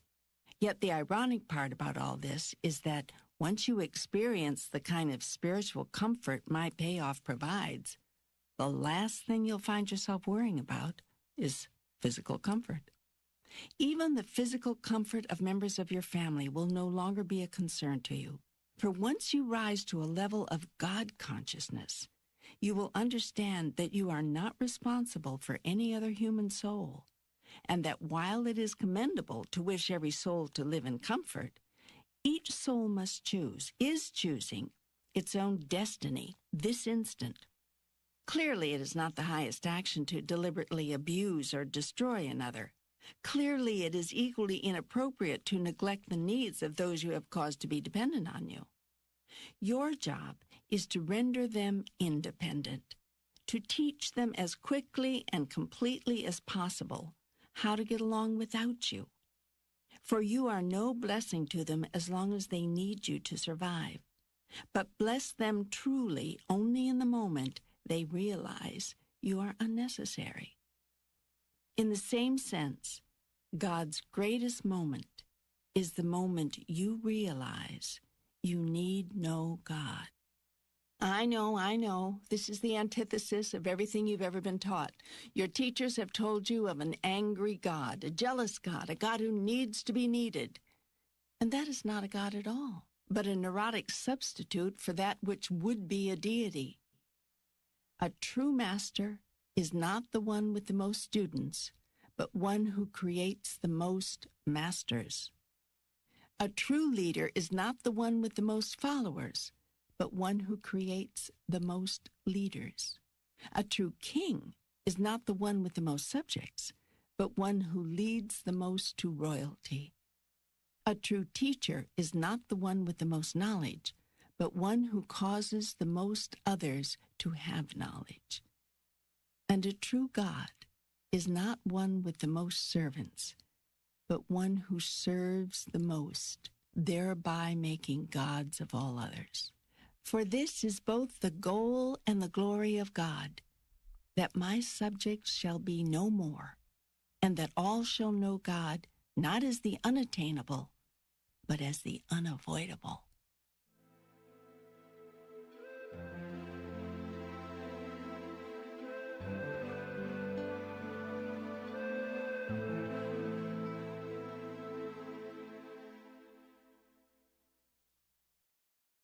I would that you could this understand. Your happy destiny is unavoidable. You cannot not be saved. There is no hell except not knowing this. So now, as parents, spouses, and loved ones, seek not to make of your love a glue that binds, but rather a magnet that first attracts, then turns around and repels, lest those who are attracted begin to believe they must stick to you to survive. Nothing could be further from the truth. Nothing could be more damaging to another. Let your love propel your beloveds into the world and into the full experience of who they are. In this will you have truly loved. It is a great challenge, this path of the householder. There are many distractions, many worldly concerns. The ascetic is bothered by none of these. He has brought his bread and water and given his humble mat on which to lie. And he can devote his every hour to prayer, meditation, and contemplation of the divine. How easy to see the divine under such circumstances. How simple a task. Ah, but give one a spouse and children. See the divine in a baby who needs changing at 3 a.m. See the divine in a bill that needs paying by the first of the month. Recognize the hand of God in the illness that takes a spouse, the job that's lost, the child's fever, the parent's pain. Now we are talking saintliness. I understand your fatigue. I know you are tired of the struggle. Yet I tell you this. When you follow me, the struggle disappears. Live in your God space, and the events become blessings, one and all. How can I get to my God space? When I've lost my job, the rent needs paying, the kids need a dentist, and being in my lofty philosophical space seems the least likely way to solve any of this. Do not forsake me when you need me most. Now is the hour of your greatest testing. Now is the time of your greatest chance. It is the chance to prove everything that has been recorded here. When I say don't forsake me, I sound like that needy, neurotic God we talked about, but I'm not. You can forsake me all you want. I don't care, and it won't change a thing between us. I merely say this in answer to your questions. It is when the going gets tough that you so often forget who you are and the tools I have given you for creating the life that you would choose. Now is the time to go to your God space more than ever. First, it will bring you great peace of mind, and from a peaceful mind do great ideas flow, ideas which could be solutions to the biggest problems you imagine yourself to have. Second, it is in your God space that you self-realize. And that is the purpose, the only purpose of your soul. When you are in your God space, you know and understand that all you are now experiencing is temporary. I tell you that heaven and earth shall pass away, but you shall not. This everlasting perspective helps you to see things in their proper light. You can define these present conditions and circumstances as what they truly are, temporary and temporal. You may then use them as tools, for that is what they are, temporary, temporal tools, in the creation of present experience. Just who do you think you are? In relationship to the experience called lose a job, who do you think you are? And perhaps more to the point, who do you think I am? Do you imagine this is too big a problem for me to solve? Is getting out of this jam too big a miracle for me to handle? I understand that you may think it's too big for you to handle, even with all the tools I've given you, but do you really think it's too big for me? Well, I know intellectually that no job is too big for God, but emotionally, I guess I can't be sure. Not whether you can handle it, but whether you will. I see. So it's a matter of faith. Well, yes. You don't question my ability. You merely doubt my desire. You see, I still live this theology that says there may be a lesson in here somewhere for me. I'm still not sure I'm supposed to have a solution. Maybe I'm supposed to have the problem. Maybe this is one of those tests my theology keeps telling me about. So I worry that this problem may not be solved, that this is one of those you're going to let me hang here with. Perhaps this is a good time to go over once more how it is that I interact with you, because you think it is a question of my desire, and I'm telling you it's a question of yours. I want for you what you want for you, nothing more, nothing less.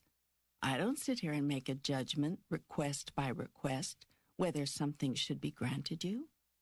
My law is the law of cause and effect, not the law of we'll see. There is nothing you can't have if you choose it. Even before you ask, I will have given it to you. Do you believe this? Nope. I'm sorry, I've seen too many prayers go unanswered. Don't be sorry. Just always stay with the truth of your experience. I understand that. I honor that. That's okay with me. Good, because I don't believe that whatever I ask, I get. My life has not been a testimony to that. In fact, I rarely get what I ask for. When I do, I consider myself damn lucky. That's an interesting choice of words. You have an option, it seems. In your life, you can either be damned lucky or you can be blessing lucky. I'd rather you be blessing lucky, but of course, I'll never interfere with your decisions. I tell you this, you always get what you create, and you are always creating. I don't make a judgment about the creations that you conjure. I simply empower you to conjure more and more and more and more. If you don't like what you've just created, choose again. My job as God is to always give you that opportunity. Now you're telling me that you haven't always gotten what you've wanted. Yet I'm here to tell you that you've always gotten what you called forth. Your life is always a result of your thoughts about it, including your obviously creative thought that you seldom get what you choose. Now, in this present instance, you see yourself as the victim of the situation in the losing of your job. Yet the truth is that you no longer chose that job. You stopped getting up in the morning in anticipation and began getting up with dread. You stopped feeling happy about your work and began feeling resentment. You even began fantasizing doing something else. You think these things mean nothing? You misunderstand your power. I tell you this, your life proceeds out of your intentions for it. So what is your intention now? Do you intend to prove your theory that life seldom brings you what you choose? Or do you intend to demonstrate who you really are and who I am? Well, I feel chagrined, chastised, embarrassed. Does that serve you? Why not simply acknowledge the truth when you hear it and move toward it? There's no need to recriminate against yourself. Simply notice what you've been choosing and choose again. But why am I so ready to always choose the negative and then spank myself for it? What can you expect? You were told from your earliest days that you're bad. You accept that you were born in sin. Feeling guilty is a learned response. You've been told to feel guilty about yourself for things you did before you could even do anything. You've been taught to feel shame for being born less than perfect. This alleged state of imperfection in which you are said to have come into this world is what your religionists have the gall to call original sin. And it is original sin, but not yours. It is the first sin to be perpetrated upon you by a world which knows nothing of God if it thinks that God would or could create anything imperfect. Some of your religions have built up whole theologies around this misconception. And that is what it is, literally, a misconception. For anything I conceive, all that to which I give life is perfect, a perfect reflection of perfection itself, made in the image and likeness of me. Yet in order to justify the idea of a punitive God, your religions needed to create something for me to be angry about. So even those people who lead exemplary lives somehow need to be saved. If they don't need to be saved from themselves, then they need to be saved from their own built-in imperfection. So these religions say you'd better do something about all of this and fast, or you'll go straight to hell. This in the end may do nothing to mollify a weird, vindictive, angry God, but it does give life to weird, vindictive, angry religions. Thus do religions perpetuate themselves. Thus does power remain concentrated in the hands of the few, rather than experienced through the hands of the many. Of course you choose constantly the lesser thought, the smaller idea, the tiniest conception of yourself and your power, to say nothing of me and mine. You've been taught to. My God, how can I undo the teaching? You can undo the teaching by listening to our conversations over and over again, until you understand every passage, until you're familiar with every word. When you can repeat its passages to others, when you can bring its phrases to mind in the midst of the darkest hour, then you will have undone the teaching. Yet there is still so much I want to ask you, still so much I want to know. Indeed. You had a lot of questions. Shall we get back to them?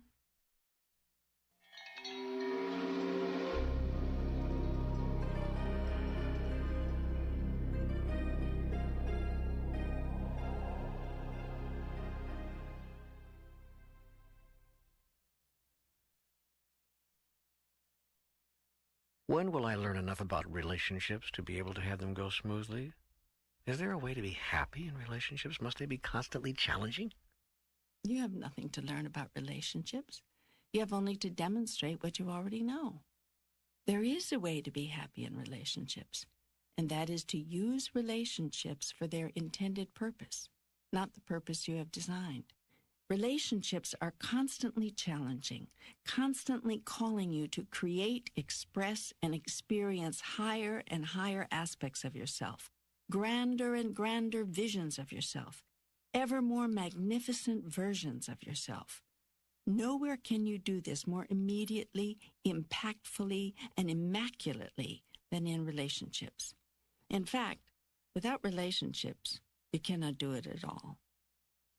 It is only through your relationship with other people, places, and events that you can even exist as a knowable quantity, as an identifiable something in the universe.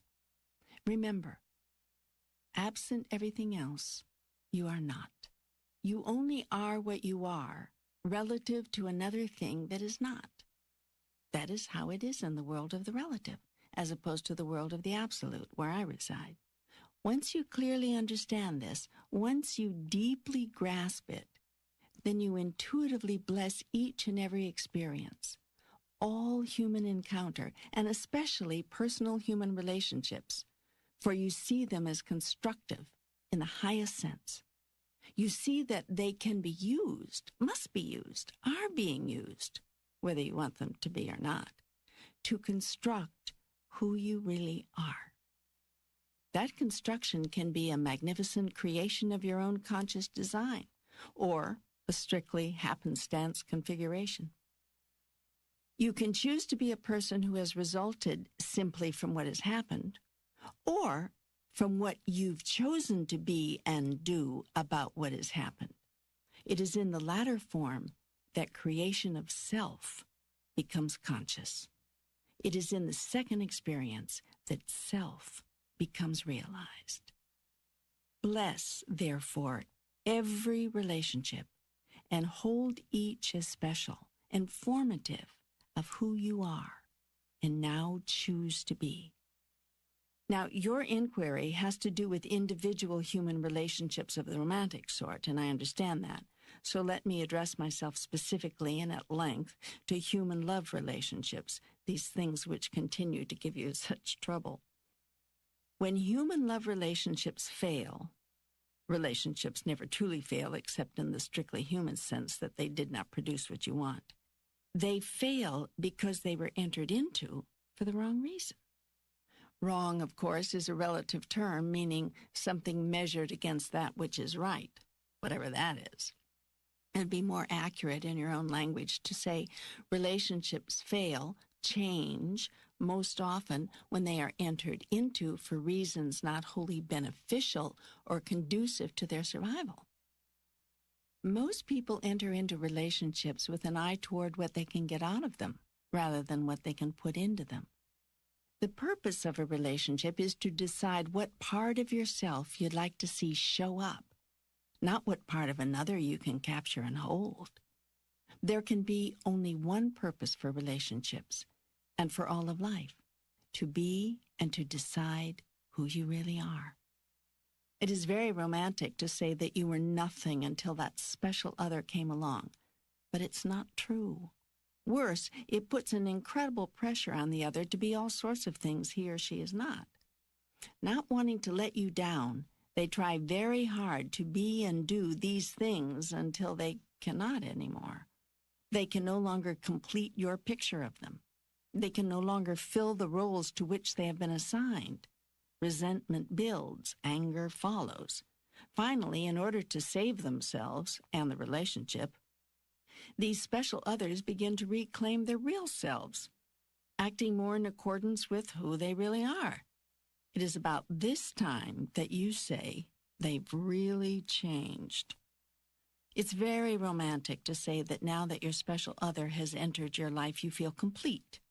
Yet the purpose of relationship is not to have another who might complete you, but to have another with whom you might share your completeness.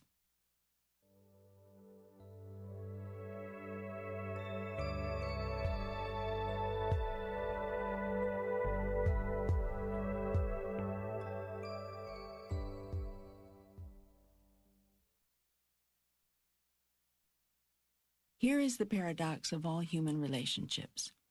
You have no need for a particular other in order for you to experience fully who you are, and without another, you're nothing.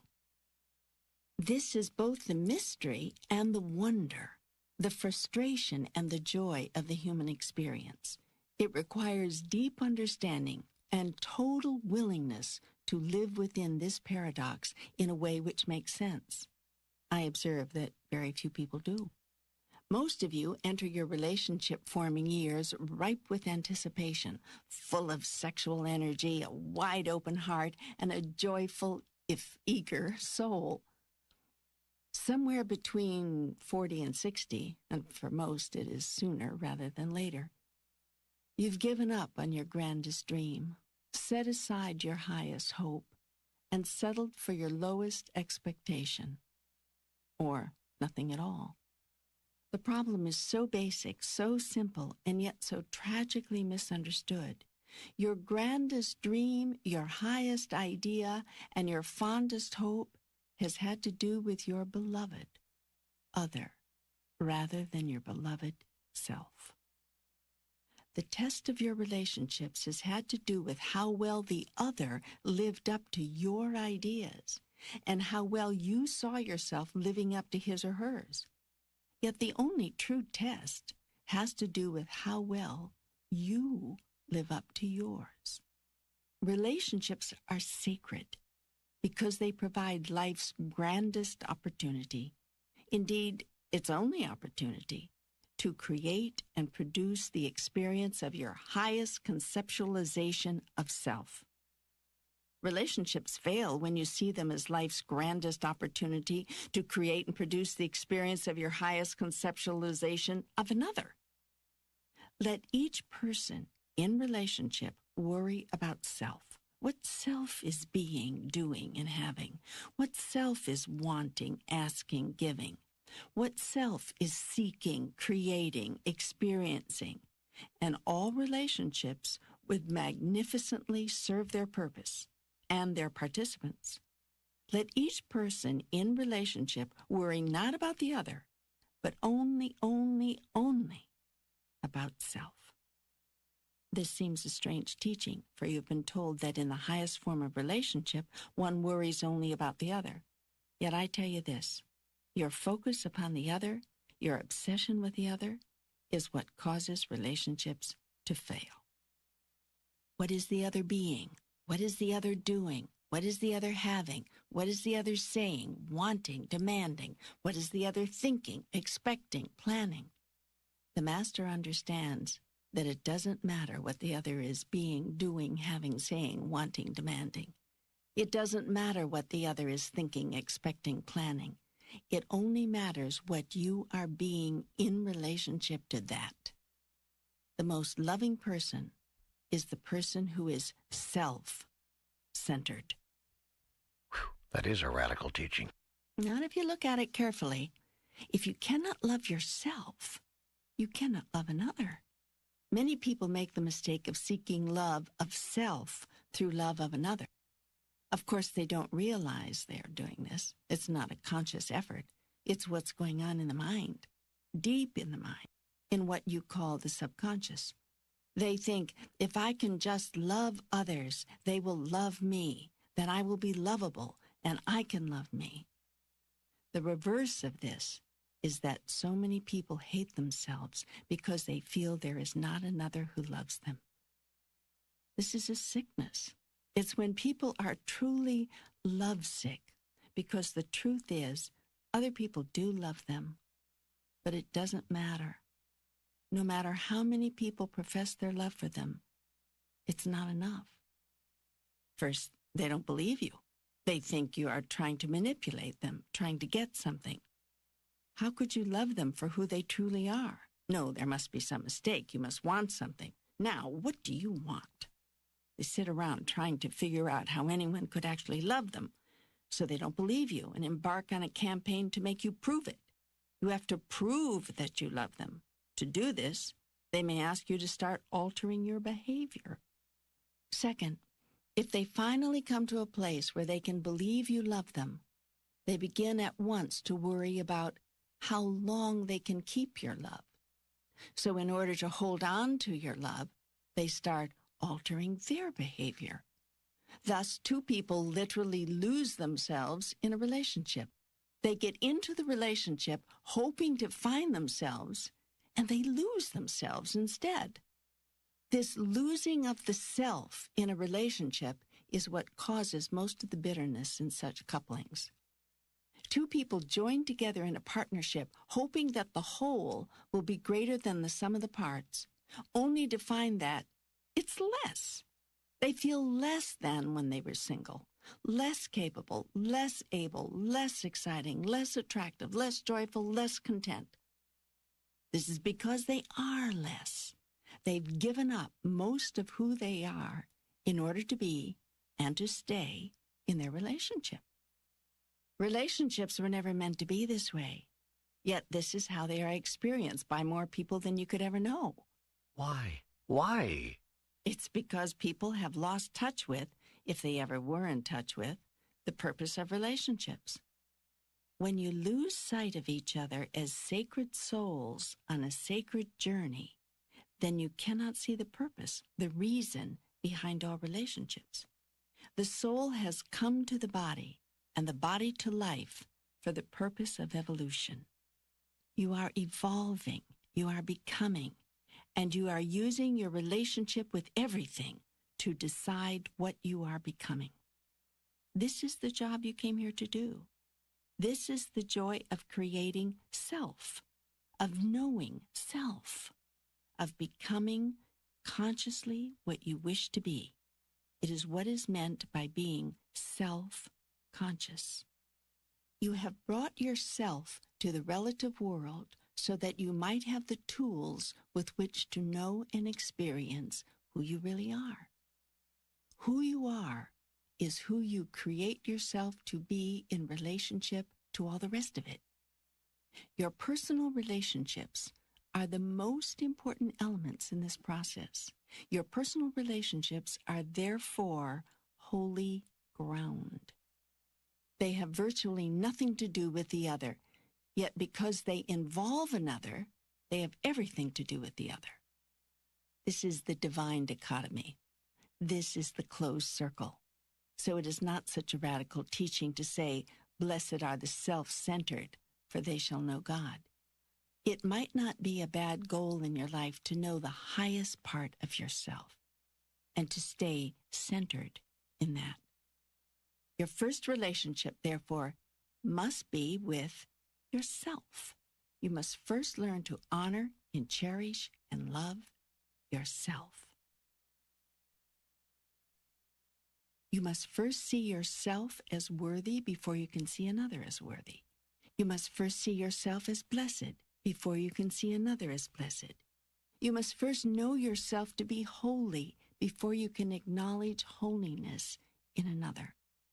If you put the cart before the horse, as most religions ask you to do, and acknowledge another as holy before you acknowledge yourself, you will one day resent it. If there is one thing none of you can tolerate, it is someone being holier than thou. Yet your religions force you to call others holier than thou. And so you do it for a while, then you crucify them. You have crucified, in one way or another, all of my teachers, not just one. And you did so not because they were holier than thou, but because you made them out to be. My teachers have all come with the same message, not I am holier than thou, but you are as holy as am I. This is the message you have not been able to hear. This is the truth you have not been able to accept. And that is why you can never truly, purely fall in love with another. You have never truly, purely fallen in love with yourself. And so I tell you this, be now and forever centered upon yourself. Look to see what you are being, doing, and having in any given moment, not what's going on with another. It is not in the action of another, but in your reaction that your salvation will be found.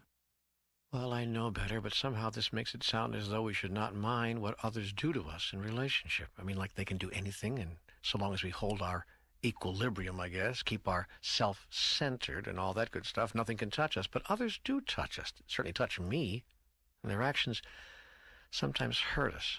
It's when the hurt comes into relationships that I don't know what to do. It's all very well to say, stand aside from it, cause it to mean nothing, but that's easier said than done. I do get hurt by the words and actions of others in relationships. The day will come when you will not. That will be the day on which you realize and actualize the true meaning of relationships, the true reason for them. It is because you have forgotten this that you react the way you do. But that's all right. That's part of the growth process. It's part of evolution. It is soul work you are up to in relationship, and that is a grand understanding, a grand remembering. Until you remember this, and remember then also how to use relationship as a tool in the creation of self, you must work at the level at which you are, the level of understanding, the level of willingness, the level of remembrance. And so there are things you can do when you react with pain and hurt to what another is being, saying, or doing. The first is to admit honestly to yourself and to another exactly how you're feeling. This many of you are afraid to do because you think it'll make you look bad. Somewhere deep inside of you, you realize that it probably is ridiculous for you to feel that way. It probably is small of you. You are bigger than that, but you can't help it. You still feel that way. There's only one thing you can do. You must honor your feelings. For honoring your feelings means honoring yourself. And you must love your neighbor as you love yourself. How can you ever expect to understand and honor the feelings of another if you cannot honor the feelings within yourself? The first question in any interactive process with another is, now who am I and who do I want to be in relationship to that? Often you do not remember who you are and do not know who you want to be until you try out a few ways of being. That is why honoring your truest feelings is so important. If your first feeling is a negative feeling, simply having the feeling is frequently all that is needed to step away from it.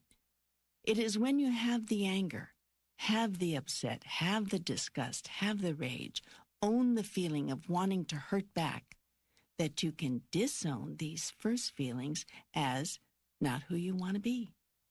The master is one who has lived through enough such experiences to know in advance what her final choices are. She does not need to try out anything. She's worn these clothes before and knows they do not fit. They are not her. And since a master's life is devoted to the constant realization of self as one knows oneself to be, such ill-fitting feelings would never be entertained. That is why masters are imperturbable in the face of what others might call calamity. A master blesses calamity, for the master knows that from the seeds of disaster and all experience comes the growth of self. And the master's second life purpose is always growth. For once one is fully self-realized, there is nothing left to do except be more of that. It is at this stage that one moves from soul work to God work, for this is what I am up to.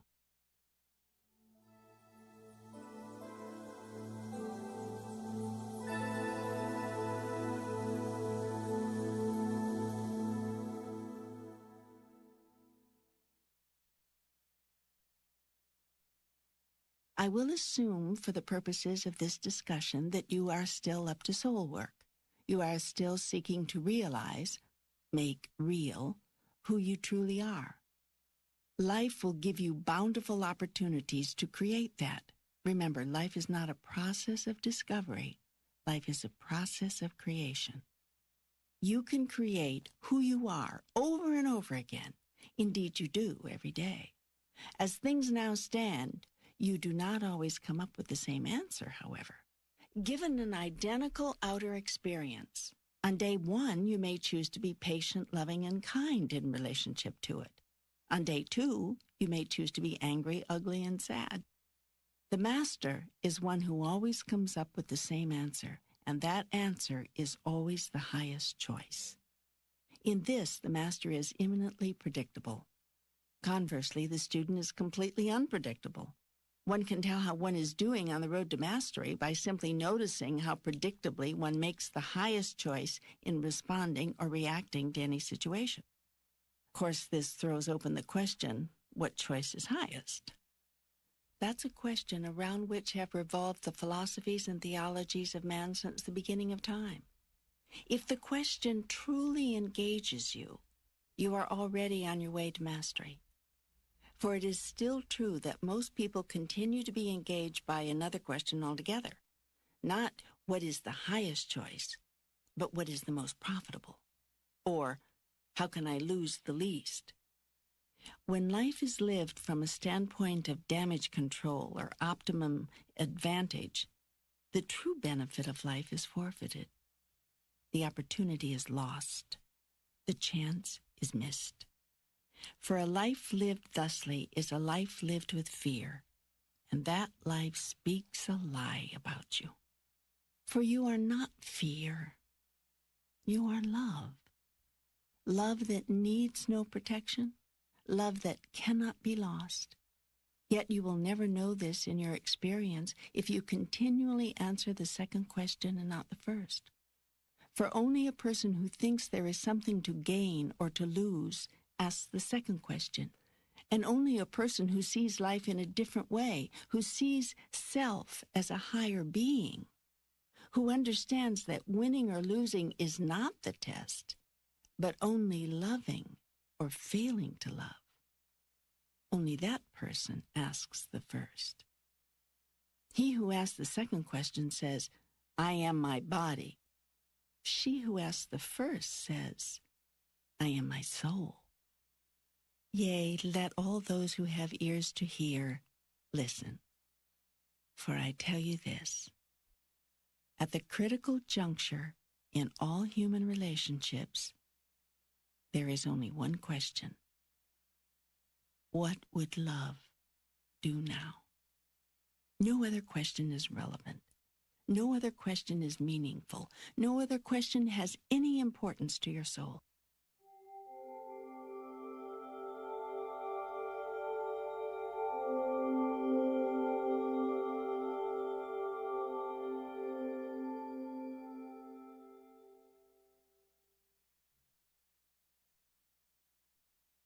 Now we come upon a very delicate point of interpretation.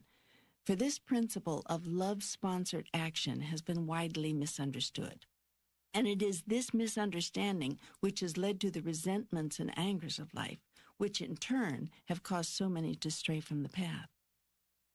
For centuries, you have been taught that love-sponsored action arises out of the choice to be, do, and have whatever produces the highest good for another. Yet I tell you this. The highest choice is that which produces the highest good for you. As with all profound spiritual truth, this statement opens itself to immediate misinterpretation. The mystery clears a bit the moment one decides what is the highest good one could do for oneself. And when the absolute highest choice is made, the mystery dissolves. the circle completes itself, and the highest good for you becomes the highest good for another. It may take lifetimes to understand this, and even more lifetimes to implement, for this truth revolves around an even greater one. What you do for yourself, you do for another. What you do for another, you do for the self. This is because you and the other are one, and this is because there is naught but you. All the masters who have walked your planet have taught this. Verily, verily, I say unto you, inasmuch as ye have done it unto one of the least of these, my brethren, ye have done it unto me. Yet this has remained for most people merely a grand esoteric truth, with little practical application. In fact, it is the most practically applicable esoteric truth of all time. It is important in relationships to remember this truth, for without it, relationships will be very difficult. Let's go back to the practical applications of this wisdom and step away from the purely spiritual, esoteric aspect of it for now. So often, under the old understandings, people, well-meaning and well-intentioned and many very religious, did what they thought would be best for the other person in their relationships. Sadly, all this produced, in many cases, in most cases, was continued abuse by the other, continued mistreatment, continued dysfunction in the relationship. Ultimately, the person trying to do what is right by the other, to be quick to forgive, to show compassion, to continually look past certain problems and behaviors, becomes resentful, angry, and mistrusting, even of God. For how can a just God demand such unending suffering, joylessness, and sacrifice, even in the name of love? The answer is God does not. God asks only that you include yourself among those you love. God goes further. God suggests, recommends that you put yourself first. I do this knowing full well that some of you will call this blasphemy, and therefore not my word, and that others of you will do what might be even worse, accept it as my word and misinterpret it or distort it to suit your own purposes, to justify ungodly acts. I tell you this, putting yourself first in the highest sense never leads to an ungodly act. If therefore you have caught yourself in an ungodly act as a result of doing what is best for you, the confusion is not in having put yourself first, but rather in misunderstanding what is best for you. Of course, determining what is best for you will require you to also determine what it is you are trying to do. This is an important step that many people ignore. What are you up to? What is your purpose in life? Without answers to these questions, the matter of what is best in any given circumstances will remain a mystery. As a practical matter, again, leaving esoterics aside, if you look to what is best for you in these situations where you are being abused, at the very least, what you will do is to stop the abuse. And that will be good for both you and your abuser. For even an abuser is abused when his abuse is allowed to continue. This is not healing to the abuser, but damaging. For if the abuser finds that his abuse is acceptable, what does he learn? Yet if the abuser finds that his abuse will be accepted no more, what has he been allowed to discover? Therefore, treating others with love does not necessarily mean allowing others to do as they wish. Parents learn this early with children. Adults are not so quick to learn it with other adults, nor nation with nation. Yet despots cannot be allowed to flourish, but must be stopped in their despotism. Love of self and love of the despot demands it. This is the answer to your question. If love is all there is, how can man ever justify war? Sometimes man must go to war to make the grandest statement about who man truly is. he who abhors war.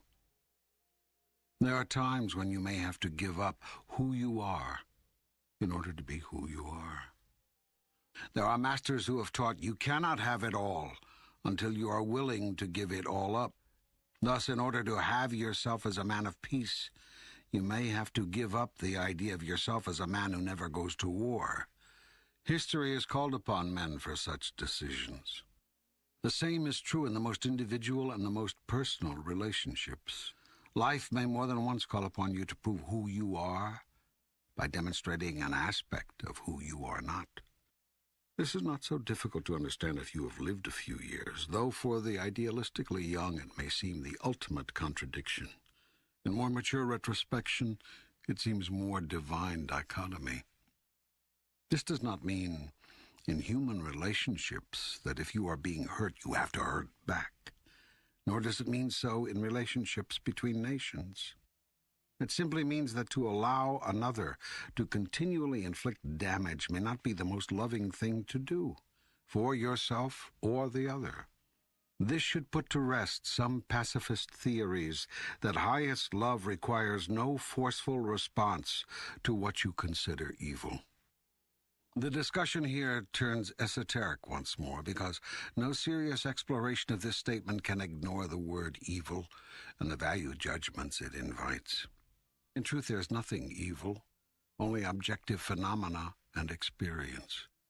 Yet your very purpose in life requires you to select from the growing collection of endless phenomena a scattered few which you call evil.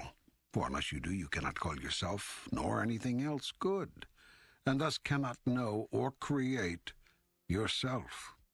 By that which you call evil do you define yourself, and by that which you call good. The biggest evil would therefore be to declare nothing evil at all. You exist in this life in the world of the relative, where one thing can exist only insofar as it relates to another. This is at one and the same time both the function and the purpose of relationship, to provide a field of experience within which you find yourself, define yourself, and if you choose, constantly recreate who you are. Choosing to be godlike does not mean you choose to be a martyr, and it certainly does not mean you choose to be a victim. On your way to mastery, when all possibility of hurt, damage, and loss is eliminated, it would be well to recognize hurt, damage, and loss as part of your experience and decide who you are in relationship to it. Yes, the things that others think, say, or do will sometimes hurt you until they do not anymore. What will get you from here to there most quickly is total honesty, being willing to assert, acknowledge, and declare exactly how you feel about a thing. Say your truth, kindly but fully and completely. Live your truth, gently but totally and consistently. Change your truth easily and quickly when your experience brings you new clarity.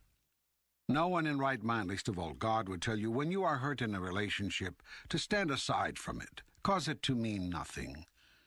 If you are now hurting, it is too late to cause it to mean nothing. Your task now is to decide what it does mean, and to demonstrate that. For in so doing, you choose and become who you seek to be. So I don't have to be the long-suffering wife or the belittled husband or the victim of my relationships in order to render them holy or to make me pleasing in the eyes of God. Good grief, of course not. And I don't have to put up with attacks on my dignity, assaults on my pride, damage to my psyche, and wounds to my heart in order to say that I gave it my best in a relationship, did my duty, or met my obligation in the eyes of God and man. Not for 1 minute. Well, then pray God, tell me, what promises should I make in relationship? What agreements must I keep? What obligations do relationships carry? What guidelines should I seek?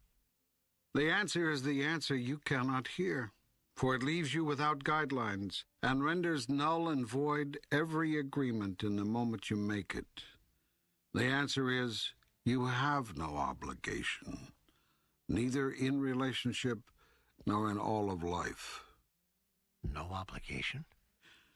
No obligation, nor any restriction or limitation, nor any guidelines or rules, nor are you bound by any circumstances or situations, nor constrained by any code or law, nor are you punishable for any offense, nor capable of any. For there is no such thing as being offensive in the eyes of God. I've heard all this before. This there are no rules kind of religion. That's spiritual anarchy. I don't see how that can work. There's no way it cannot work if you are about the business of creating yourself. If, on the other hand, you imagine yourself to be about the task of trying to be what someone else wants you to be, the absence of rules or guidelines might indeed make things difficult. Yet the thinking mind begs to ask, if God has a way she wants me to be, why didn't she simply create me that way to begin with? Why all this struggle for me to overcome who I am in order for me to become what God wants me to be? This the probing mind demands to know, and rightly so, for it is a proper inquiry. The religionists would have you believe that I created you as less than who I am so that you could have the chance to become as who I am, working against all odds, and I might add, against every natural tendency I am supposed to have given you. Among these so-called natural tendencies is the tendency to sin. You are taught that you were born in sin, that you will die in sin, and that to sin is your nature. One of your religions even teaches you that you can do nothing about this. Your own actions are irrelevant and meaningless. It is arrogant to think that by some action of yours you can get to heaven. There is only one way to heaven, salvation, and that is through no undertaking of your own, but through the grace granted you by God through acceptance of His Son as your intermediary. Once this is done, you are saved.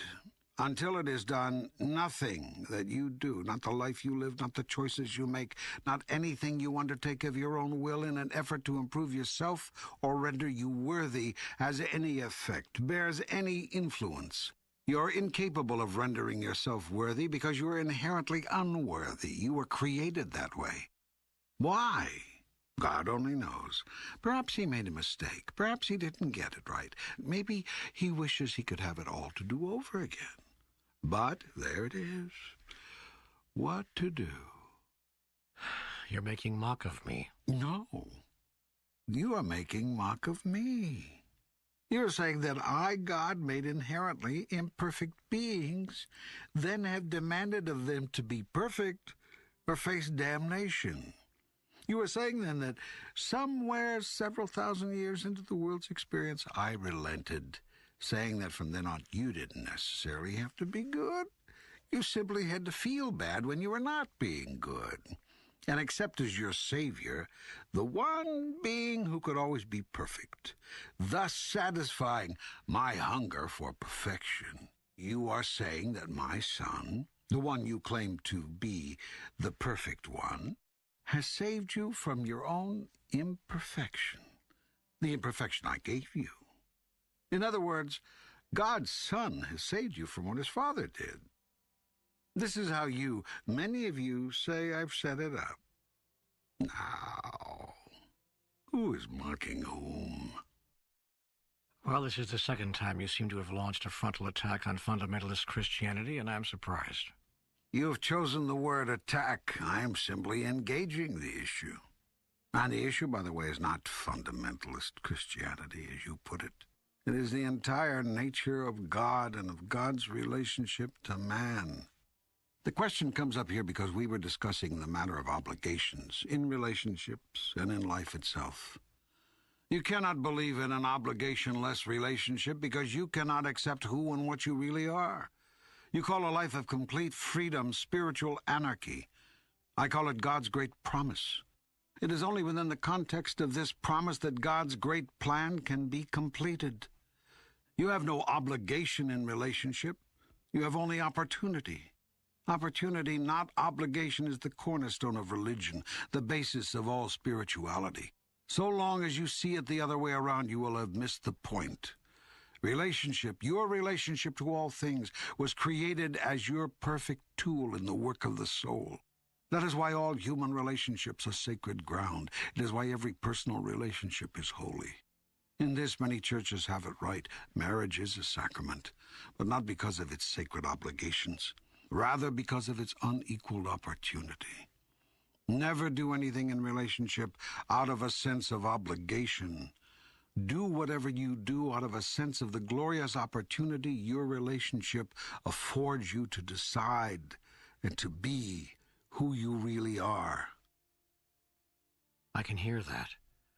Yet over and over in my relationships, I have given up when the going gets tough. The result is I've had a string of relationships where I thought as a kid that I'd have only one. I don't seem to know what it's like to hold on to a relationship. You think I'll ever learn? What do I have to do to make it happen? You make it sound as if holding on to a relationship means it's been a success. Try not to confuse longevity with a job well done.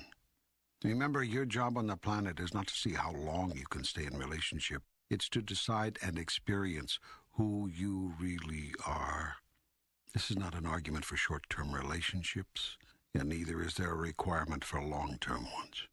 Still, while there is no such requirement, this much should be said. Long-term relationships do hold remarkable opportunities for mutual growth, mutual expression, and mutual fulfillment. That has its own reward. I know. I mean, I've always suspected that. So how do I get there? First, make sure you get into a relationship for the right reasons. I'm using the word right here as a relative term. I mean right, relative to the larger purpose you hold in your life. As I've indicated before, most people still enter relationships for the wrong reasons. To end loneliness, fill a gap, bring themselves love or someone to love. And those are some of the better reasons. Others do so to salve their ego and their depressions, improve their sex life, recover from a previous relationship, or, believe it or not, to relieve boredom. None of these reasons will work. And unless something dramatic changes along the way, neither will the relationship. I didn't enter into my relationships for any of those reasons. I would challenge that. I don't think you know why you entered your relationships. I don't think you thought about it in this way. I don't think you entered your relationships purposefully. I think you entered your relationships because you fell in love. That's exactly right. And I don't think you stopped to look at why you fell in love. What was it to which you were responding? What need, a set of needs, was being fulfilled? For most people, love is a response to need fulfillment. Everyone has needs. You need this, another needs that.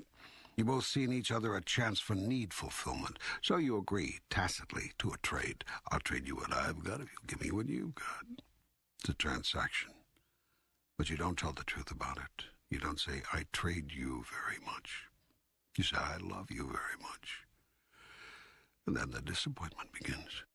You've made this point before. Yes, and you've done this thing before, not once, but several times. You know, sometimes this dialogue seems to be going around in circles, making the same points over and over again. Sort of like life. Ooh, touché. The process here is that you're asking the questions and I'm merely answering them. You ask the same question 3 different ways. I'm obliged to continue answering it. Maybe I keep hoping you'll come up with a different answer. You take a lot of the romance out of it when I ask you about relationships. What's wrong with falling head over heels in love without having to think about it? Nothing. Fall in love with as many people as you like that way. But if you're going to form a lifelong relationship with them, you may want to add a little thought. On the other hand, if you enjoy going through relationships like water, or worse yet, staying in one because you think you have to, then living a life of quiet desperation. If you enjoy repeating these patterns from your past, keep right on doing what you've been doing. Okay, I get it. Well, you're relentless, aren't you? That's the problem with truth. The truth is relentless. It won't leave you alone. It keeps creeping up on you from every side, showing you what's really so. That can be annoying. Okay, so I want to find the tools for a long-term relationship, and you say entering relationships purposefully is one of them. Yes, be sure you and your mate agree on purpose. If you both agree at a conscious level that the purpose of your relationship is to create an opportunity, not an obligation, an opportunity for growth, for full self-expression, for lifting your lives to their highest potential, for healing every false thought or small idea you ever had about you, and for ultimate reunion with God through the communion of your two souls. If you take that vow instead of the vows you've been taking, the relationship has begun on a very good note. It's gotten off on the right foot. That's a very good beginning. Still, it's no guarantee of success. If you want guarantees in life, then you don't want life. You want rehearsals for a script that's already been written. Life, by its nature, cannot have guarantees, or its whole purpose is thwarted. Okay, got it. So now I've got my relationship off to this very good start. Now how do I keep it going? Know and understand that there will be challenges and difficult times. Don't try to avoid them. Welcome them gratefully. See them as grand gifts from God, glorious opportunities to do what you came into the relationship and life to do. Try very hard not to see your partner as the enemy or the opposition during these times. In fact, seek to see no one and nothing as the enemy or even the problem. Cultivate the technique of seeing all problems as opportunities. Opportunities to... I know. Be and decide who you really are. Right, you're getting it. You are getting it. Sounds like a pretty dull life to me. Then you're setting your sights too low. Broaden the scope of your horizons. Extend the depth of your vision. See more in you than you think there is to be seen. See more in your partner, too. You'll never disserve your relationship, nor anyone, by seeing more in another than they are showing you. For there is more there, much more. It is only their fear that stops them from showing you. If others notice that you see them as more, they will feel safe to show what you obviously already see. People tend to live up to our expectations of them. Something like that. I don't like the word expectations here. Expectations ruin relationships. Let's say that people tend to see in themselves what we see in them. The grander our vision, the grander their willingness to access and display the part of them we have shown them. Isn't that how all truly blessed relationships work? Isn't that part of the healing process, the process by which we give people permission to let go of every false thought they've ever had about themselves? Isn't that what I'm doing here for you? Yes. And that is the work of God. The work of the soul is to wake yourself up. The work of God is to wake everybody else up. We do this by seeing others as who they are, by reminding them of who they are. This you can do in two ways. By reminding them of who they are, very difficult because they will not believe you, and by remembering who you are, much easier because you do not need their belief, only your own. Demonstrating this constantly ultimately reminds others of who they are, for they will see themselves in you.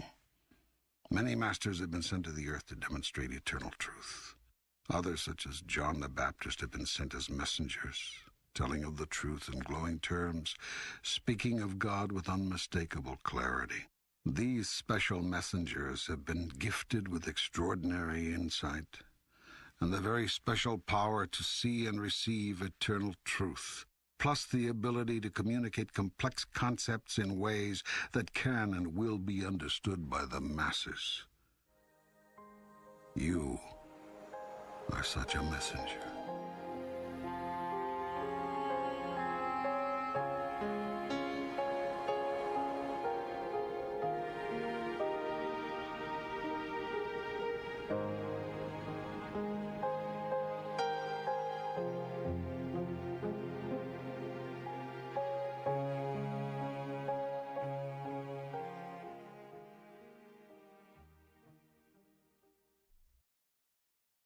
Now, here is an exclusive interview by Michael Toms with Shakti Gawain.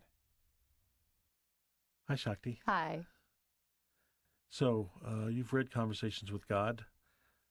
This is a book it's similar to other books that have appeared. I mean, it's not the same thing, obviously, but there's a lot of books that have been published in recent years. I think of the Celestine Prophecy, Mutant Message, books like Care of the Soul, and others that deal with spirituality and enriching our spiritual life. Why do you think that's happening right now? Because it seems like they're coming in abundance. Oh, gosh. I mean, to me, it's been happening for quite some time. So, I've been pretty tuned in to the kinds of ideas and books that have been coming out for about 25 years now. So I guess it's true that it's reaching more and more people and reaching into the mainstream and reaching the masses much more. I think that's just because the the evolution of consciousness is getting to the point where it's really more and more people are finding the necessity to tune into these kinds of ideas. Do you have conversations with God, Shakti? Well, I don't think of it that way because I wasn't brought up in any kind of Christian or even any kind of organized religion at all, although my family did have some religious roots. But I don't relate that much to the word God or the image of God as a person, as a man or whatever. So I don't think of it that way. But in using other terms, yes, I do very much. And an awful lot of my own personal work and my own teaching has been about that precise thing, that we each have that connection inside of us to that higher intelligence and wisdom, and that we can access that within ourselves. So yes, I do. I do that on a regular basis and have for many years. In the book, there's a lot of emphasis on paying attention to your feelings and going inside. And how do you see that from your own work with visualization and intuition? And how would you compare what you do with what God is saying here in this book? Well, this particular God, the way he, she is expressing, is coming through with a pretty strong Christian orientation. Counteracting a lot of the misunderstandings and limitations in the way that people commonly practice and understand Christianity, and I think in a very wonderful way, actually, explaining what the real meaning of a lot of that is. There's an emphasis, to me, there's quite an emphasis on thoughts, how thoughts create our reality. And that's something that, of course, I explored a lot in my early books, Creative Visualization, Living in the Light, and it's been a foundation of my work. In recent years, I've moved a lot more into exploring what I call all four levels of our being: spiritual, mental, emotional, and physical. And I think there's a lot of necessity and a lot of importance to deal with the emotional level as well as the mental level. And in this book, there's a kind of more of an emphasis on the mental, as I find in most kind of traditional spiritual books. It talks a lot more about the spiritual and the mental. And yes, it does make reference in passing kind of to our emotions and how important they are and how we need to accept them. But it doesn't really tell very much about how do we really do that. And what I find is that that's the stumbling block for most people, is the level of deep emotional healing. We don't know much about how to do that. We don't have very many role models. So my work has probably more emphasis on doing the emotional healing and really bringing it into the physical. But I have to say that one of the reasons I like this book is because most of what's being said in this book is almost word for word, concept for concept, things I've said in my own books, from Creative Visualization through Living in the Light to Path of Transformation. So you believe that you think thought basically determines our reality, what we think and how we perceive? I think that certainly what we think and how we perceive is a large part of what creates our experience of reality. I think what we feel, our emotions and our emotional patterns, are a big part of that too, and they're different from our thoughts. And most people don't differentiate that. Most people just talk about thoughts and how our thoughts create a reality and talk about how we have to change our thoughts. But I don't find that most people in the spiritual traditions talk much about the deep emotions and feelings and emotional patterns we have. And it's a very different thing to deal with those. You have to deal with them in a different way. You can't just change your emotions. You have to really experience and embrace your emotions. And when you think about it, emotions happen to us a lot earlier in life than thoughts do. I mean, we feel for months at least, if not years, before we begin to form those feelings into thoughts. So it's in some ways a deeper level, I feel. But yes, we do. Our thoughts have a lot to do with creating our reality. Your work has taken you into relationships. You've written about relationship. Yeah. And there's a quote in the book that I'd like to bring out right now. Relationships are sacred because they provide life's grandest opportunity. Mm-hmm. Indeed, its only opportunity to create and produce the experience of your highest conceptualization of self. Absolutely. You agree with that? Oh, yeah. In fact, I do workshops all the time about how relationship is our best path of consciousness. It's our most relentless reflection.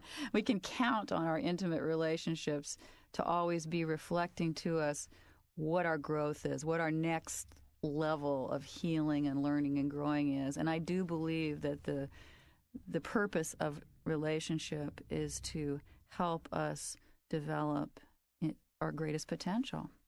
And they're very effective at that if we know how to use them. Most of us don't really know how to use them that way. So I appreciated what he had to say about relationship. There's a large focus in this book on love, and love being the path. Yeah, and as I read through the book, there were very few things I disagreed with. In fact, most of the things I went, yes, that's what I say too. There were a couple of places. One of the things I felt a little uncomfortable with is, see, I really believe that this is a plane of duality, of polarities, in which our task is to learn to truly honor and embrace all opposites, all polarities, that one isn't better than another, but that, in fact, all the aspects of life are equally valuable and blessed. And he says that over and over again in here, but then sometimes when he gives examples, it seems to have a different emphasis, like he's saying everything is either love or fear. And it's quite clear from the way he talks about that love is better. Yes, we need to, accept fear and so forth, but what we really want to do is get to love. And to me, that still has that same underlying implication of one's higher, one's lower, one's better, one's worse, one's good, one's bad. It felt that way as I was reading it. And see, to me, fear is a way we characterize the emotional state of contraction. Love is the emotional state of expansion. We need both expansion and contraction in the physical world. If we just expanded all the time, there would be no boundaries, there would be no individuation. That one isn't better than the other. But somehow, perhaps you have to experience fear, just like you have to experience suffering, in order to understand the deep dimensions of life and to understand love. You have to go and through there's fear. A purpose for fear in the physical world. I mean, we feel fear, valid fear, when there's danger, when we need to protect ourselves, when we need to pull back physically from something that's dangerous to us or emotionally. So that was the only thing that or one of the only things that I kind of reacted to. And there aren't very many other people I ever hear saying what I'm saying here. I mostly hear people saying this, that let's choose love, let's let go of fear, let's get rid of fear and choose love because love is the higher. And I know what they mean. I mean, it feels much better to love than to fear. Yet I don't know, I just think that there's a place for both and they're both appropriate. My way of thinking of it is that on a spiritual level, love is what we are. Unconditional love is our experience on the spiritual level. And whenever we get the opportunity to touch into that level, we get that wonderful feeling of unconditional love. On a human level, unconditional love, it's not human. On a human level, we have needs, we have vulnerabilities, we have to protect ourselves. We love and we need both. To have unconditional love, you have to have no needs. And on a human level, we do have needs. And I think being here, one of the reasons we've chosen to come here is to explore this dimension of humanness, of vulnerability, of having needs, of having emotions, of not being so perfect and so self-sufficient. Am I making sense? Yes. Uh-huh. So, I don't know. I'm just kind of a champion for not in any way implying that the human aspect is less than the spiritual. But really, they're both incredibly beautiful. And we're here, I think, at this point in our evolution to try to bring them together and have this experience in physical bodies on the earth of being human and being divine. How do you pray? Well, I don't usually think of it as praying, again, because I don't come from that kind of orientation, and that word was not something that I ever really related to. I think of it, but there's nothing wrong with it. It's just not a word that I particularly relate to. I meditate, and for me, meditation is really just sitting quietly and being with myself, with whatever's happening. If I happen to be in my mind with a lot of thoughts going on, just sort of allowing myself to be with that. And as I do that, often that starts to quiet down a little bit, and maybe I move into what I'm feeling emotionally, just becoming aware of that. And oftentimes then I can kind of drop down into what feels like a deeper place, a more core place, a more essence place, and just making contact with my own essence, which is also connected to the essence of life and God and, greater intelligence, whatever you want to call it. And then I often just I just open to receiving if there's any reminder or message or something that I need to be aware of, or if I have a question or a problem, I'll ask, what do I need to know about this, or what do I need to heal in this situation, and just pose the question. And if some kind of answer or insight comes to me, I take it, and oftentimes it doesn't right at that moment, but I know that by posing the question or asking for what I need, I'm creating the space for it to come to me either internally or oftentimes externally. So it's kind of a communion with that deeper wisdom that I feel is inside of me and in all of us. There's something in the book that deals with prayer about that prayer really is not prayer that don't come in supplication, but come already in gratitude for what you already have. Yeah, I think that's pretty powerful. I think come in any way that you want to, come however you feel to. Sometimes you feel like, I need help, or please. But that is kind of a disempowered place. And I think it's okay to be that way sometimes. It's like the universe can be our mother and father if that's what we need. But I agree that real powerful change and transformation comes from allowing yourself to really experience it the way you want it to be. And that's what my book, Creative Visualization, is really all about. And experiencing it with gratitude and appreciation. Yes. If you can muster that up, that's a good thing to do. In Conversations with God, did you resonate with the voice of God here? Did you resonate with it? Sounds like you did. Sounds like you resonated a lot with it. Yeah, I did. As I said, I feel like a lot of what was being said in maybe slightly different words are things that I find myself saying or that I've written a lot. Also, another part of the Conversation with God, there's this emphasis on living without expectation, acting without thought of the results. Not that we wouldn't think of the results at some point before we act, but that we're moving through life really coming from the deepest part of ourselves, from our passion, and we're expressing our beingness through that. Well, I love the passion part, and I do feel that the more you live your passion and follow your desires and honor your feelings and express who you are, the more clear you become. I get a little anxious about See, again, it's a kind of a very traditional spiritual approach to say, we need to live without expectation. That's wonderful. That's like being unconditionally loving and non-judgmental, and it's all a kind of a wonderful spiritual ideal. Everybody I know has a real hard time doing that. That's right. Including myself. Yeah. And those kinds of trying to live up to a spiritual ideal so often causes such a split in people. It puts us in conflict with ourselves. God, I want to be unconditionally loving and non-judgmental, but really I feel that I've, conditionally loving and judgmental a lot. What's wrong with me? Why can't I give this up? Why can't I be more like that? And there we are, judging ourselves, feeling bad about ourselves, feeling in conflict, which is the opposite of the way, the teaching is supposed to help us with. So my feeling is that, again, everything, all polarities are true. It's wonderful to have times where we can let go of expectations. It really is an incredible freedom when we can do it. It's wonderful to have those moments of unconditional love. It's wonderful to have those times of non-judgment. It's great to be looking at our judgments and see, where do they come from? Why do I have this? Can I let go? What's underneath it?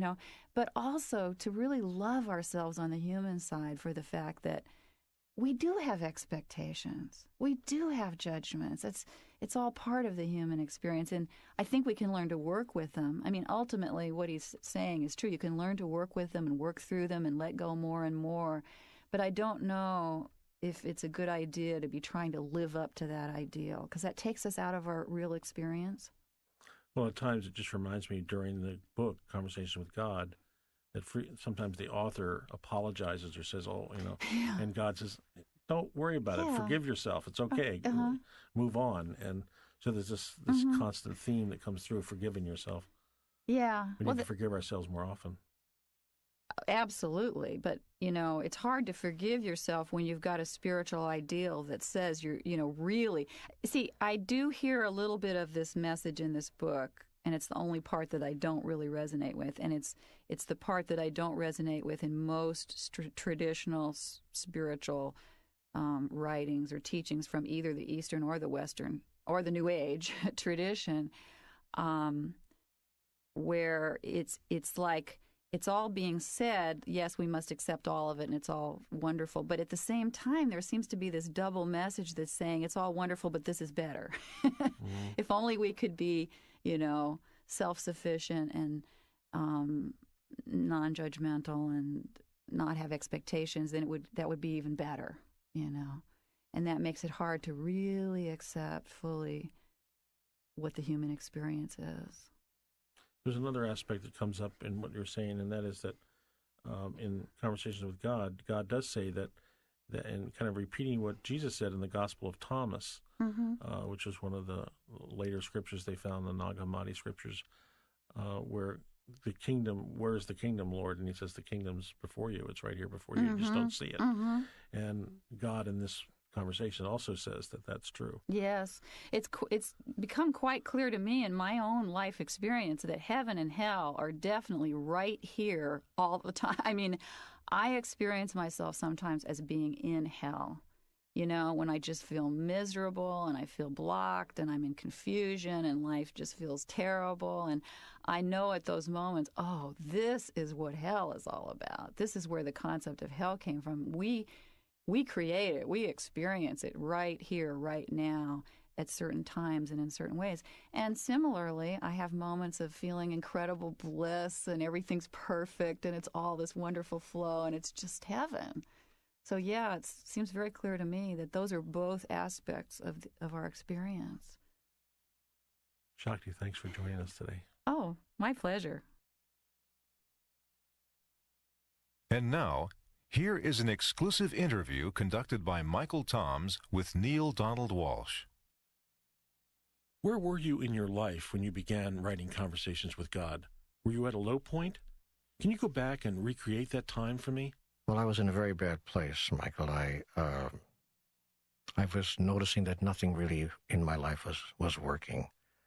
I was in a relationship that was very unrewarding, and I must say, through no fault of the marvelous lady who was sharing my life and in partnership with me at that time. I simply didn't know and hadn't learned through all the years of my life how to make relationship work, even with a person as wonderful as she. And that was depressing to me because I thought, gosh, if I can't make a relationship work with someone as really wonderful as this person, then with whom can I make relationship work? And likewise, my career was in a shambles. I was working all right. I wasn't out of work, but the work that I was doing had become, after 30 years, terribly unrewarding and not at all producing of happiness or joy or a feeling of fulfillment. Indeed, I used to think, am I going to be doing this when I'm 65? Am I going to actually retire out of this particular profession? And it did not seem to be the way that I always thought I would touch the world, nor the way that I thought that, for that matter, the world would touch me with its magnificence. I wasn't feeling that through my work. And my health, not surprisingly because of all the rest of this, was also rapidly going downhill, with ailments large and small, seemingly assaulting my body, which was just about reaching the age of a half-century. And so as I would wake up in the morning during those days and times, I recall feeling desperately unhappy and enormously frustrated because I didn't know how to deal with my unhappiness. I didn't know how to produce the kind of experience of life of which I knew that human beings were capable, but which I had not been able to produce in all the many years that I had been around here. And so it was out of that sense of desperation, and it was a months-long kind of depression. And I have to tell you, Michael, that I'm not a kind of a person who's in his lifetime been chronically depressed. In fact, I've never had that experience before. But if someone were to search for a clinical definition of where I was during that period, I'm sure they would say that I was, in fact, chronically depressed. That is to say, over a period of 8, 10, or 12 weeks, for 3 months or longer, I was just simply down in the dumps. And more than down in the dumps, I was beginning to question the very reason and purpose for my existence, and, to be quite frank, whether I even wanted to go on.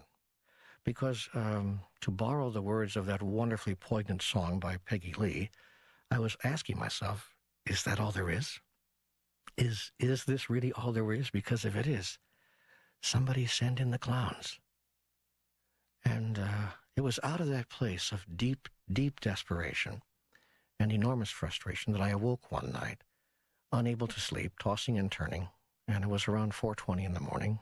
And so I got out of bed, and so as not to disturb the lady that I was partnering in life with and the rest of the household, and went someplace where I could be by myself. I didn't even know, frankly, what I was doing or why I was up or what I was going to do. I searched around and rummaged through the refrigerator, thinking my old friend food would solve the problem, but there was nothing in there I wanted, and so I went to the living room, sat on the couch, and looked at the four walls with one tiny lamp on. It's 4:20 in the morning.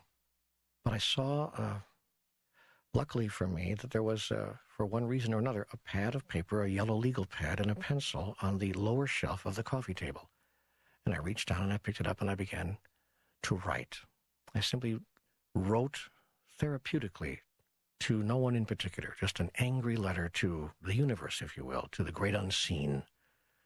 And the letter contained desperate statements and angry statements. Why, I can't even repeat some of them here in this interview, but why is life being this way? What does it take for relationships to work? Why can't I do what I love to do, truly love to do, and make a living? When is it my turn? When will life show up for me in the way I had been promised from the earliest days of my youth? And how come I can't have what I see so many other people having, fulfillment and a sense of completion with some of the earlier mysteries of life, a sense of inner peace, and joie vive, joy in life? What does it take? And I wrote all these questions out in a very angry, angry letter to no one in particular. And when I was finished writing those questions, and I must have been at that legal pad for 20 minutes or more, finally I had written myself out, and my hand was becoming tired just from the writing of it. So I put it down and I reached over to the side of me to put the pen down on the side table, and the pen literally would not leave my hands. And my hand was drawn back to the legal pad. I picked it back up and I thought, I guess there's something more I want to write here. And I frankly didn't even know what I was going to write next. But as the pad hit the paper, words came to me silently in my head from what I could only describe as a voiceless voice. And the voiceless voice said to me, and I quickly wrote the thought, do you really want answers to all of these questions, or are you just venting? And I laughed, and I chuckled, and I said to myself, well, this is interesting. Where did that thought come from? But I decided to play a game with myself. I thought, okay, I'm talking to myself in my mind. That's all right. That's part of the therapy, I guess. And so I wrote an answer. Yeah, I'm venting, but I would like answers too. And if you've got answers to all these questions, don't hold them back. I sure as hell like to hear them. And with that, this voiceless voice again began speaking, if you will, in almost as if someone were whispering in my right ear. And I began writing as quickly as I could what I was hearing in my head. It was very much like taking dictation. And there followed the most extraordinary exchange that went on periodically over the next year, with my writing back, if you will, answering his questions or asking her questions that came to me, and receiving answers almost immediately, so quickly that I almost couldn't write fast enough to keep up, and several times during the dialogue I had to say, whoa, slow down a bit, give me a chance here. And And the voice did slow down. A very considerate person. So I was engaged in that process for over a year. But that particular morning when it began, I recall vividly, because I stopped writing after about an hour and a half of this back-and-forth dialogue, the beginnings of which formed the very beginning of the book Conversations with God. And when I finished, I turned back the pages to see what I had written. I had not done that at any point during the dialogue, but finally when I realized that I was talked out, if you will, for the morning, I turned back the pages and I began reading. And frankly, Michael, I was stunned with what I found there on my own legal pad in my own handwriting. And I didn't know where this was coming from. Partly I felt very, very much afraid. Partly I felt almost overjoyed. And I didn't even know why I was feeling joy. I just felt very joyful, the experience. And so it was a mixture of fear and joy, or fear and love, if you will, not unlike life itself. That's quite an account you just gave, Neale. It sounds like what was happening is that you were outside of your thinking mind. Is that an accurate statement? Yes, that's exactly how it was, Michael. I wasn't thinking at all. And it is said in the book, in order to really get in touch with God, you have to be out of your mind.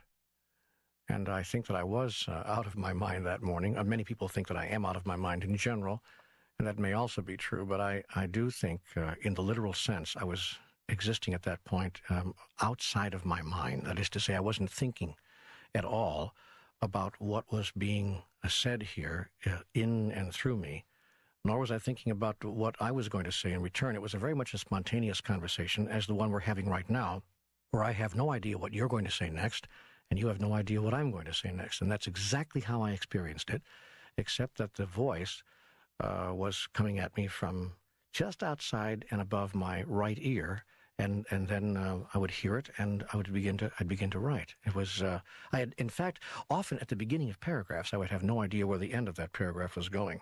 That was particularly true in the section on the Ten Commandments, one of the most extraordinary sections in the book, when I had no idea.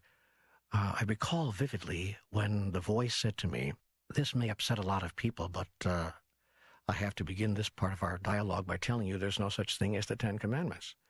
And I recall writing back, sitting up straight on the couch that particular morning, writing back, there are no Ten Commandments? And the answer came back, no. And I had no idea what that was about. I had no idea, well, now where do we go with this? And so all I did was just sit there in the darkness and listen and take dictation. And out came one of the most extraordinary constructions, one of the most extraordinary theological constructions around our concept of the Ten Commandments I've ever encountered. Quite apart and aside from the fact that particular construction stepped outside of any paradigm I've ever held. It was, in and of itself, a unique description of our true and right relationship with God, in my opinion. And it was at that point in the book that I realized, at that point in the dialogue, that I realized that I was, in fact, communicating with something much larger than myself, something that existed quite apart and separate from me, something with which I had nothing to do. I even gave up my thought, well, I'm imagining this, or I'm calling this forth from my own higher self, or all of those other ways I was trying to explain what was happening.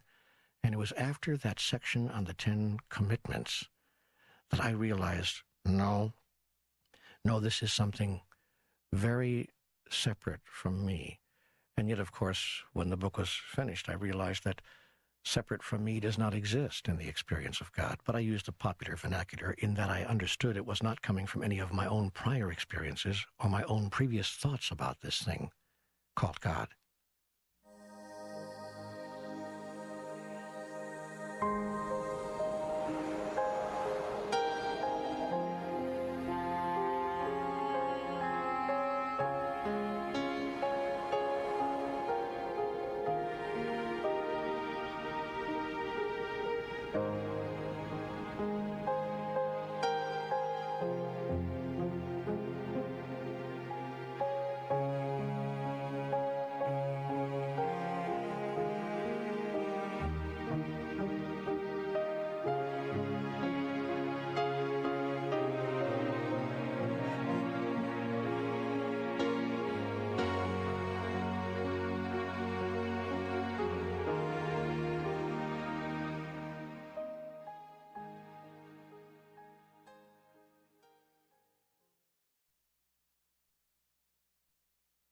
Many masters have been sent to the earth to demonstrate eternal truth.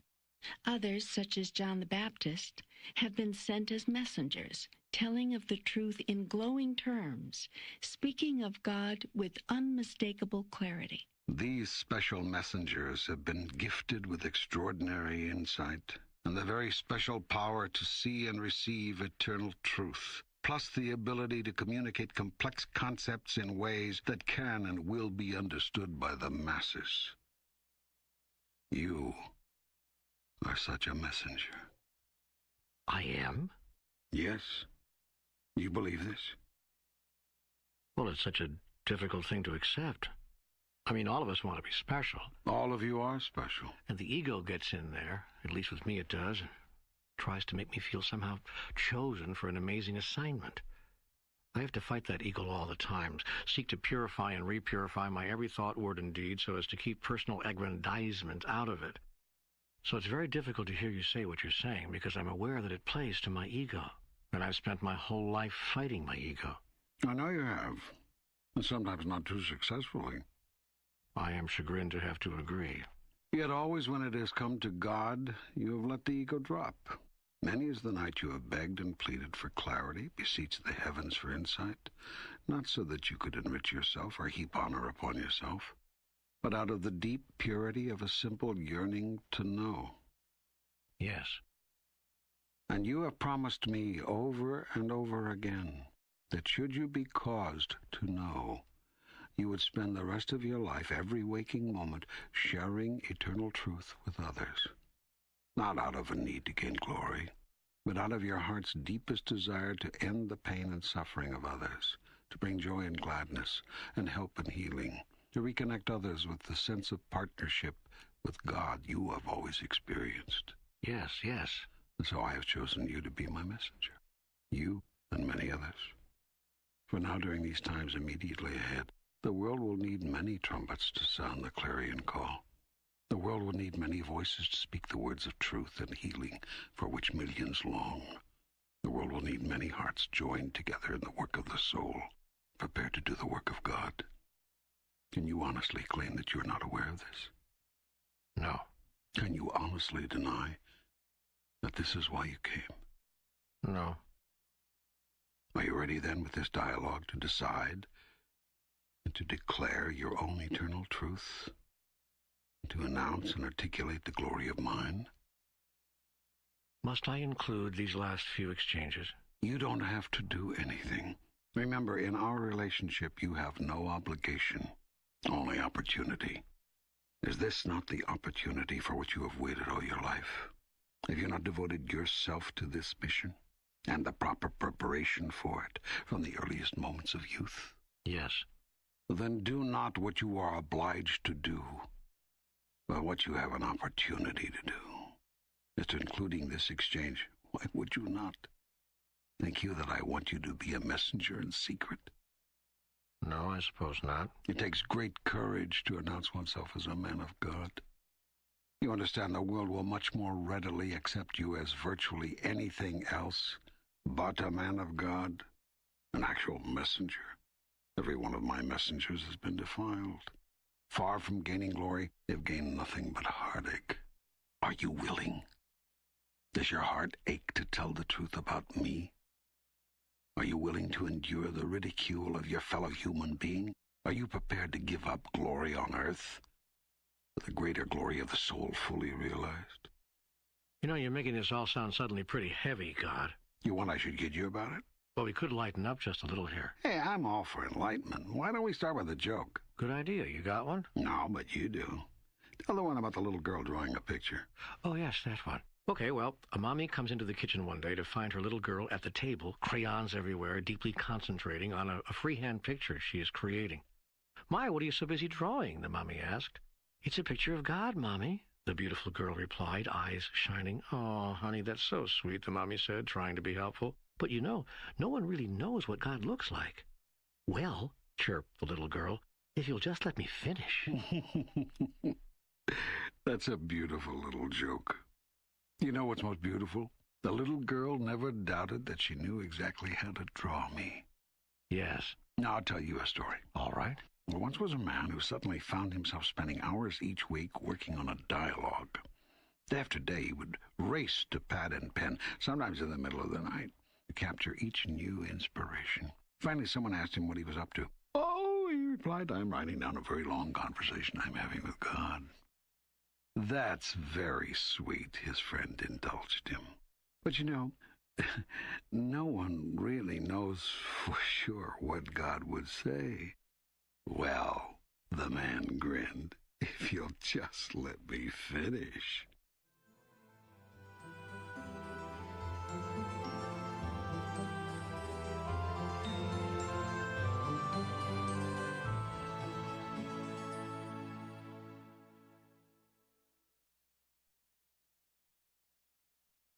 Business, but it's the most challenging thing you'll ever do in your life. In fact, you may never get there. Few people do, not in one lifetime, not in many. So why try? Why enter the fray? Who needs it? Why not simply play life as if it were what it apparently is anyway, a simple exercise in meaninglessness, leading to nowhere in particular? A game you can't lose no matter how you play, a process that leads to the same result ultimately for everyone. You say there's no hell, there's no punishment, there's no way to lose, so why bother trying to win? What's the incentive, given how difficult it is to get where you say we're trying to go? Why not take our good-natured time and just relax about all this God stuff and being who you really are? My, we are frustrated, aren't we? Well, I get tired of trying, only to have you come in here and tell me how hard it's all going to be and how only 1 in a million makes it anyway. Yes, I see that you do. Let me see if I can help. First, I'd like to point out that you already have taken your good-natured time about it. Do you think this is your first attempt at this? I have no idea. It doesn't seem as if you've been here before. Well, sometimes. Well, you have. Many times. How many times? Many times. That's supposed to encourage me? It's supposed to inspire you. How so? First, it takes the worry out of it. Brings in the can't-fail element you just talked about. It assures you that the intention is for you not to fail, that you'll get as many chances as you want and need. You can come back again and again and again. If you do get to the next step, if you evolve to the next level, it's because you want to, not because you have to. You don't have to do anything. If you enjoy life at this level, if you feel that this is the ultimate for you, you can have this experience over and over and over again. In fact, you have had it over and over again for exactly that reason. You love the drama. You love the pain. You love the not knowing, the mystery, the suspense. You love it all. That's why you're here. Are you kidding me? Would I kid you about a thing like that? I don't know. I don't know what God kids about. Not about this. This is too close to the truth, too close to ultimate knowing. I never kid about how it is. Too many people have played with your mind about that. I'm not here to get you more mixed up. I'm here to help you get things clarified. So clarify. You're telling me I'm here because I want to be? Of course, yes. I choose to be? Yes. And I've made that choice many times? Many. How many? Here we go again. You want an exact count? Just give me a ballpark estimate, huh? I mean, are we talking about handfuls here or dozens? Hundreds. Hundreds? I've lived hundreds of lives? Yes. And this is as far as I've gotten? This is quite some distance, actually. Oh, it is it? Absolutely. Why, in past lives, you've actually killed people. What's wrong with that? You said yourself that sometimes war is necessary to end evil. We're going to have to elaborate on that, because I can see that statement being used and misused, just as you're doing now, to try to make all sorts of points or rationalize all sorts of insanity. By the highest standards I have observed humans devise, killing can never be justified as a means of expressing anger, releasing hostility, righting a wrong, or punishing an offender. The statement that war is sometimes necessary to end evil stands true, for you have made it so. You determine in the creation of self, the respect for all human life is and must be a high prime value. I am pleased with your decision, because I did not create life that it may be destroyed. It is respect for life which sometimes makes war necessary. For it is through war against immediate impending evil, it is through defense against immediate threat to another life, that you make a statement of who you are in relationship to that. You have a right under highest moral law. Indeed, you have an obligation under that law to stop aggression on the person of another or yourself. This does not mean that killing as a punishment is appropriate, nor as retribution, nor as a means of settling petty differences. In your past, you have killed in personal duels over the affection of a woman, for heaven's sake, and called this protecting your honor, when it was all honor you were losing. It is absurd to use deadly force as an argument solver. Many humans are still using force, killing force, to solve ridiculous arguments even today. Reaching to the height of hypocrisy, some humans even kill in the name of God, and that is the highest blasphemy, for it does not speak of who you are. Then there is something wrong with killing. Let's back up. There's nothing wrong with anything. Wrong is a relative term, indicating the opposite of that which you call right. Yet what is right? Can you be truly objective in these matters? Or are right and wrong simply descriptions overlaid on events and circumstances by you out of your decision about them? And what, pray tell, forms the basis of your decision? Your own experience? No. In most cases, you've chosen to accept someone else's decision. Someone who came before you and presumably knows better. Very few of your daily decisions about what is right and wrong are being made by you, based on your understanding. This is especially true on important matters. In fact, the more important the matter, the less likely are you to listen to your own experience. The more ready you seem to be to make someone else's ideas your own. This explains why you've given up virtually total control over certain areas of your life and certain questions that arise within the human experience. These areas and questions very often include the subjects most vital to your soul: the nature of God, the nature of true morality, the question of ultimate reality, the issues of life and death surrounding war, medicine, abortion, euthanasia, the whole sum and substance of personal values, structures, judgments. These most of you have abrogated, assigned to others. You don't want to make your own decisions about them. Someone else decide, I'll go along, you shout. Someone else just tell me what's right and wrong. This is why, by the way, human religions are so popular. It almost doesn't matter what the belief system is, as long as it's firm, consistent, clear in its expectation of the follower, and rigid. Given those characteristics, you can find people who believe in almost anything. The strangest behavior and belief has been, attributed to God. It's God's way, they say, God's word.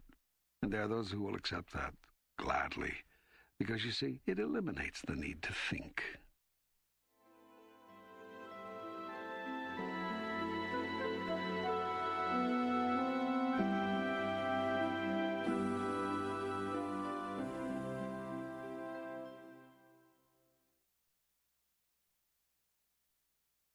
Now let's think about killing.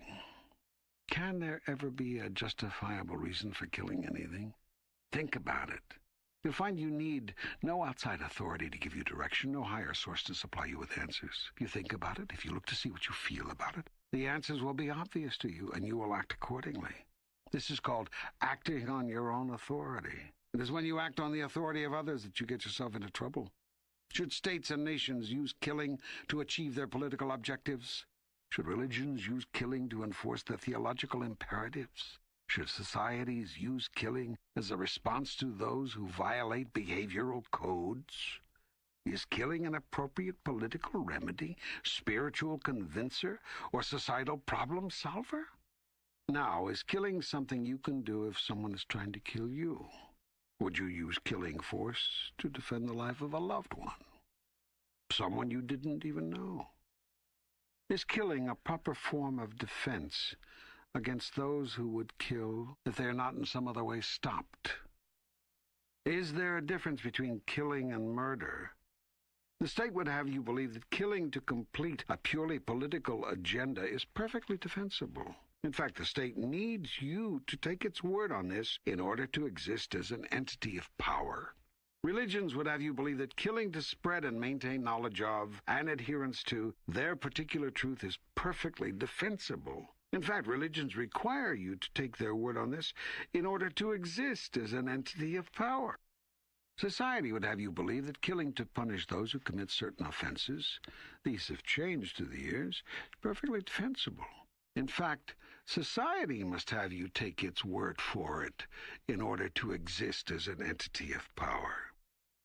Do you believe these positions are correct? Have you taken another's word for it? What does yourself have to say? There is no right or wrong in these matters, but by your decisions you paint a portrait of who you are. Indeed, by their decisions, your states and nations have already painted such pictures. By their decisions, your religions have created lasting, indelible impressions. By their decisions, your societies have produced their self-portraits too. Are you pleased with these pictures? Are these the impressions you wish to make? Do these portraits represent who you are? Be careful of these questions. They may require you to think. Thinking is hard. Making value judgments is difficult. It places you at pure creation because there are so many times you'll have to say, I don't know, I just don't know. And still you'll have to decide. And so you'll have to choose. You'll have to make an arbitrary choice. Such a choice, a decision coming from no previous personal knowledge, is called pure creation. And the individual is aware, deeply aware, that in the making of such decisions is the self created. Most of you are not interested in such important work. Most of you would rather leave that to others. And so most of you are not self-created, but creatures of habit, other-created creatures. Then, when others have told you how you should feel, and it runs directly counter to how you do feel, you experience a deep inner conflict. Something deep inside you tells you that what others have told you is not who you are. Now, where to go with that? What to do? The first place you go is to your religionists, the people who put you there in the first place. You go to your priests and your rabbis and your ministers and your teachers, and they tell you to stop listening to yourself. The worst of them will try to scare you away from it, scare you away from what you intuitively know. They'll tell you about the devil, about Satan, about demons and evil spirits and hell and damnation, and every frightening thing they can think of to get you to see how what you were intuitively knowing and feeling was wrong. And how the only place you'll find any comfort is in their thought, their idea, their theology, their definitions of right and wrong, and their concept of who you are. The seduction here is that all you have to do to get instant approval is to agree. Agree and you have instant approval. Some will even sing and shout and dance and wave their arms in hallelujah. That's hard to resist. Such approval, such rejoicing that you've seen the light, that you've been saved. Approvals and demonstrations seldom accompany inner decisions. Celebrations rarely surround choices to follow personal truth. In fact, quite the contrary. Not only many others feel to celebrate, they may actually subject you to ridicule. What? You're thinking for yourself? You're deciding on your own? You're applying your own yardsticks, your own judgments, your own values? Who do you think you are, anyway? And indeed, that is precisely the question you are answering. But the work must be done very much alone, very much without reward, without approval, perhaps without even any notice. And so you ask a very good question. Why go on? Why even start off on such a path? What is to be gained from embarking on such a journey? Where is the incentive? What is the reason? The reason is ridiculously simple. There is nothing else to do. What do you mean? I mean, this is the only game in town. There's nothing else to do. In fact, there's nothing else you can do. You are going to be doing what you are doing for the rest of your life, just as you've been doing it since birth. The only question is whether you'll be doing it consciously or unconsciously. You see, you cannot disembark from the journey. You embarked before you were born. Your birth is simply a sign that the journey has begun. So the question is not, why start off on such a path? You have already started off. You did so with the first beat of your heart. The question is, do I wish to walk this path consciously or unconsciously, with awareness or lack of awareness, as the cause of my experience or as the effect of it? For most of your life, you've lived at the effect of your experiences. Now you're invited to be the cause of them. That is what is known as conscious living. That is what is called walking in awareness. Now, many of you have walked quite some distance, as I've said. You've made no small progress. So you should not feel that after all these lives, you've only come to this. Some of you are highly evolved creatures with a very sure sense of self. You know who you are, and you know what you'd like to become. Furthermore, you even know the way to get from here to there. That's a great sign. That's a sure indication. Of what? Of the fact that you now have very few lives left. Is that good? It is, now, for you. And that is so because you say it is so. Not long ago, all you wanted to do was stay here. Now all you want to do is leave. That's a very good sign. Not long ago, you killed things, bugs, plants, trees, animals, people. Now you cannot kill a thing without knowing exactly what you're doing and why. That's a very good sign. Not long ago, you lived life as though it had no purpose. Now you know it has no purpose, save the one you give it. That's a very good sign. Not long ago, you begged the universe to bring you truth. Now you tell the universe your truth, and that's a very good sign. Not long ago, you sought to be rich and famous. Now you seek to be simply and wonderfully yourself. And not so very long ago, you feared me. Now you love me. Enough to call me your equal. All of these are very, very good signs. Well, gosh, you make me feel so good. You should feel good. Anybody who uses gosh in a sentence can't be all bad. You really do have a sense of humor, don't you? I invented humor. Yes, you've made that point. Okay, so the reason for going on is that there's nothing else to do. This is what's happening here. Precisely. Then may I ask you, does it at least get any easier? Oh, my darling friend. It is so much easier for you now than it was 3 lifetimes ago, I can't even tell you. Yes, it does get easier. The more you remember, the more you are able to experience, the more you know, so to speak. The more you know, the more you remember. It is a circle. So yes, it gets easier, it gets better, it becomes even more joyful. But remember, none of it has been exactly a drudge. I mean, you've loved all of it, every last minute. Oh, it's delicious, this thing called life. It's a scrumptious experience, now? Well, yes, I suppose. You suppose? How much more scrumptious could I have made it? Are you not being allowed to experience everything? The tears, the joy, the pain, the gladness, the exaltation, the massive depression, the win, the lose, the draw? What more is there? A little less pain, perhaps. Less pain without more wisdom defeats your purpose. Does not allow you to experience infinite joy, which is what I am. Be patient. You are gaining wisdom, and your joys are now increasingly available without pain. That, too, is a very good sign. You are learning, remembering how, to love without pain, to let go without pain, to create without pain, to even cry without pain. Yes, you're even able to have your pain without pain, if you know what I mean. I think I do.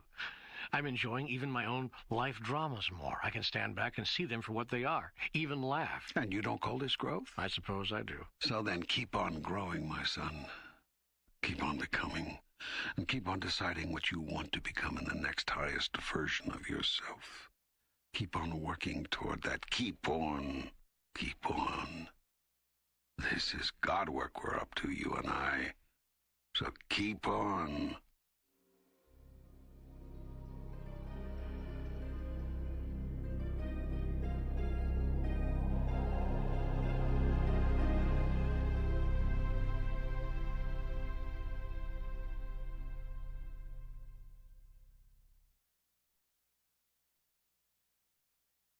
I love you. You know that?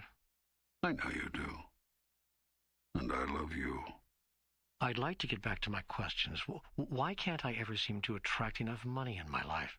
Am I destined to be forever scrimping and scraping? What's blocking me from realizing my full potential regarding money? The condition is manifested not just by you, but by a great many people. Everyone tells me it's a problem of self-worth, a lack of self-worth. I've had a dozen New Age teachers tell me that lack of anything is always traceable to lack of self-worth. That is a convenient simplification. In this case, your teachers are all wrong.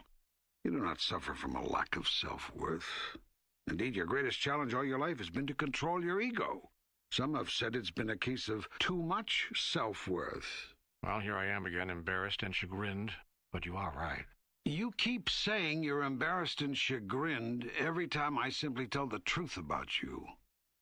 Embarrassment is the response of a person who still has an ego investment in how others see him. Invite yourself to move past that. Try a new response. Try laughter. Okay. Self-worth is not your problem. You are blessed with an abundance of it. Most people are. You all think very highly of yourself, as rightly you should. So self-worth for the great mass of the people is not the problem. What is? The problem is lack of understanding of the principles of abundance, together usually with a massive misjudgment about what is good and what is evil. Let me give you an example. Please do. You carry a thought around that money is bad. You also carry a thought around that God is good. Bless you. Therefore, in your thought system, God and money do not mix. In a sense, I guess that's true. That is how I think. This makes things interesting because this then makes it difficult for you to take money for any good thing. I mean, if a thing is judged very good by you, you value it less in terms of money. So the better something is, the more worthwhile, the less money it's worth. You are not alone in this. Your whole society believes this. So your teachers make a pittance and your stripteasers a fortune. Your leaders make so little compared to sports figures that they feel they have to steal to make up the difference. Your priests and your rabbis live on bread and water while you throw coins at entertainers. Think about it. Everything on which you place a high intrinsic value, you insist must come cheaply. The lonely research scientist seeking a cure for AIDS goes begging for money, while the woman who writes a book on 100 new ways to have sex and creates tapes and weekend seminars to go with it makes a fortune. This having it all backwards is a propensity with you, and it stems from wrong thought. The wrong thought is your idea about money. You love it, yet you say it is the root of all evil. You adore it, yet you call it filthy lucre. You say that a person is filthy rich. If a person does become wealthy doing good things, you immediately become suspect. You make that wrong. So a doctor had better not make too much money, or had better learn to be discreet about it. And a minister, whoa, she'd really better not make lots of money, assuming you'll even let a she be a minister, or there'll surely be trouble. You see, in your mind, a person who chooses the highest calling should get the lowest pay. Yes, is right. You should think about that, because it is such wrong thought. I thought there was no such thing as wrong or right. There isn't. There's only what serves you and what does not. The terms right and wrong are relative terms, and I use them that way when I use them at all. In this case, relative to what serves you, relative to what you say you want, your money thoughts are wrong thoughts. Remember, thoughts are creative. So if you think money is bad, yet think yourself good, well, you can see the conflict. Now, you in particular, my son, act out this consciousness in a very big way. For most people, the conflict is not nearly so enormous as for you. Most people do what they hate for a living, so they don't mind taking money for it. Bad for the bad, so to speak. But you love what you do with the days and times of your life. You adore the activities with which you cram them. For you, therefore, to receive large amounts of money for what you do would be, in your thought system, taking bad for the good, and that is unacceptable to you. You'd rather starve than take filthy lucre for pure service, as if some of the service loses its purity if you take money for it. So here we have this real ambivalence about money. Part of you rejects it, and part of you resents not having it. Now, the universe doesn't know what to do about that, because the universe has received two different thoughts from you. So your life with regard to money is going to go in fits and starts because you keep going in fits and starts about money. You don't have a clear focus. You're not really sure what's true for you. And the universe is just a big photocopy machine. It simply produces multiple copies of your thoughts. Now, there's only one way to change all that. You have to change your thought about it. How can I change the way I think? The way I think about something is the way I think about something. My thoughts, my attitudes, my ideas were not created in a minute. I have to guess they're the result of years of experience, a lifetime of encounters. You're right about the way I think about money. But how do I change that? This could be your most interesting question. The usual method of creation for most human beings is a three-step process involving thought, word, and deed or action. First comes thought, the formative idea, the initial concept. Then comes the word. Most thoughts ultimately form themselves into words, which are often then written or spoken. This gives added energy to the thought, pushing it out into the world, where it can be noticed by others. Finally, in some cases, words are put into action, and you have what you call a result, a physical world manifestation of what all started with a thought. Everything around you in your man-made world came into being in this way, or some variation of it. All three creation centers were used. But now comes the question. How to change a sponsoring thought? Yes, that is a very good question, and a very important one. For if humans do not change some of their sponsoring thoughts, humankind could doom itself into extinction. The most rapid way to change a root thought or sponsoring idea is to reverse the thought, word, deed process. Explain that. Do the deed that you want to have the new thought about. Then say the words that you want to have your new thought about. Do this often enough, and you'll train the mind to think a new way. Train the mind? Isn't that like mind control? Isn't that just mental manipulation? Do you have any idea how your mind came up with the thoughts it now has? Do you not know that your world has manipulated your mind to think as you do? Wouldn't it be better for you to manipulate your mind than for the world to? Would you not be better off to think the thoughts you want to think than those of others?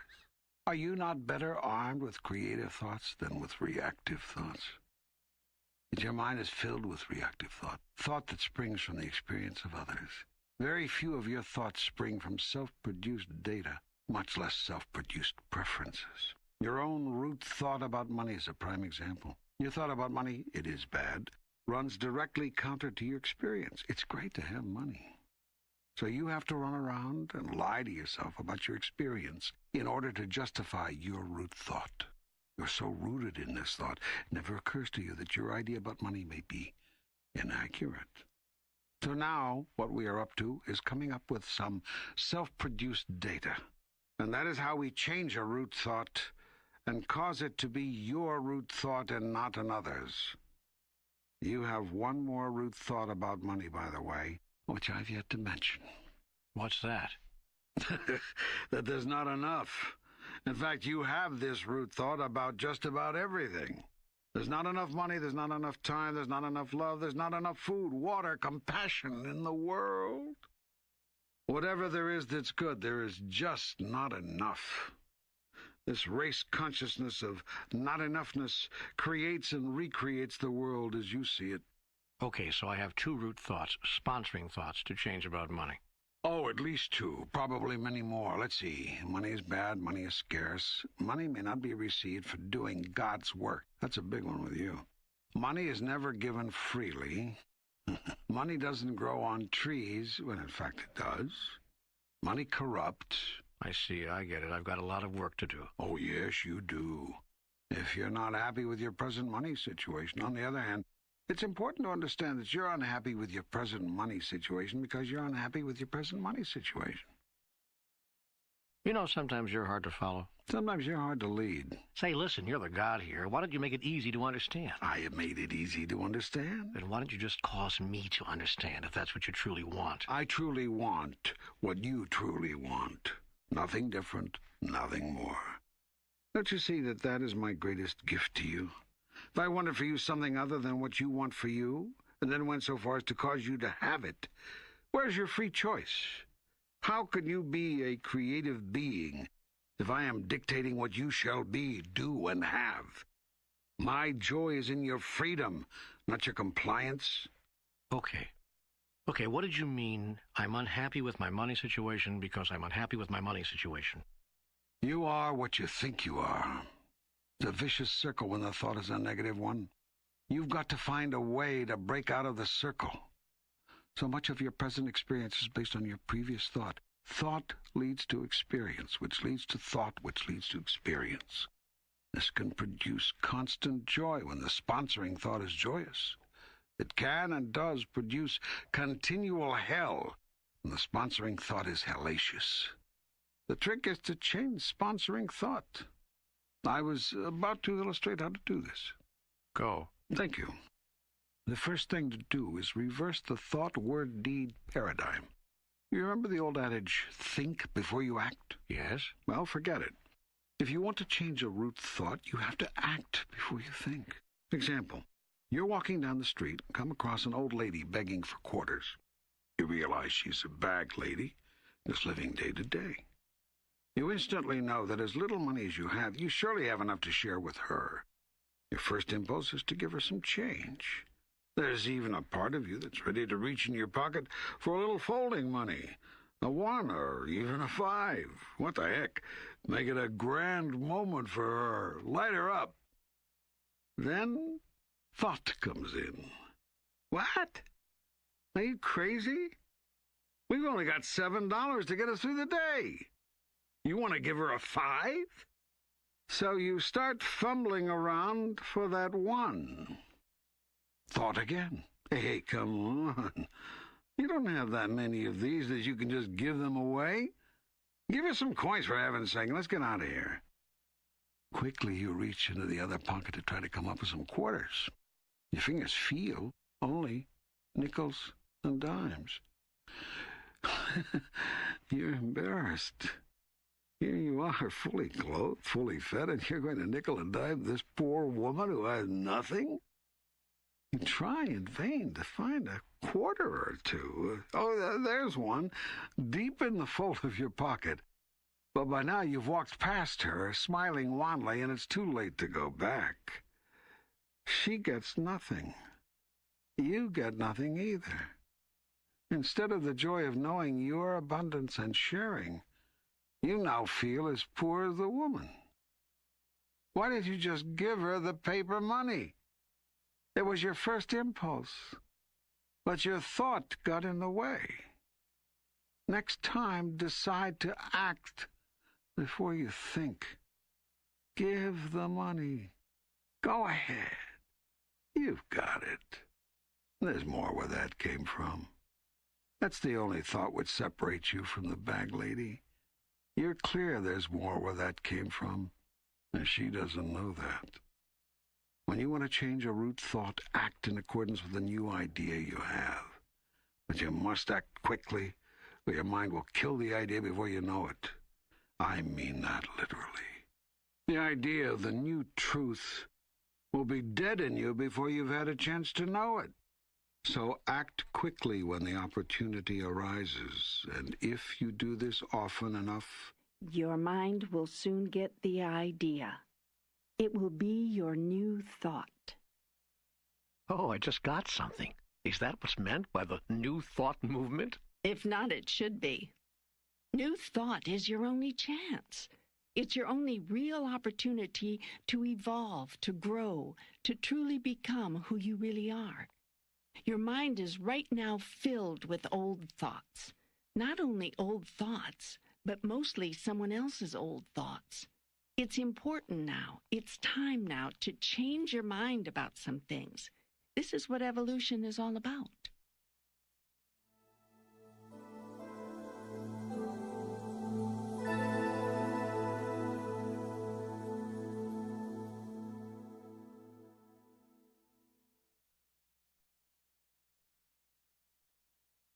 Why can't I do what I really want to do with my life and still make a living?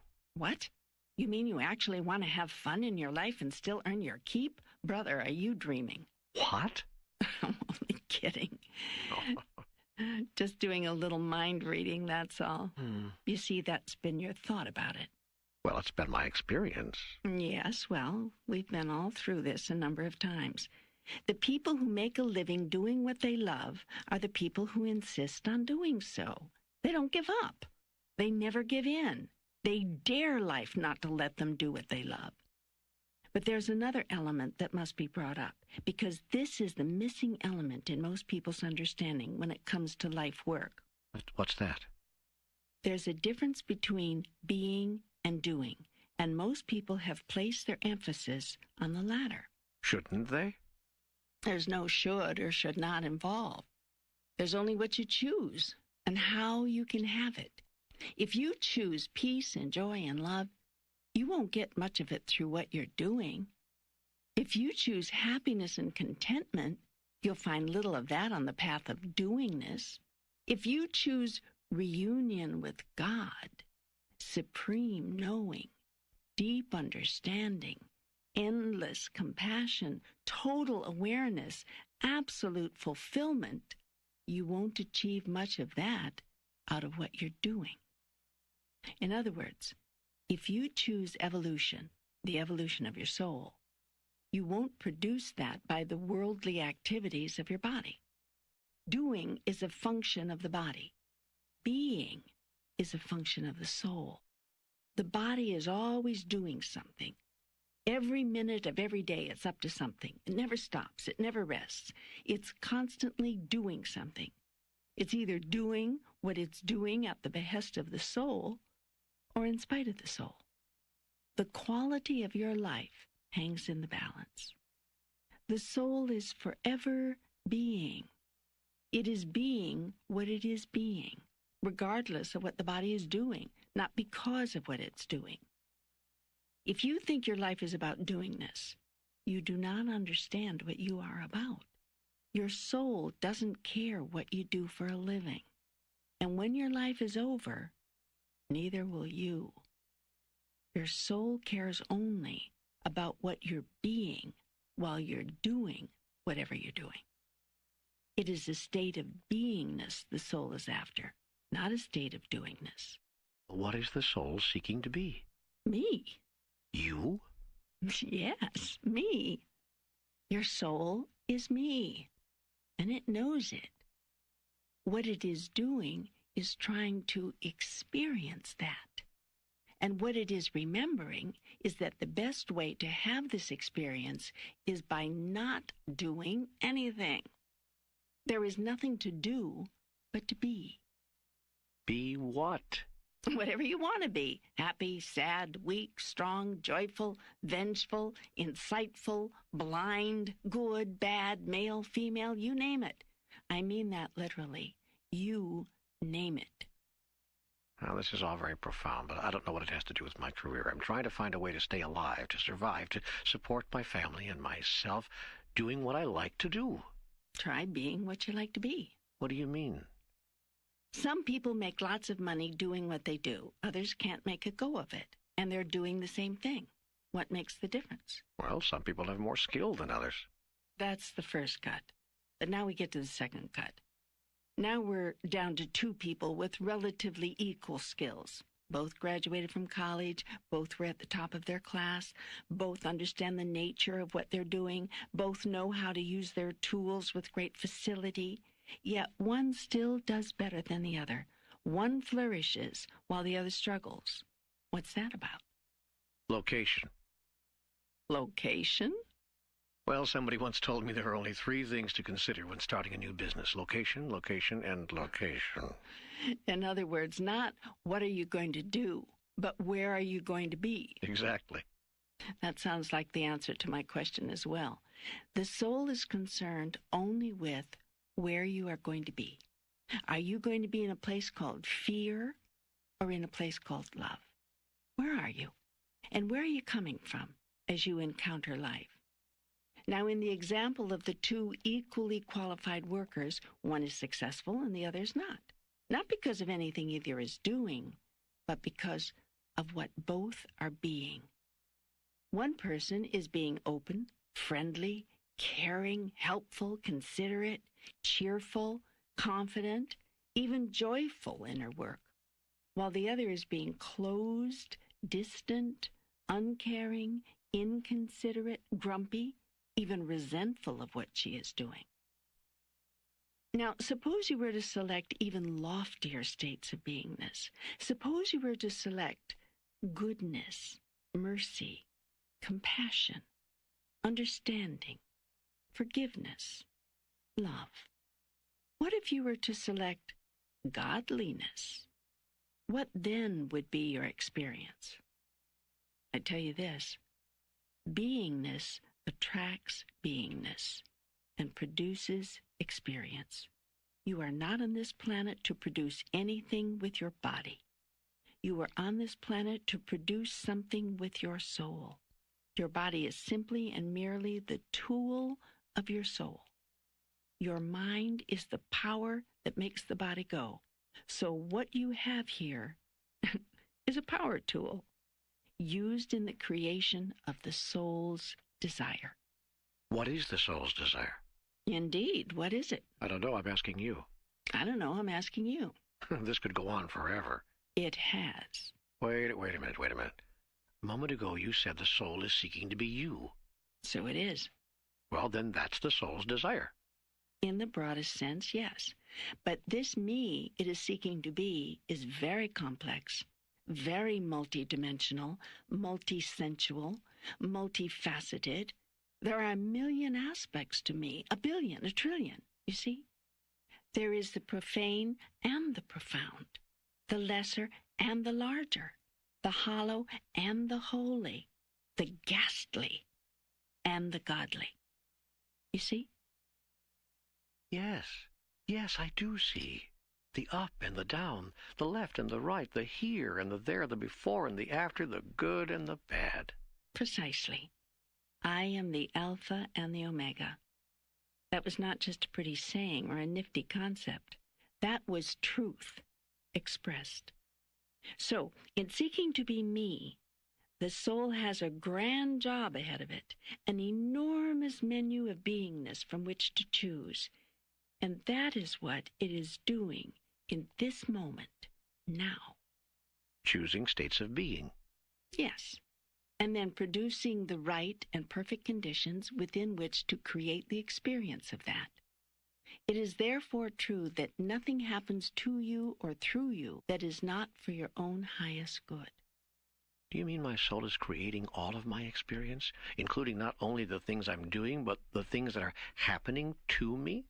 Let us say that the soul leads you to the right and perfect opportunities for you to experience exactly what you had planned to experience.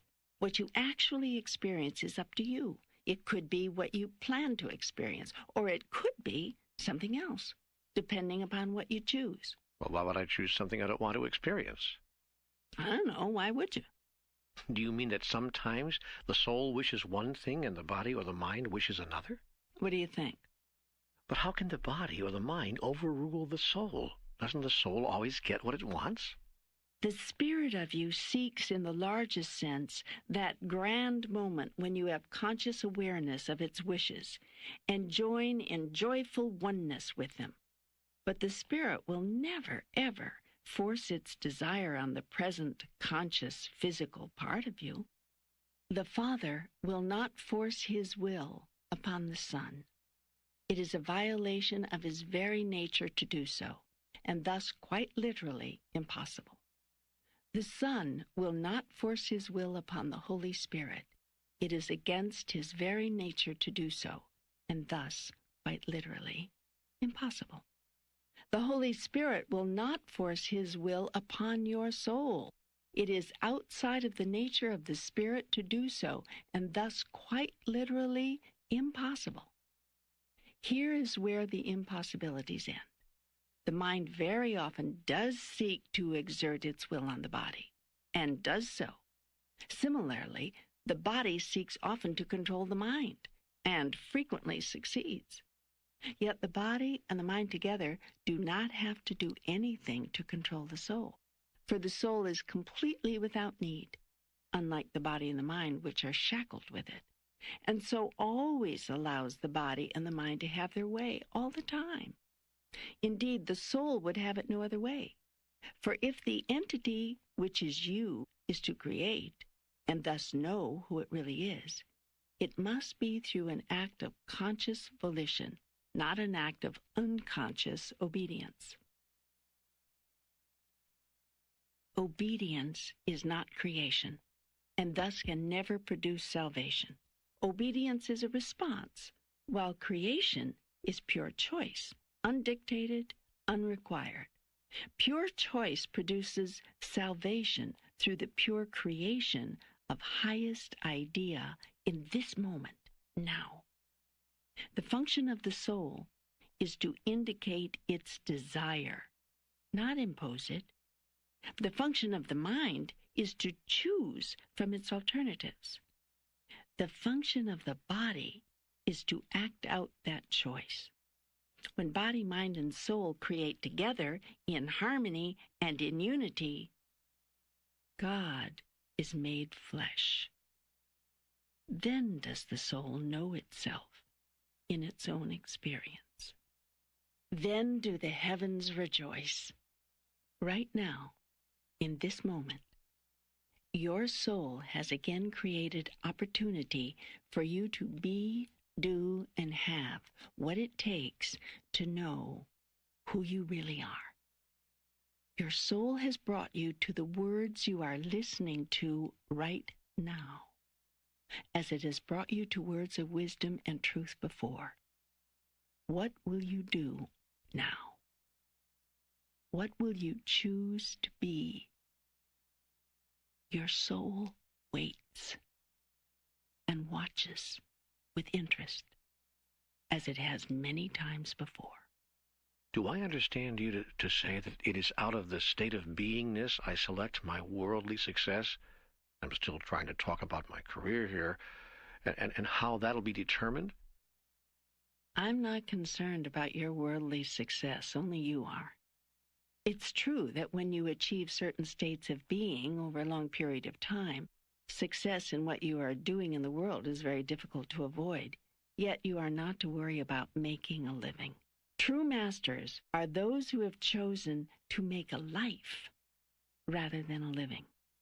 From certain states of being will spring a life so rich, so full, so magnificent, and so rewarding that worldly goods and worldly success will be of no concern to you. Life's irony is that as soon as worldly goods and worldly success are of no concern to you, the way is open for them to flow to you. Remember, you cannot have what you want, but you may experience whatever you have. I can't have what I want? No. I thought you've been telling me that I could have whatever I want. As you think, as you believe, so shall it be done unto you, and all that. The two statements are not inconsistent with each other? They aren't. They sure as hell feel inconsistent to me. That's because you lack understanding. Well, I admit that. That's why I'm talking with you. I will then explain. You cannot have anything you want. The very act of wanting something pushes it away from you. You're losing me fast. Fight to keep up. I'll go over it again in greater detail. Try to stay with it now. Let's go back to a point you do understand. Thought is creative, okay? Okay. Word is creative, got it? Got it. Action is creative. Thought, word, and deed are the three levels of creation. Still with me? Right there. Good. Now, let's take worldly success as our subject for the moment, since that's what you've been talking about, asking about. Terrific. Now, do you have a thought, I want worldly success? Sometimes, yes. And do you also sometimes have the thought, I want more money? Yes. You can therefore neither have worldly success nor more money. But why not? The universe has no choice but to bring you the direct manifestation of your thought about it. Your thought is, I want worldly success. You understand? The creative power is like a genie in a bottle. Your words are its command. You understand? Well, then why don't I have more success? I said your words are its command. Now, your words were, I want success. And the universe says, okay, you do. I'm not sure I follow here. Think of it this way. The word I is the key that starts the engine of creation. The words I am are extremely powerful. They are statements to the universe, commands. Now, whatever follows the word I, which calls forth the great I am, tends to manifest in physical reality. Therefore, I plus want success produces you wanting success. I plus want money must produce you wanting money. It can produce no other thing because thoughts, words, are creative. Actions are too. And if you act in a way which says that you want success and money, then your thoughts, words, and actions are in accord. And you are sure to have the experience of this wantingness. You see? Yes, my God, I do. Does it really work that way? Of course. You're a very powerful creator. Now, granted, if you had a thought or made a statement just once, as in anger, for instance, or frustration, it's not very likely that you'll convert those thoughts or words into reality.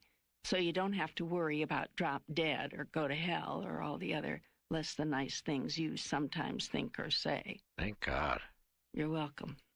But if you repeat a thought or say a word over and over again, not once, not twice, but dozens, hundreds, thousands of times, do you have any idea of the creative power of that?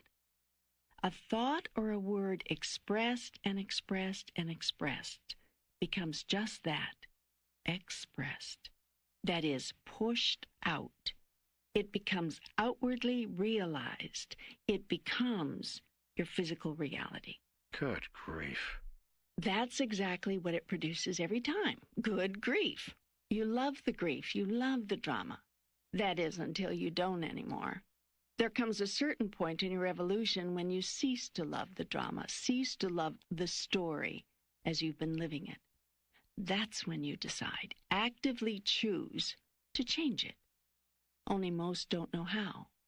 You now do. To change your reality, simply stop thinking like that. In this case, instead of thinking, I want success, think, I have success. Well, that feels like a lie to me. I'd be kidding myself if I said that. My mind would shout, the hell, you say. Then think a thought you can accept. My success is coming to me now. Or, all things lead to my success. Ah, so this is the trick behind the New Age practice of affirmations. Affirmations don't work if they are merely statements of what you want to be true. Affirmations work only when they are statements of something you already know to be true. The best so-called affirmation is a statement of gratitude and appreciation. Thank you, God, for bringing me success in my life. Now that idea, thought, spoken, and acted upon, produces wonderful results when it comes from true knowing, not from an attempt to produce results, but from an awareness that results have already been produced. Jesus had such clarity. Before every miracle, he thanked me in advance for its deliverance. It never occurred to him not to be grateful, because it never occurred to him that what he declared would not happen. The thought never entered his mind. So sure was he of who he was and of his relationship to me, that his every thought, word, and deed reflected his awareness, just as your thoughts, words, and deeds reflect yours. If now there is something you choose to experience in your life, do not want it, choose it. Do you choose success in worldly terms? Do you choose more money? Good, then choose it, really, fully, not half-heartedly. Yet at your stage of development, do not be surprised if worldly success no longer concerns you. What is that supposed to mean? There comes a time in the evolution of every soul when the chief concern is no longer the survival of the physical body, but the growth of the spirit. no longer the attainment of worldly success, but the realization of self. In a sense, this is a very dangerous time, particularly at the outset, because the entity housed in the body now knows it is just that, a being in a body, not a body being. At this stage, before the growing entity matures in this point of view, there is often a sense of no longer caring about affairs of the body in any way. The soul is so excited about being discovered at last. The mind abandons the body and all matters of the body. Everything is ignored. Relationships are set aside. Families are disappeared. Jobs are made secondary. Bills go unpaid. The body itself is not even fed for long periods. The entire focus and attention of the entity is now on the soul and matters of the soul. This can lead to a major personal crisis in the day-to-day life of the being, although the mind perceives no trauma. It's hanging out in bliss. Other people say you have lost your mind, and in a sense, you may have. Discovery of the truth that life has nothing to do with the body can create an imbalance the other way. Whereas at first the entity acted as if the body were all there is, now it acts as if the body matters not at all. This, of course, is not true, as the entity soon, and sometimes painfully, remembers. You are a tripart being, made of body, mind, and spirit. You will always be a tripart being, not just while you are living on the earth. There are those who hypothesize that upon death the body and mind are dropped. The body and the mind are not dropped. The body changes form, leaving its most dense part behind, but retaining always its outer shell. The mind, not to be confused with the brain, goes with you too, joining with the spirit and the body as the one energy mass of 3 dimensions, or facets. Should you choose to return to this experiencing opportunity that you call life on earth, your divine self will once again separate its true dimensions into what you call body, mind, and spirit. In truth, you are all one energy, yet with 3 distinct characteristics. As you undertake to inhabit a new physical body here on earth, your ethereal body, as some of you have termed it, lowers its vibrations, slows itself from a vibration so rapid that it cannot even be seen, to a speed that produces mass and matter. This actual matter is the creation of pure thought, the work of your mind, the higher mind aspect of your 3-part being. This matter is a coagulation of 1,000,000,000,000,000,000,000,000,000,000,000,000,000,000,000,000,000,000,000 billion different energy units into one enormous mass, controllable by the mind. You really are a master mind.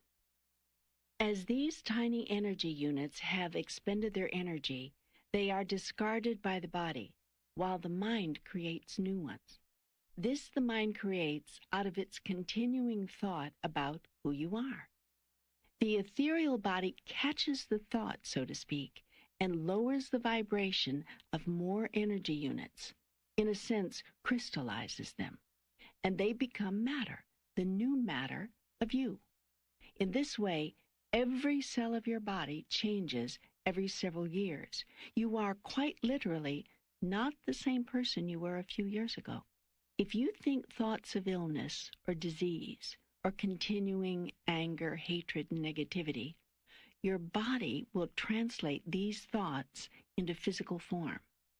People will see this negative, sick form, and they will say, "What's the matter?"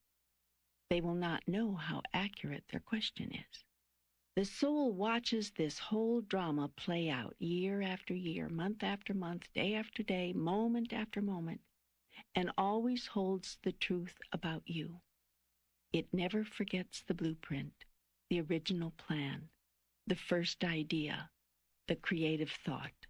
Its job is to remind you, that is to literally remind you, so that you may remember once again who you are, and then choose who you now wish to be.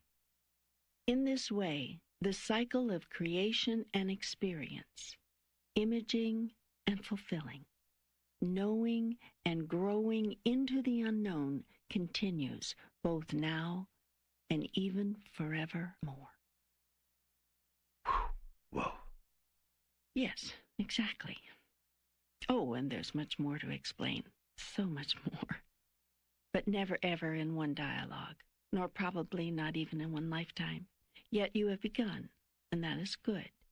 Just remember this. It is, as your grand teacher, William Shakespeare, said, there are more things in heaven and earth, Horatio, than are dreamt of in your philosophy. May I ask you some questions about this? Well, like when you say the mind goes with me after death, does that mean my personality goes with me? Will I know in the afterlife who I was? Yes, and who you have ever been. It will all be opened unto you, because then it will profit you to know. Now in this moment, it will not. And with regard to this life, will there be an accounting, a review, a tally taking? There is no judgment in what you call the afterlife. You will not even be allowed to judge yourself, for you would surely give yourself a low score, given how judgmental and unforgiving you are with yourself in this life. No, there is no accounting, no one giving thumbs up or thumbs down. Only humans are judgmental, and because you are, you assume that I must be. Yet I am not, and that is a great truth you cannot accept. Nonetheless, while there will be no judgment in the afterlife, there will be opportunity to look again at all you have thought, said, and done here, and to decide if that is what you would choose again, based on who you say you are and who you want to be. There's an Eastern mystical teaching surrounding a doctrine called Kamaloka. According to this teaching, at the time of our death, each person is given the opportunity to relive every thought ever entertained, every word ever spoken, every action ever taken. Not from our standpoint, but from the standpoint of every other person affected. In other words, we've already experienced what we felt, thinking, saying, and doing what we did, and now we're given the experience of feeling what the other person felt in each of these moments. And it is by this measure that we decide whether we'll think, say, or do those things again. Any comment on that? What occurs in your life after this is far too extraordinary to describe it here in terms you could comprehend, because the experience is other-dimensional and literally defies description using tools as severely limited as words. It's enough to say that you will have the opportunity to review again this, your present life, without pain or fear or judgment, for the purpose of deciding how you feel about your experience here and where you want to go from there. Many of you will decide to come back here, to return to this world of density and relativity for another chance to experience out the decisions and choices you make about yourself at this level. Others of you, a select few, will return with a different mission. You will return to density and matter for the sole purpose of bringing others out of density and matter. Always there are on the earth those among you who have made such a choice. You can tell them apart at once. Their work is finished. They have returned to earth simply and merely to help others. This is their joy. This is their exaltation. They seek naught but to be of service. You cannot miss these people. They are everywhere. There are more of them than you think. Chances are you know one, or know of one. Am I one? No. If you have to ask, you know you are not one. One such as this asks questions of no one. There's nothing to ask. You, my son, in this lifetime, are a messenger, a harbinger, a bringer of news, a seeker, and frequently a speaker of truth. That is enough for one lifetime. Be happy. Oh, I am, but I could always hope for more. Yes, and you will. Always you will hope for more. It is in your nature. It is divine nature to seek always to be more. So seek, yes, by all means seek. Now I want to answer definitively the question with which you started this segment of our ongoing conversation. Go ahead and do what you really love to do. Do nothing else. You have so little time. How can you think of wasting a moment doing something for a living you don't like to do? What kind of a living is that? That is not a living. That is a dying. If you say, but I have others who depend on me, little mouths to feed, a spouse who is looking to me, I will answer, if you insist that your life is about what your body is doing, you do not understand why you came here. At least do something that pleases you, that speaks of who you are. Then at least you can stay out of resentment and anger toward those you imagine are keeping you from your joy. What your body is doing is not to be discounted. It is important, but not in the way you think. The actions of the body were meant to be reflections of a state of being, not attempts to attain a state of being. In the true order of things, one does not do something in order to be happy. One is happy, and hence does something. One does not do some things in order to be compassionate. One is compassionate, and hence acts in a certain way. The soul's decision precedes the body's action in a highly conscious person. Only an unconscious person attempts to produce a state of the soul through something the body is doing. This is what is meant by the statement, your life is not about what your body is doing. Yet it is true that what your body is doing is a reflection of what your life is about. It is another divine dichotomy. Yet know this, if you understand nothing else. You have a right to your joy. Children or no children, spouse or no spouse. Seek it, find it, and you will have a joyful family no matter how much money you make or don't make. And if they aren't joyful and they get up and leave you, then release them with love to seek their joy. If, on the other hand, you have evolved to the point where things of the body are not of concern to you, then you are even more free to seek your joy on earth as it is in heaven. God says it's okay to be happy. Yes, even happy in your work. Your life work is a statement of who you are. If it is not, then why are you doing it? Do you imagine that you have to? You don't have to do anything. If man who supports his family at all costs, even his own happiness, is who you are, then love your work, because it is facilitating your creation of a living statement of self. If a woman who works a job she hates in order to meet responsibilities as she sees them is who you are, then love your job, for it totally supports your self-image, your self-concept. Everyone can love everything the moment they understand what they are doing and why. No one does anything he doesn't want to do.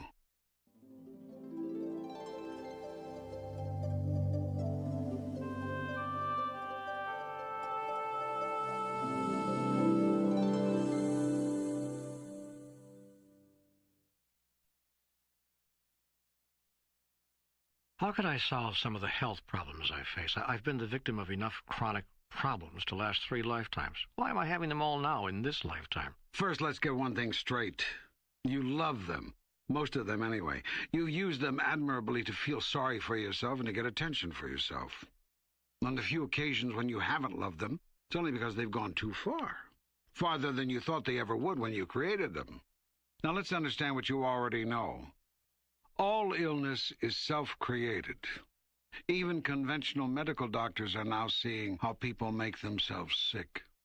Most people do so quite unconsciously. They don't even know what they're doing. So when they get sick, they don't know what hit them. It feels as though something has befallen them, rather than that they did something to themselves. This occurs because most people move through life not simply health issues and consequences unconsciously. People smoke and wonder why they get cancer. People ingest animals and fat and wonder why they get blocked arteries. People stay angry all their lives and wonder why they get heart attacks. People compete with other people mercilessly and under incredible stress and wonder why they have strokes.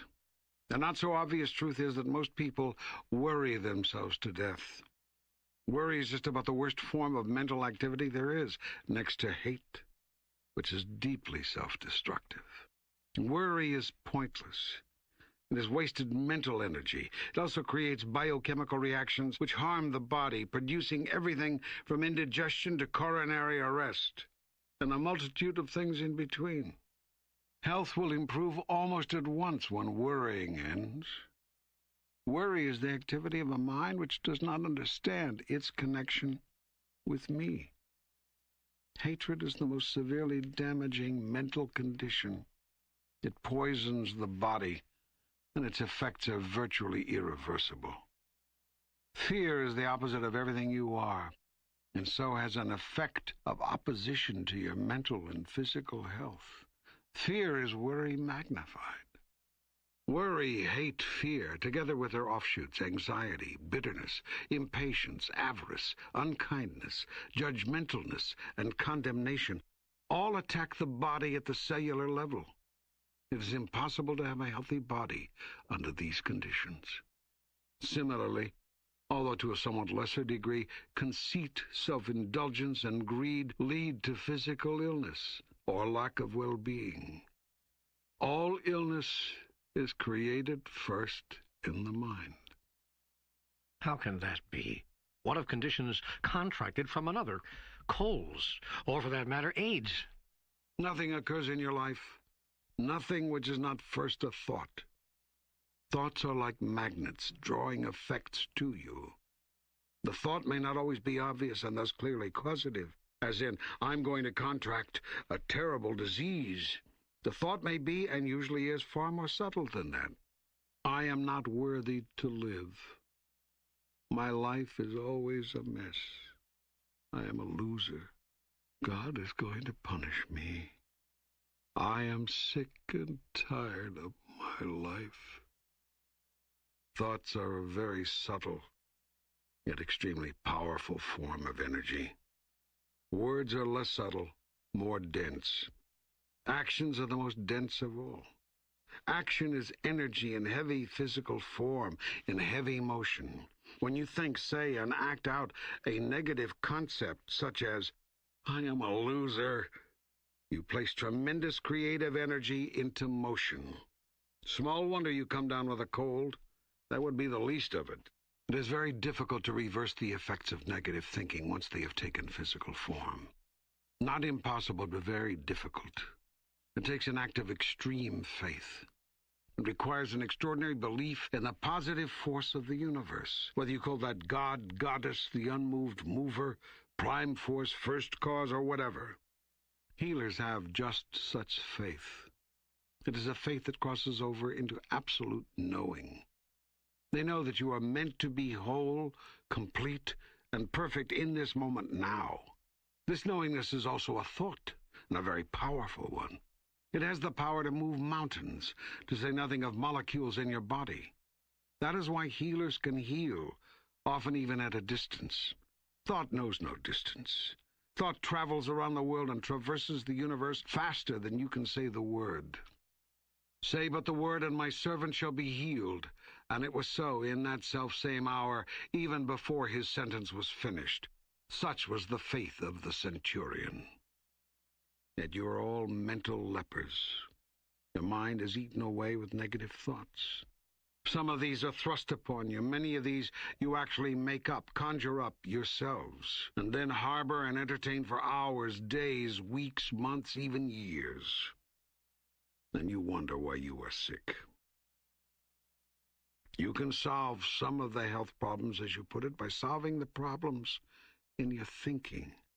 Yes, you can heal some of the conditions you have already acquired, given yourself, as well as prevent major new problems from developing.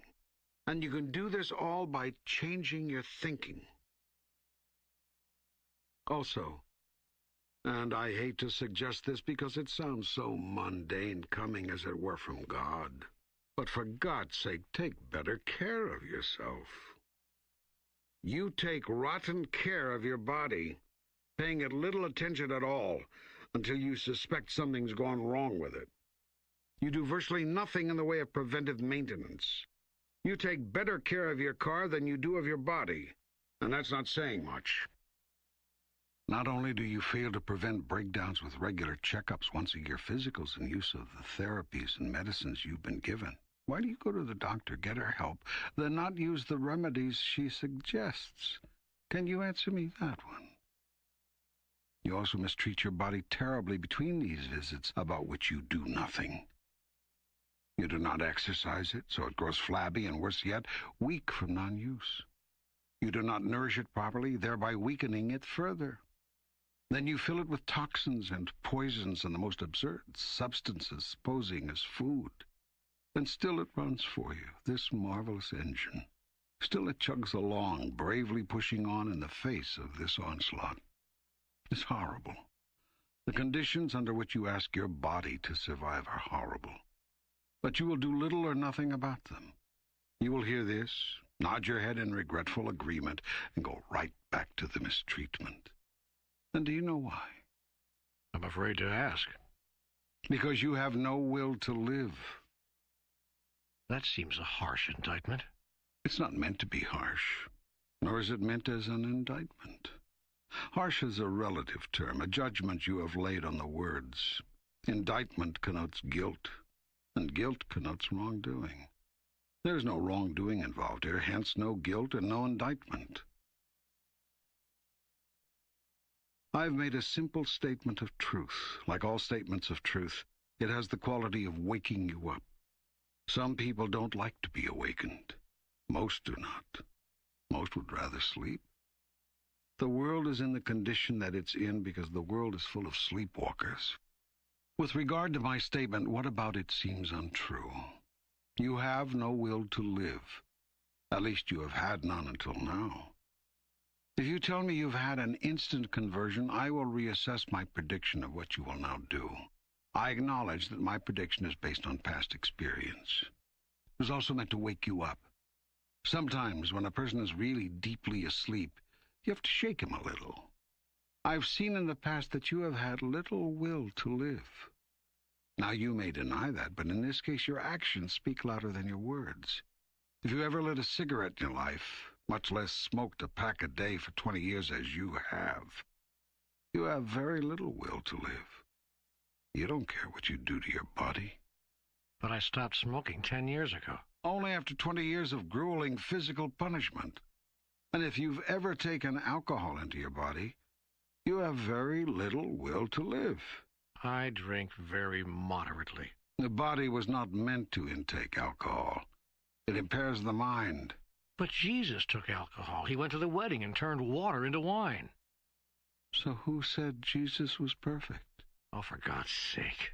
Say, are you becoming annoyed with me? Well, far be it from me to become annoyed with God. I mean, that would be a bit presumptuous, wouldn't it? But I do think we can carry this a bit too far. My father taught me all things in moderation. I think I've stuck to that where alcohol is concerned. The body can more easily recover from only moderate abuse. The saying is therefore useful. Nevertheless, I'll stick to my original statement. The body was not meant to intake alcohol. But even some medicines contain alcohol. I have no control over what you call medicine. I'll stay with my statement. You really are rigid, aren't you? Look, truth is truth. Now, if someone said a little alcohol won't hurt you, and placed that statement in the context of life as you now live it, I would have to agree with them. That does not change the truth of what I've said. It simply allows you to ignore it. Yet consider this. Currently, you humans wear your bodies out typically within 50 to 80 years. Some last longer, but not many. Some stop functioning sooner, but not the majority. Can we agree on that? Yes, okay. All right, so we have a good starting point for discussion. Now, when I said I could agree with the statement, a little alcohol won't hurt you, I qualified that by adding, in the context of life as you now live it. You see, you people seem satisfied with life as you now live it. But life, it may surprise you to learn, was meant to be lived a whole different way. And your body was designed to last a great deal longer. It was? Yes. How much longer? Infinitely longer. What does that mean? It means, my son, your body was designed to last forever. Forever? Yes, forevermore. You mean that we are never supposed to die? You never do die. Life is eternal. You are immortal. You never do die. You simply change form. You didn't even have to do that. You decided to do that. I didn't. I made you bodies that would last forever. Do you really think the best God could do, the best I could come up with, was a body that could make it 60, 70, maybe 80 years before falling apart? Is that, do you imagine, the limit of my ability? I never thought of putting it that way exactly. I designed your magnificent body to last forever. And the earliest of you did live in the body, virtually pain-free and without fear of what you now call death. In your religious mythology, you symbolize your cellular memory of these first version humans by calling them Adam and Eve. Actually, of course, there were more than two. At the outset, the idea was for you wonderful souls to have a chance to know yourselves as who you really are, through experiences gained in the physical body, in the relative world, as I have explained repeatedly here. This was done through the slowing down of the unfathomable speed of all vibration, thought form, to produce matter, including that matter you call the physical body. Life evolved through a series of steps in the blink of an eye that you now call billions of years.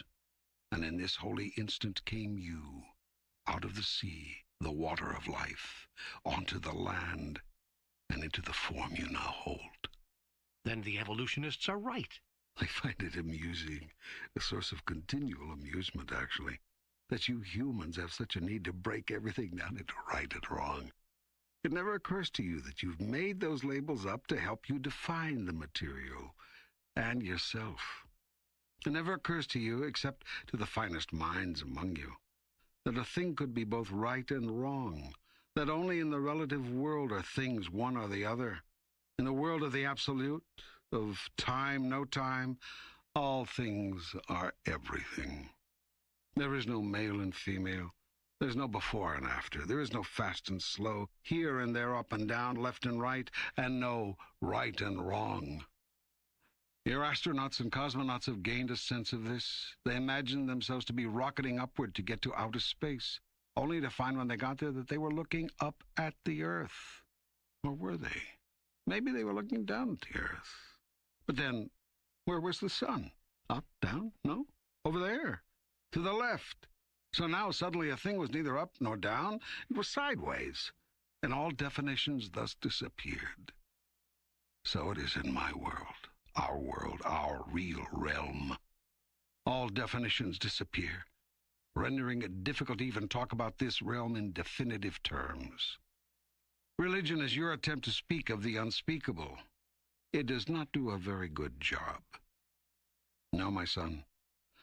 The evolutionists are not right. I created all of this, in the blink of an eye, in one holy instant, just as the creationists have said. And it came about through a process of evolution, taking billions and billions of what you call years, just as the evolutionists claim.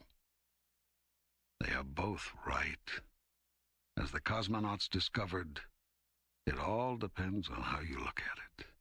But the real question is, one holy instant, billions of years, what's the difference? Can you simply agree that on some of the questions of life, the mystery is too great for even you to solve? Why not hold the mystery as sacred? And why not allow the sacred to be sacred and leave it alone? I suppose we all have an insatiable need to know. But you already know. I've just told you. Yet you don't want to know the truth. You want to know the truth as you understand it. This is the greatest barrier to your enlightenment. You think you already know the truth. You think you already understand how it is. So you agree with everything you see or hear or read that falls into the paradigm of your understanding, and reject everything which does not. And this you call learning.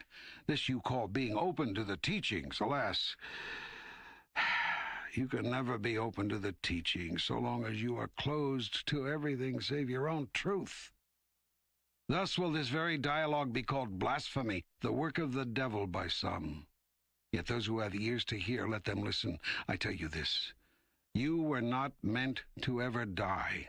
Your physical form was created as a magnificent convenience, a wonderful tool, a glorious vehicle, allowing you to experience the reality you have created with your mind, that you may know the self you have created in your soul.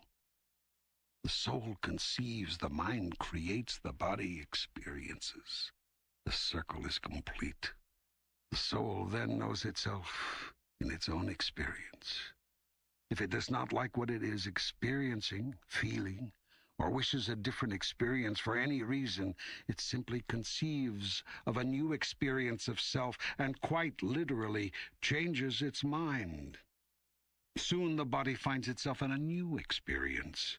I am the resurrection and the life was a magnificent example of this. How do you think Jesus did it anyway? Or do you not believe it ever happened? Believe it. It happened. Yet this much is so. The soul will never override the body or the mind. I made you as a 3-in-1 being. You are 3 beings in one, made in the image and likeness of me.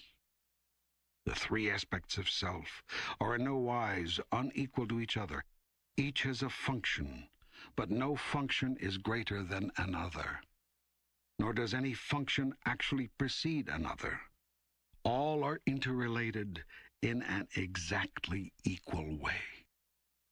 Conceive, create, experience. What you conceive, you create. What you create, you experience. What you experience, you conceive. That is why it is said, if you can cause your body to experience something, take abundance, for example, you will soon have the feeling of it in your soul, which will conceive of itself in a new way, namely, abundant, thus presenting your mind with a new thought about that. From the new thought springs more experience, and the body begins living a new reality as a permanent state of being. Your body, your mind, and your soul, spirit, are one. In this you are a microcosm of me, the divine all, the holy everything, the sum and substance. You see now how I am the beginning and the end of everything, the Alpha and the Omega. Now, I will explain to you the ultimate mystery, your exact and true relationship to me. You are my body. As your body is to your mind and soul, so too are you to my mind and soul. Therefore, everything I experience through you. Just as your body, mind, and spirit are one, so too are mine. So it is that Jesus of Nazareth, among the many who understood this mystery, spoke immutable truth when he said, I and the Father are one. Now I will tell you, there are even larger truths than this to which you will one day become privy. For even as you are the body of me, I am the body of another. You mean you are not God? Yes, I am God, as you now understand him. I am Goddess, as you now comprehend her. I am the conceiver and the creator of everything you now know and experience, and you are my children, even as I am the child of another. Are you trying to tell me that even God has a God? I am telling you that your perception of ultimate reality is more limited than you thought, and that truth is more unlimited than you can imagine. I am giving you ever so small a glimpse of infinity, an infinite love. A much larger glimpse, and you could not hold it in your reality. You can barely hold this. Wait a minute. You mean I'm not really talking with God here? I've told you, if you conceive of God as your creator and master, even as you are the creator and master of your own body, I am the God of your understanding, and you are talking with me, yes. It's been a delicious conversation, no? Well, delicious or not, I thought I was talking with the real God, The God of gods. You know, the top guy, the chief honcho. You are. Believe me, you are. And yet you say that there is someone above you in this hierarchical scheme of things. We are now trying to do the impossible, which is to speak of the unspeakable. As I said, that is what religion seeks to do. Let me see if I can find a way to summarize this. Forever is longer than you know. Eternal is longer than forever. God is more than you imagine. God is the energy you call imagination. God is creation. God is first thought. And God is last experience. And God is everything in between. Have you ever looked down a high-powered microscope or seen pictures or movies of molecular action and said, "Good heavens, there's a whole universe down there"? And to that universe, I, the now-present observer, must feel like God. Have you ever said that or had that kind of experience? Sure, I would imagine every thinking person has. Indeed. You have given yourself your own glimpse of what I am showing you here. And what would you do if I told you that this reality of which you have given yourself a glimpse never ends? Explain that. I'd like to ask you to explain that. Take the smallest part of the universe you can imagine. Imagine this tiny, tiny particle of matter. Okay. Now cut it in half. Okay. What have you got? 2 smaller halves. Precisely. Now cut those in half. What now? 2 smaller halves. Right. Now again and again. What's left? Smaller and smaller particles. Yes, but when does it stop? How many times can you divide matter until it ceases to exist? I don't know. I guess it never ceases to exist. You mean you can never completely destroy it? All you can do is change its form? It would seem so. I tell you this. You have just learned the secret of all of life and seen into infinity.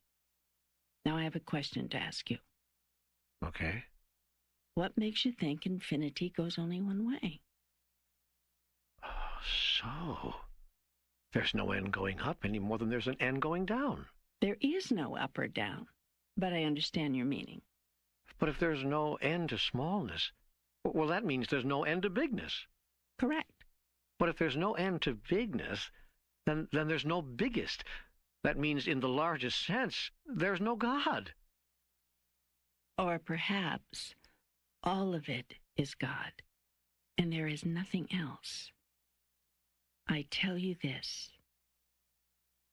I am that I am. And you are that you are. You cannot not be. You can change form all you wish, but you cannot fail to be. Yet you can fail to know who you are. And in this failing, experience only the half of it. That would be hell. Exactly. Yet you are not condemned to it. You are not relegated to it forevermore. All that it takes to get out of hell, to get out of not knowing, is to know again. There are many ways and many places, dimensions, in which you can do this. You are in one of those dimensions now. It is called, in your understanding, the third dimension. And there are many more? Have I not told you that in my kingdom there are many mansions? I would not have told it to you were it not so. Well, then there is no hell, not really. I mean, there's no place or dimension to which we are everlastingly condemned. What would be the purpose of that? Yet you are always limited by your knowingness, for you, we, are a self-created being. You cannot be what you do not know yourself to be. That is why you have been given this life, so that you might know yourself in your own experience. Then you can conceive of yourself as who you really are and create yourself as that in your experience. And the circle is again complete, only bigger. And so you are in the process of growing, or as I have put it before, of becoming. There is no limit to what you can become. You mean I can even become, dare I say it, a god? Just like you? What do you think? I don't know. Until you do, you cannot. Remember the triangle, the Holy Trinity, spirit, mind, body. Conceive, create, experience. Remember, using your symbology, Holy Spirit equals inspiration, equals conceive. Father equals parenting, equals create. Son equals offspring, equals experience. The Son experiences the creation of the fathering thought, which is conceived of by the Holy Ghost. Can you conceive of yourself as one day being a god? In my wildest dreams, in my wildest moments. Good, for I tell you this, you are already a god. You simply do not know it. Have I not said, ye are gods?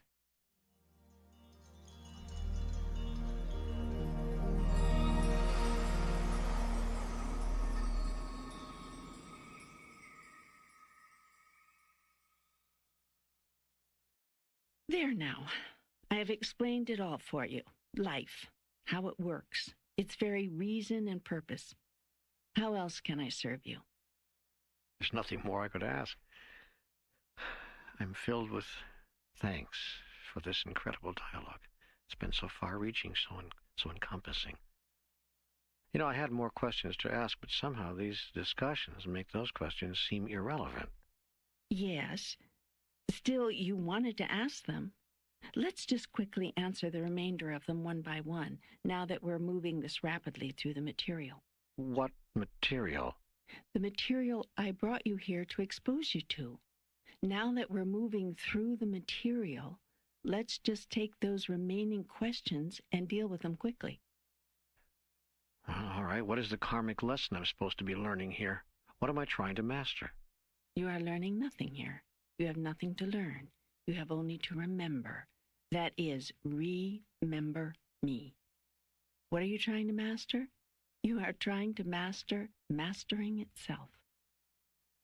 Is there such a thing as reincarnation? How many past lives have I had? What was I in them? Is karmic debt a reality? It's difficult to believe there is still a question about this. I find it hard to imagine. There have been so many reports from thoroughly reliable sources of past life experiences. Some of these people have brought back strikingly detailed descriptions of events and such completely verifiable data as to eliminate any possibility that they were making it up or had contrived to somehow deceive researchers and loved ones. You have had 647 past lives, since you insist on being exact. This is your 648th. You were everything in them. A king, a queen, a serf, a teacher, a student, a master, a male, a female, a warrior, a pacifist, a hero, a coward, a killer, a savior, a sage, a fool. You've been all of it. No, there is no such thing as karmic debt. Not in the sense that you mean in this question. A debt is something that must or should be repaid. You are not obligated to do anything. Still, there are certain things that you want to do, choose to experience, and some of these choices hinge on the desire for them has been created by what you have experienced before. And that is as close as words can come to this thing you call karma. If karma is the innate desire to be better, to be bigger, to evolve and to grow and to look at past events and experiences as a measure of that, then yes, karma does exist. But it does not require anything. Nothing is ever required. You are, as always you have ever been, a being of free choice. I sometimes feel very psychic. Is there such a thing as being psychic? And am I that? Are people who claim to be psychic trafficking with the devil? Yes, there is such a thing as being psychic. You are that. Everyone is that. There is not a person who does not have what you call psychic ability. There are only people who do not use it. Using psychic ability is nothing more than using your sixth sense. Obviously, this is not trafficking with the devil. or I would not have given the sense to you. And of course, there is no devil with whom to traffic. Is sex okay? Come on, what is the real story behind this human experience? Is sex purely for procreation, as some religions say? Is true holiness and enlightenment achieved through denial or transmutation of the sexual energy? Is it okay to have sex without love? Is just the physical sensation of it okay enough as a reason? Of course sex is okay. Again, if I didn't want you to play certain games, I wouldn't have given you the toys. Do you give your children things you don't want them to play with? Play with sex. Play with it. It's wonderful fun. Why, it's just about the most fun you can have with your body, if you're talking of strictly physical experiences alone. But for goodness sake, don't destroy sexual innocence and pleasure and the purity of the fun, the joy, by misusing sex.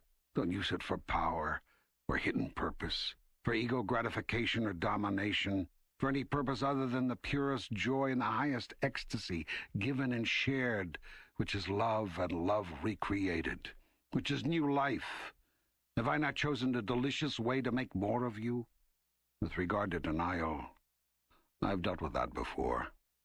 Nothing holy has ever been achieved through denial. Yet desires change as even larger realities are glimpsed.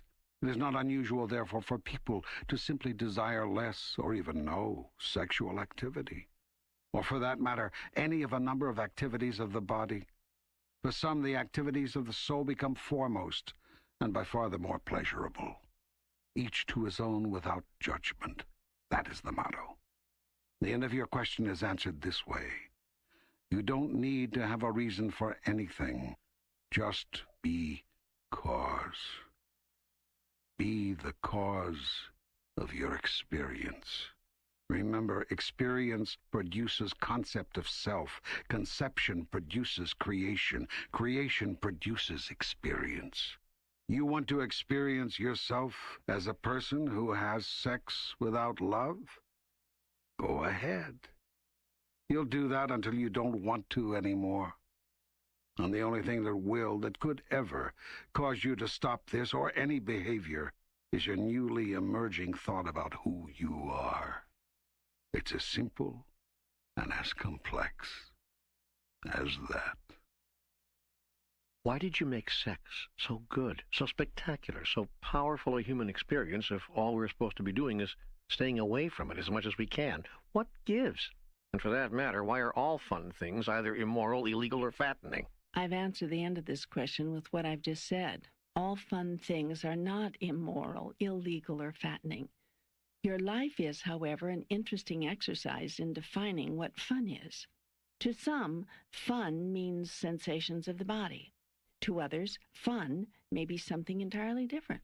It all depends on who you think you are and what you are doing here. There is much more to be said about sex than is being said here, but nothing more essential than this. Sex is joy, and many of you have made sex everything else but. Sex is sacred, too. Yes, but joy and sacredness do mix. They are, in fact, the same things, and many of you think they do not. Your attitudes about sex form a microcosm of your attitudes about life. Life should be a joy, a celebration, and it has become an experience of fear, anxiety, not enoughness, envy, rage, and tragedy. The same can be said about sex. You have repressed sex, even as you have repressed life, rather than fully self-expressing with abandon and joy. You have shamed sex, even as you have shamed life, calling it evil and wicked, rather than the highest gift and the greatest pleasure. Before you protest that you have not shamed life, look at your collective attitudes about it. 4/5 of the world's people consider life a trial, a tribulation, a time of testing, a karmic debt that must be paid, a school with harsh lessons that must be learned, and in general, an experience to be endured while awaiting the real joy, which is after death. It's a shame that so many of you think this way. Small wonder you have applied shame to the very act which creates life. The energy which underscores sex is the energy which underscores life, which is life. The feeling of attraction and the intense and often urgent desire to move toward each other, to become one, is the essential dynamic of all that lives. I have built it into everything. It is inbred, inherent, inside all that is. The moral codes, religious constrictions, social taboos, and emotional conventions you have placed around sex, and by the way, around love and all of life, have made it virtually impossible for you to celebrate your being. From the beginning of time, all man has ever wanted is to love and be loved. And from the beginning of time, man has done everything in his power to make it impossible to do that. Sex is an extraordinary expression of love. Love of another, love of self, love of life. You ought to, therefore, love it. And you do. You just can't tell anyone you do. You don't dare show how much you love it, or you'll be called a pervert. Yet this is the idea that is perverted. For you personally, simply know this. I have given you nothing shameful, least of all your very body and its functions. There is no need to hide your body or its functions, nor your love of them and of each other. Your television programs think nothing of showing naked violence, but shrink from showing naked love. Your whole society reflects that priority. Is there life on other planets? Have we been visited by it? Are we being observed now? Will we see evidence, irrevocable and indisputable, of extraterrestrial life in our lifetime? Does each form of life have its own God? Are you the God of all of it? Yes to the first part, yes to the second, yes to the third. I cannot answer the fourth part, since that would require me to predict the future, something I am not going to do. Is that it? Is that all for now? Are we to speak no more here? You miss me already? I do. This has been fun. Are we quitting now? You need a little rest. There's a lot here to absorb, a lot to wrestle with, a lot to ponder. Take some time off. Reflect on this. Ponder it. Don't feel abandoned. I'm always with you. If you have questions, day-to-day questions, as I know you do even now and will continue to, know that you can call on me to answer them. This is not the only way I speak to you. Listen to me in the truth of your soul. Listen to me in the feelings of your heart. Listen to me in the quiet of your mind. Hear me everywhere. Whenever you have a question, simply know that I have answered it already. Then open your eyes to your world. My response could be in an article already published, in the sermon already written and about to be delivered, in the movie now being made, in the song just yesterday composed, in the words about to be said by a loved one, in the heart of a new friend about to be made. My truth is in the whisper of the wind, the babble of the brook, the crack of the thunder, the tap of the rain. It is the feel of the earth, the fragrance of the lily, the warmth of the sun, the pull of the moon. My truth, and your surest help in time of need, is as awesome as the night sky, and as simply, incontrovertibly trustful as a baby's gurgle. It is as loud as a pounding heartbeat, and as quiet as a breath taken in unity with me. I will not leave you. I cannot leave you, for you are my creation and my product, my daughter and my son, my purpose and my self. Call on me, therefore, wherever and whenever you are separate from the peace that I am. I will be there. With truth. And light. And love.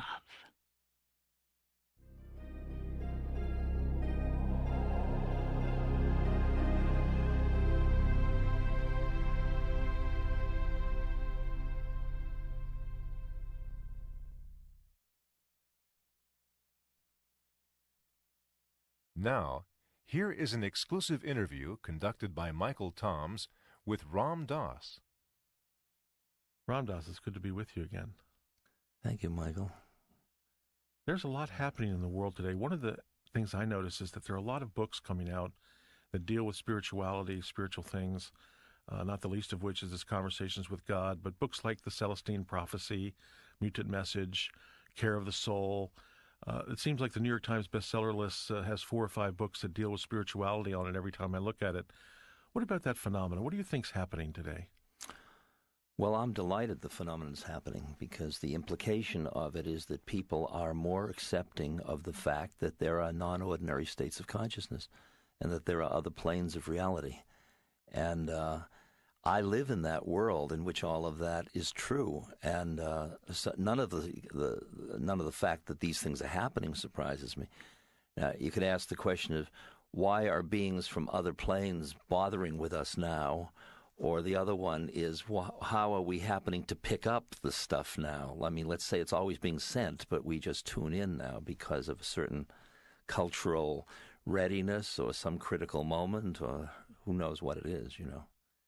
As a spiritual practice, a dialogue with an inner being or a higher being or a guru are all incredibly useful to keep straightening your game out, to keep helping you get integrity with your being.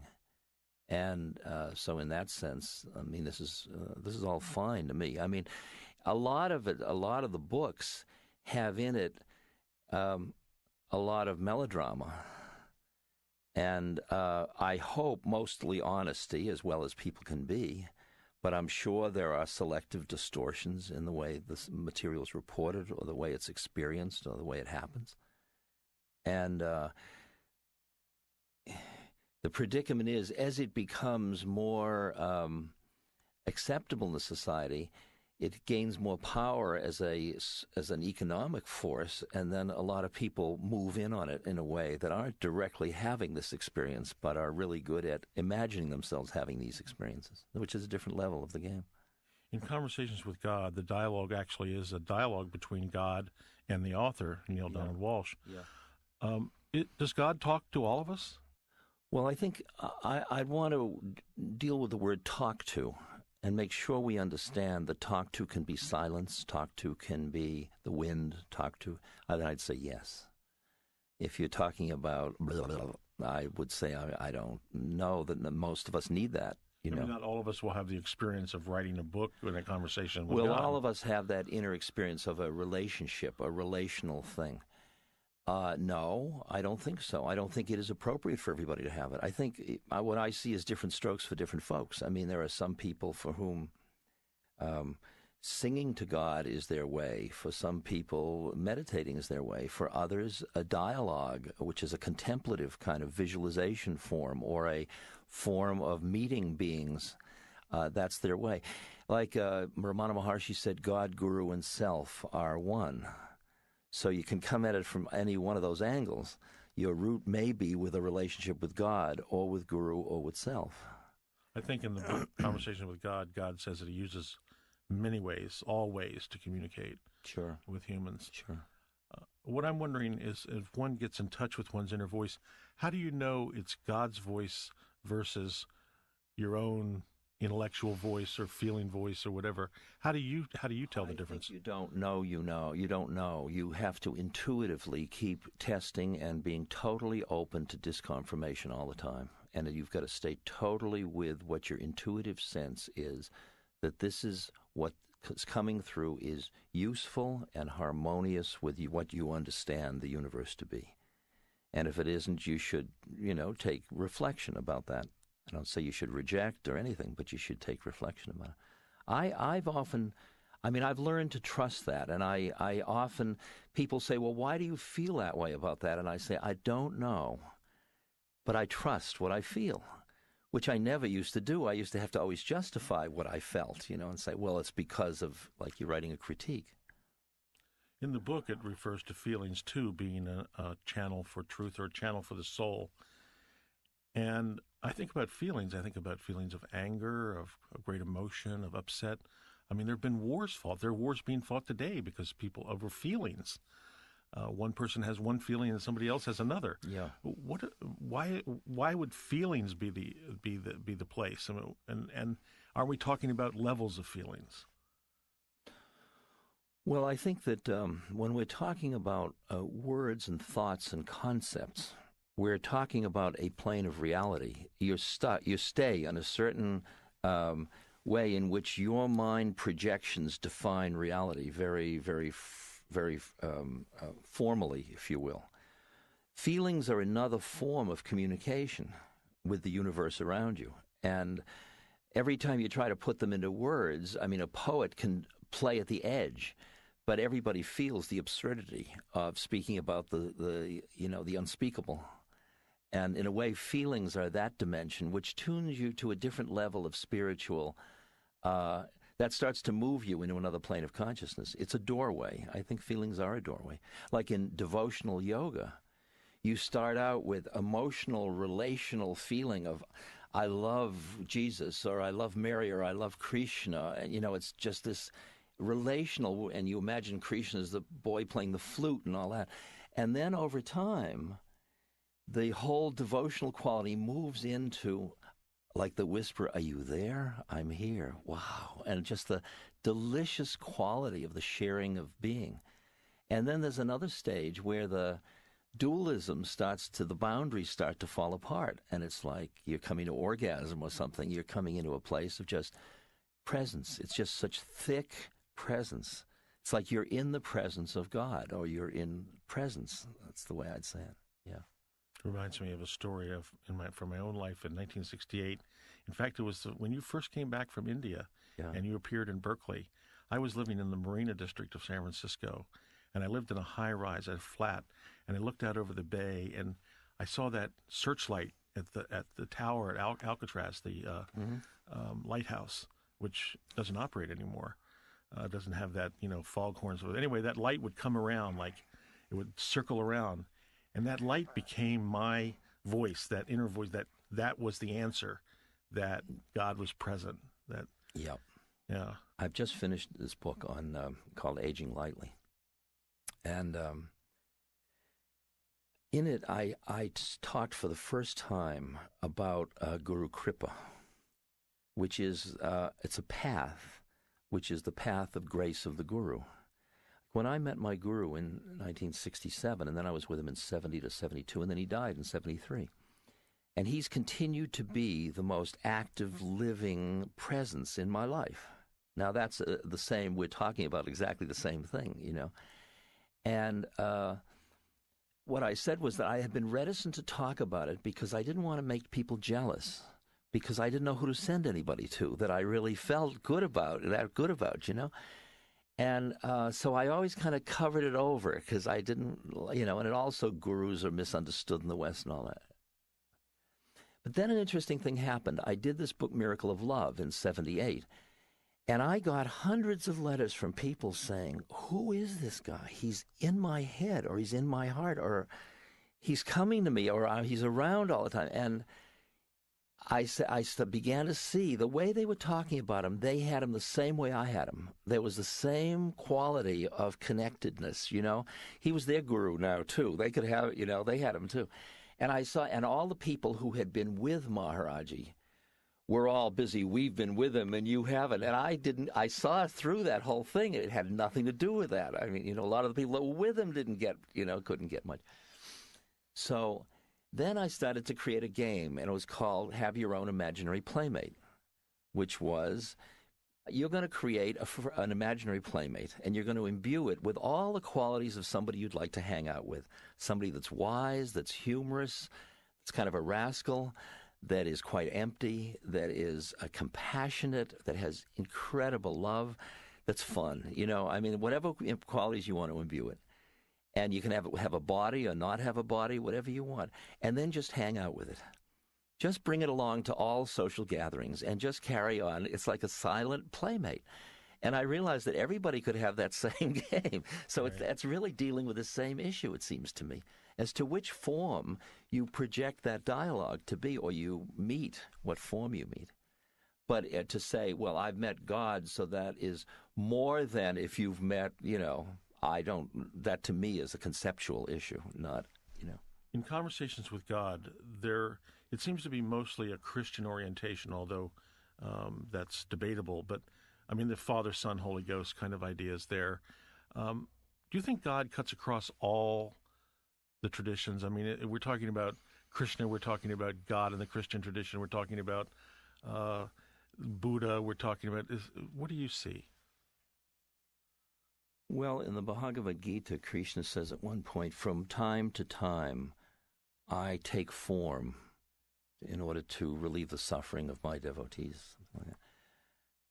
I sort of see that there is a wisdom that is greater than the wisdom that we know. There is a meta system. There's a larger context in which we exist. And how that context comes from its non-conceptual nature into our minds, it seems to me is very much a function of the nature of the programming of the receiver. So that a Tibetan Lama meets the fearful deities and the great deities and Tara and all, and a Christian meets the Christian saints, and an American Indian, Native American, meets Native American elders. So this is not only true in life, but may also be true in death, that we meet on the other side who we've identified with on this side. I would say that at the stage where we're going through a transformation right after death, where the mind is going through transformation, I would say that you would meet all the projective forms. You would meet all the ways, all the beings in the mind's way you knew them or you conceived of them prior to that. There's a great line in Yogananda's autobiography of a yogi, in which Yogananda's guru said, when I go to be with a devotee, I pick the form that would be most comfortable for that being. And you got a sense of a long closet, with clothing like, today I am Satan, today I am the Lord. Right, yeah. That's interesting you mentioned Satan, because in the book Conversations with God, God says that we create the devil, essentially, that we create evil. What do you think? Well, we create God, too, in that sense of a concept. God, we don't, this is tricky business, but yes, it is. God better watch what God's saying, because everything goes in the sale, Right, yes, right. And it is true. I think that all concept, everything that you conceive of is a concept that you have imposed through your mind. So, sure. But the question is, how do you formulate or characterize the nature of dualism? In a way that doesn't trap you in dualism, like the line from Manly P. Hall, mm-hmm. One who knows not that the Prince of Darkness is but the other face of the King of Light knows not me. See, that's the one with the one. So it's the both and. It's the both and, exactly, yeah. Yeah, in the conversation with God, God says that he loves both good and evil. Sure. And he says something like, Hitler is in heaven, and until you know this, you won't know me. That reminds me of Emmanuel's statement. Emmanuel is a being that Pat Rodegast knows and writes about and speaks with.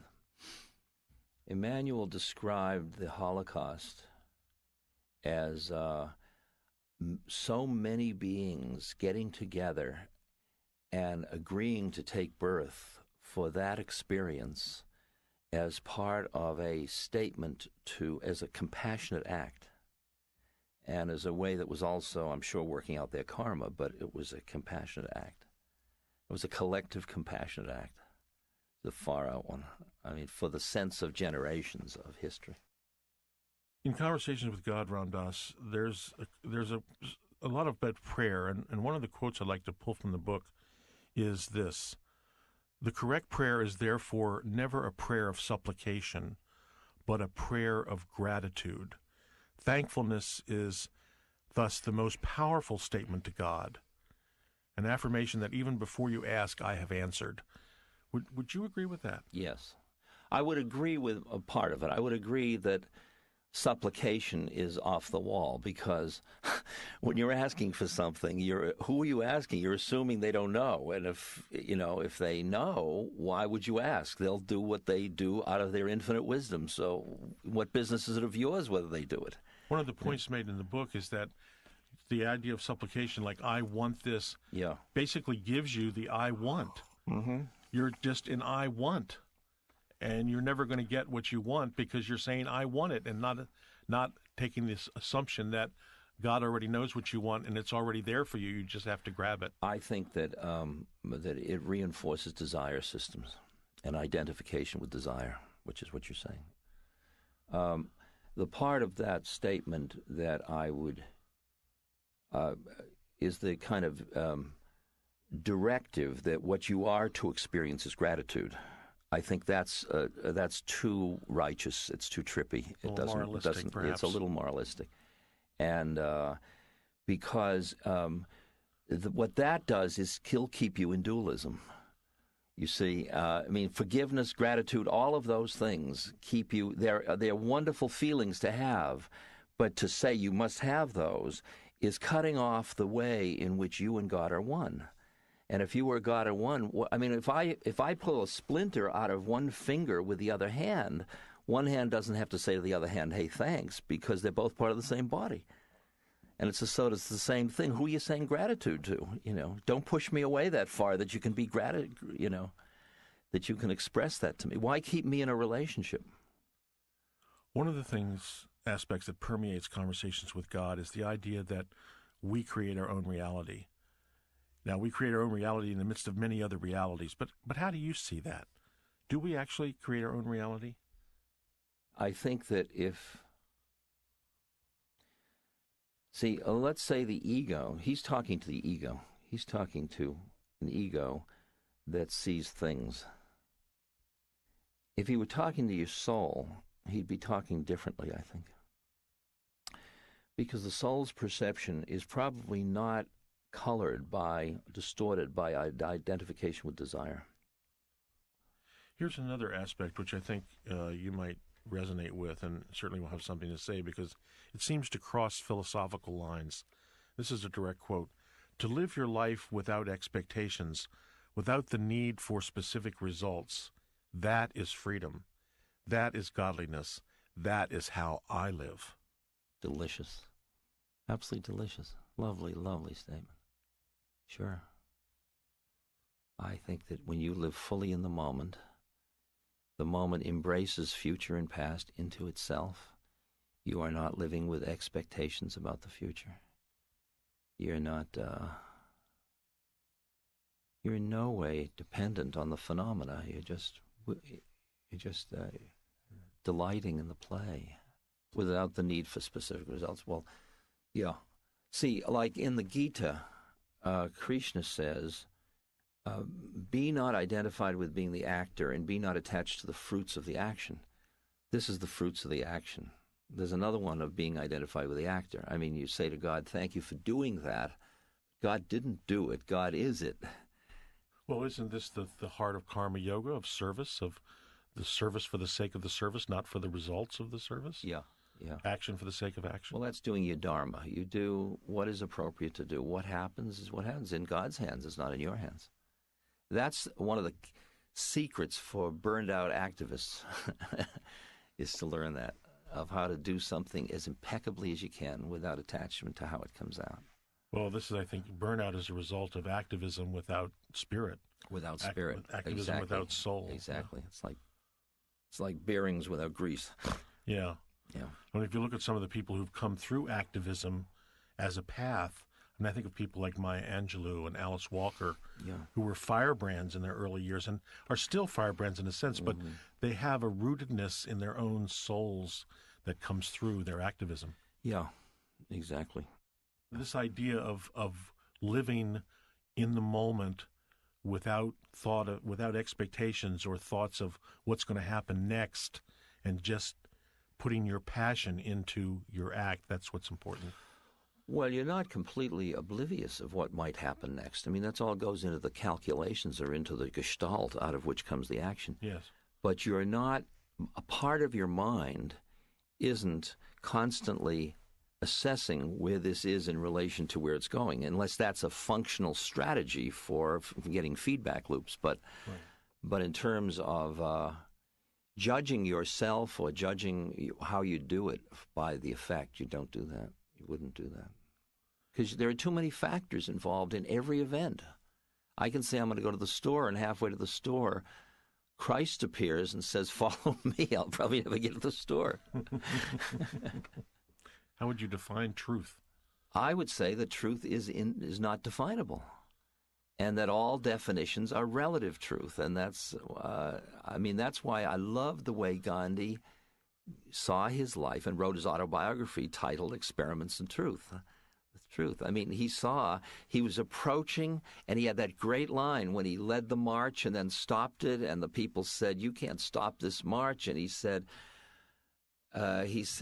"God is absolute truth. I am a human. I only know relative truth, and my understanding of truth changes from day to day, and my commitment must be to truth, not to consistency." It's a great, great teaching. Great teaching, because you're moving constantly towards a deeper truth. You don't ever arrive until you give up moving towards it, but you can be truth. You can't know truth. We might say that there could be an intellectual truth and a soul truth. There could be a feeling truth. Well, I don't know what that intellectual truth is. It's truth that comes out of the mind. Truth that comes out of the mind. Yeah, I think you're right. The kind of truth that comes out of this is the way it is. Yeah, it's dealing with the paradox, the seeming paradox. It's not really a paradox, but it's seeming paradox that what is true on one plane isn't necessarily true on another, and having to deal with that tension or that disparity or whatever. It's like saying it's all perfect and saying it all stinks. I mean, they're both true, but they're both true in different planes of discourse. You know. I remember hearing a Jesuit teacher say when I was in high school about how there may be nobody in hell because one of the requirements to commit a mortal sin requires full knowledge of the gravity of the offense against God. How can natural beings have any idea of the offense against a supernatural being? It's that like relative That's absolute. Lovely. Yeah. It's a good story. Yeah, absolutely. Because you'd be a fool once you understand. You'd be like sticking your fingers in your own eyes or something like that. It would be absurd. Sure. Are you hopeful, optimistic about the future around us? I'm neither optimistic nor pessimistic. I don't find that an interesting place to hang out. I mean, I optimize what I do for all possibilities. What happens is what happens. See, that's again the expectations or attachment. If I had an attachment, there'd be fear. And there's just no attachment. Not that there isn't fear in my life, but that one particular one isn't one of them. It's interesting you mentioned fear, because fear comes out a lot in the conversations with God as being really almost synonymous with evil and the opposite of love. Yeah. Emmanuel says the same thing about fear and love. Two dimensions of fear and love. And I mean, in Buddhism, when you say, what is the root ignorance is separateness, and separateness is the one that identification with your separateness awakens fear. Fear isn't the same quality as love. It's not the same depth.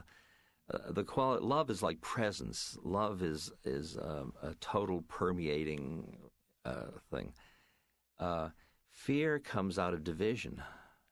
Fear is in dualism. Love is non-dual. Well, it crosses essence. lines in many Yeah, ways. it has no boundaries. It's boundaryless. Yeah. Fear has boundaries. Fear of. Yeah. It's better to be in love. It's better to be love. Be love. Be loved. Beloved. Beloved. Yeah. Thanks, Ramdas. Thank you, Michael. Now, Michael Toms interviews Neale Donald Walsch. I'd like to talk about some of the things that are in the book and how the book is presented. One of the aspects I noticed is that the book seems to have a largely Christian orientation, though there was cursory mention of other spiritual traditions. What about that largely Christian orientation, Neale? Well, I don't experience it as having a largely Christian orientation. In fact, I think, as a matter of fact, I think that the people who would argue the most that it has anything but a Christian orientation would be devout Christians, and certainly born-again Christians and fundamentalists would be the first to disagree with you. They would almost scoff at anyone's description of this book as having a largely Christian orientation. In fact, some have said that the book was written by just the opposite, by the Antichrist. So I find your observation to be somewhat unique among the reactions that I received to the book. Although it is true that the great teacher Jesus has been mentioned a number of times in the book, I suspect that that had to do with the fact that God speaks to each of us along the avenues and through the channels with which she knows we are deeply familiar. And because my own particular upbringing and background happened to be in the largest of the Christian sects, the Roman Catholic Church, I believe that it was not inappropriate nor terribly unexpected that God would use the teacher with whom I was most familiar to make some very important points. In that context, I understand your question. God has said to us in the book that he will use any device, any tool, any channel, the lyrics of the next song you hear, the storyline of the next movie you watch, or the words of any teacher with which you are deeply familiar and to which you are emotionally attached. And I think, therefore, that we can expect God to show up in our lives and to communicate with us in our lives through the mediums with which we are most personally familiar. Therefore, it is not at all shocking to me that the revelations, and I use that word advisedly, received by peoples elsewhere in the world differ in tone, but rarely in content, from the revelations in conversations with God. And that difference of tone or nuance has to do with the adjustments that God has made, if you will, to the awarenesses and the consciousness of the messenger. And so God will speak to someone in the Middle East, I'm certain, with constructions and nuances that are largely Middle Eastern in their theological approach. Speaking of God using anything and everything to communicate with us, in the book it says that feelings are a channel for the truth. Feelings are the language of the soul. Feelings can run the gamut from anger to love and have been the cause of many wars and conflicts over the centuries, even to this day and time. How do you reconcile this apparent dichotomy of feelings and truth? The statement actually is, feelings are the language of the soul. Now we'll get back into my own theological constructions here. I do use the figure of Jesus as a point of reference because he is the master teacher, one of many, with whom I am most familiar. And so in response to your question, I'll begin by saying even Jesus experienced anger. And the story of his driving the money changers out of the temple was not placed in the Bible without awareness on the part of those who were constructing that that scriptural collection. They were deeply aware that in order for us to truly understand spiritual truth, in order for us to deeply understand spiritual truth, we needed to be given a model and an example of a person who allowed himself to genuinely experience all the feelings that he was feeling. The question, therefore, before the human race is not whether we ought to allow ourselves or to look inside of ourselves for the truth of our feelings, but how we ought to express those feelings in a way that allows us to elevate our experience of who and what we are. Anger in itself is not a negative emotion. Anger is simply a gift from God, a way that we have of saying no thank you, a way that we have of causing others to notice that something or another is not okay with us.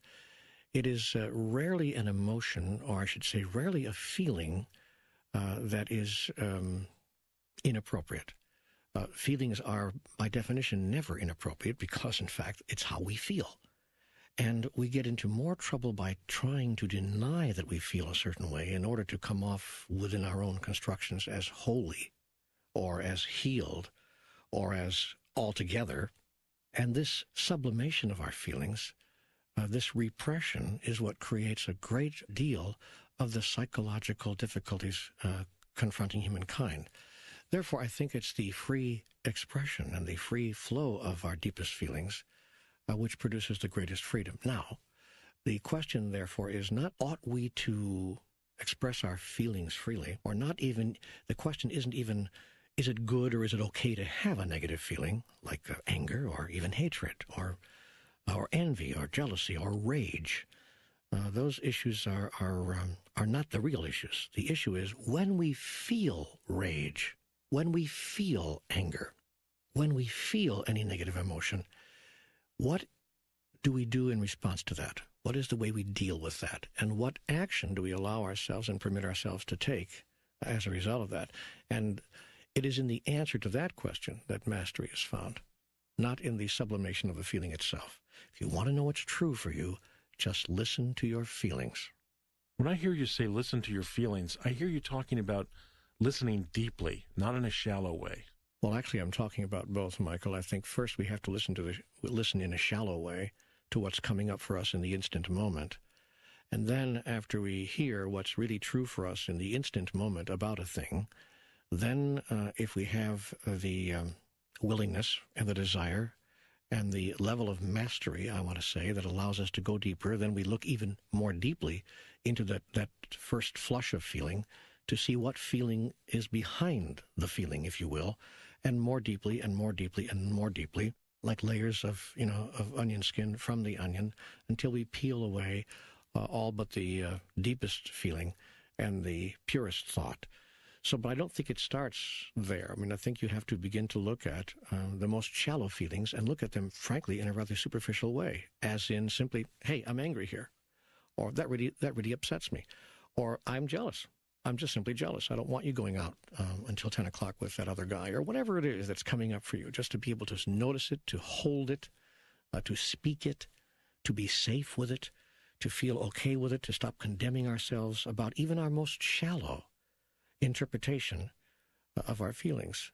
Because it is after we get through the shallow water that we can submerge ourselves in the deep. One doesn't dive to the bottom without going through the top.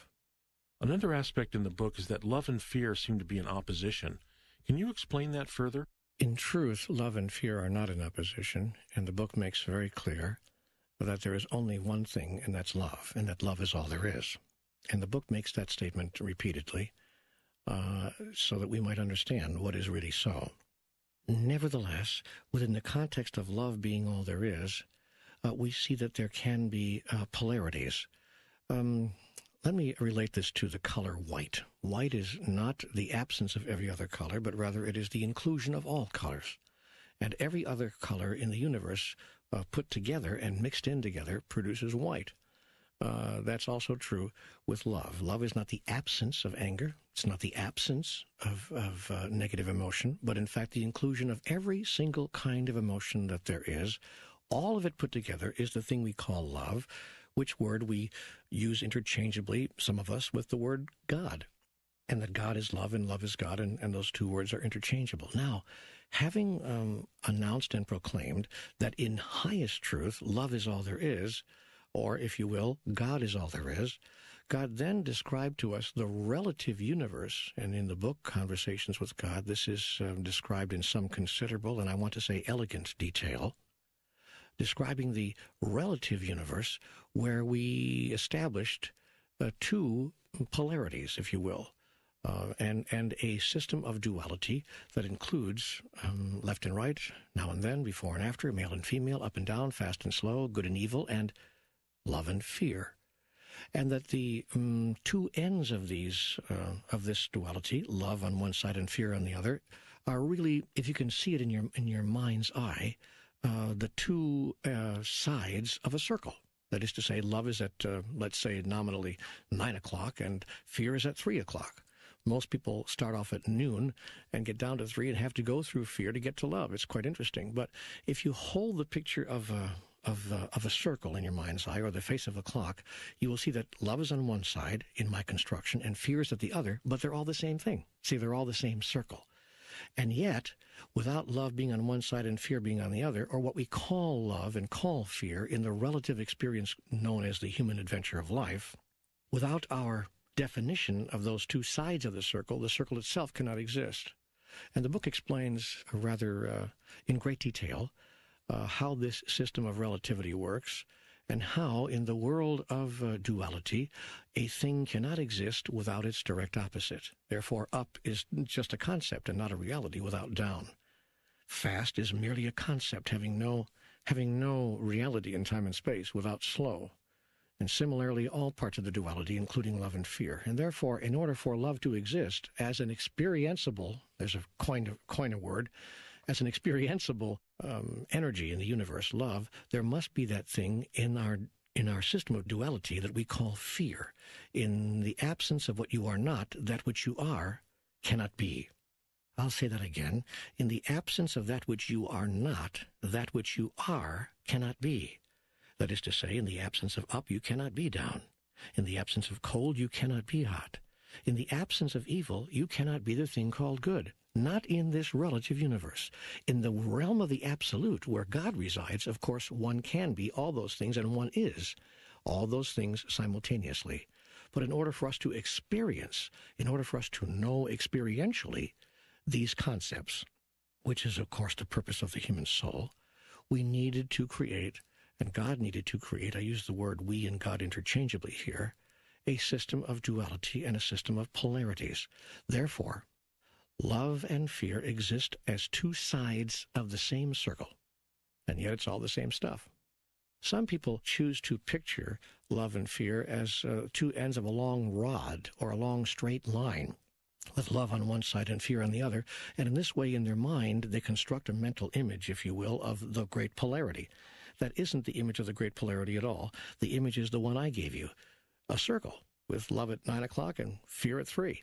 And it's as soon as you bend that rod around and connect it to itself, you see the beautiful symmetry and the awesome simplicity of the design. Conversations with God takes the form of book 1, 2, and 3. Is this all God has to say, or will there be more volumes? I really don't know, Michael. Part of me, this is a risky thing to say, part of me hopes that it ends with book 3. Because people are beginning to look at me as some kind of source for enormous truth and for deep insight and instant understanding of the most profound concepts with which the human race has confronted itself. And that is not a place with which I am most comfortable. And so it's become a very interesting experience for me in my life. And if the dialogue were over with the end of book 3, it would not displease me, and I would have an opportunity to remove myself from that position as the current messenger of the moment. God help me if Conversations with God or Neale Donald Walsch turns into the latest fad. That would defeat the purpose of everything I've tried to do. On the other hand, if when book 3 is finished, and by the way, the concepts I just described to you of the circle and so forth, all of those visual constructions are part of book 3. Book 3 deals with the larger cosmology of all of it.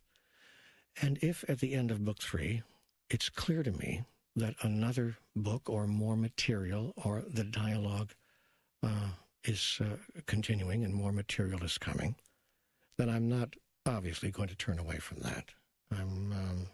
I've announced and declared myself to be a willing messenger of the grandest truth that I am capable of accessing, announcing to the world as I do so that I freely admit the filtering system which is in place in my own mind through which I seek to bring these revelations.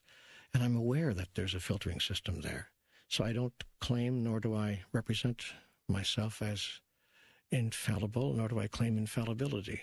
But I think that the material speaks for itself in terms of its clarity, in terms of the depth of its insights, and in terms of the eternality of its wisdom. This book contains eternal wisdom, and so do all three books. Will there be a book 4 or a book 5? Well, no, there will not, unless there are. There are two other books that come through in a similar way as the Conversations with God. One is the Urantia book, and another is A Course in Miracles.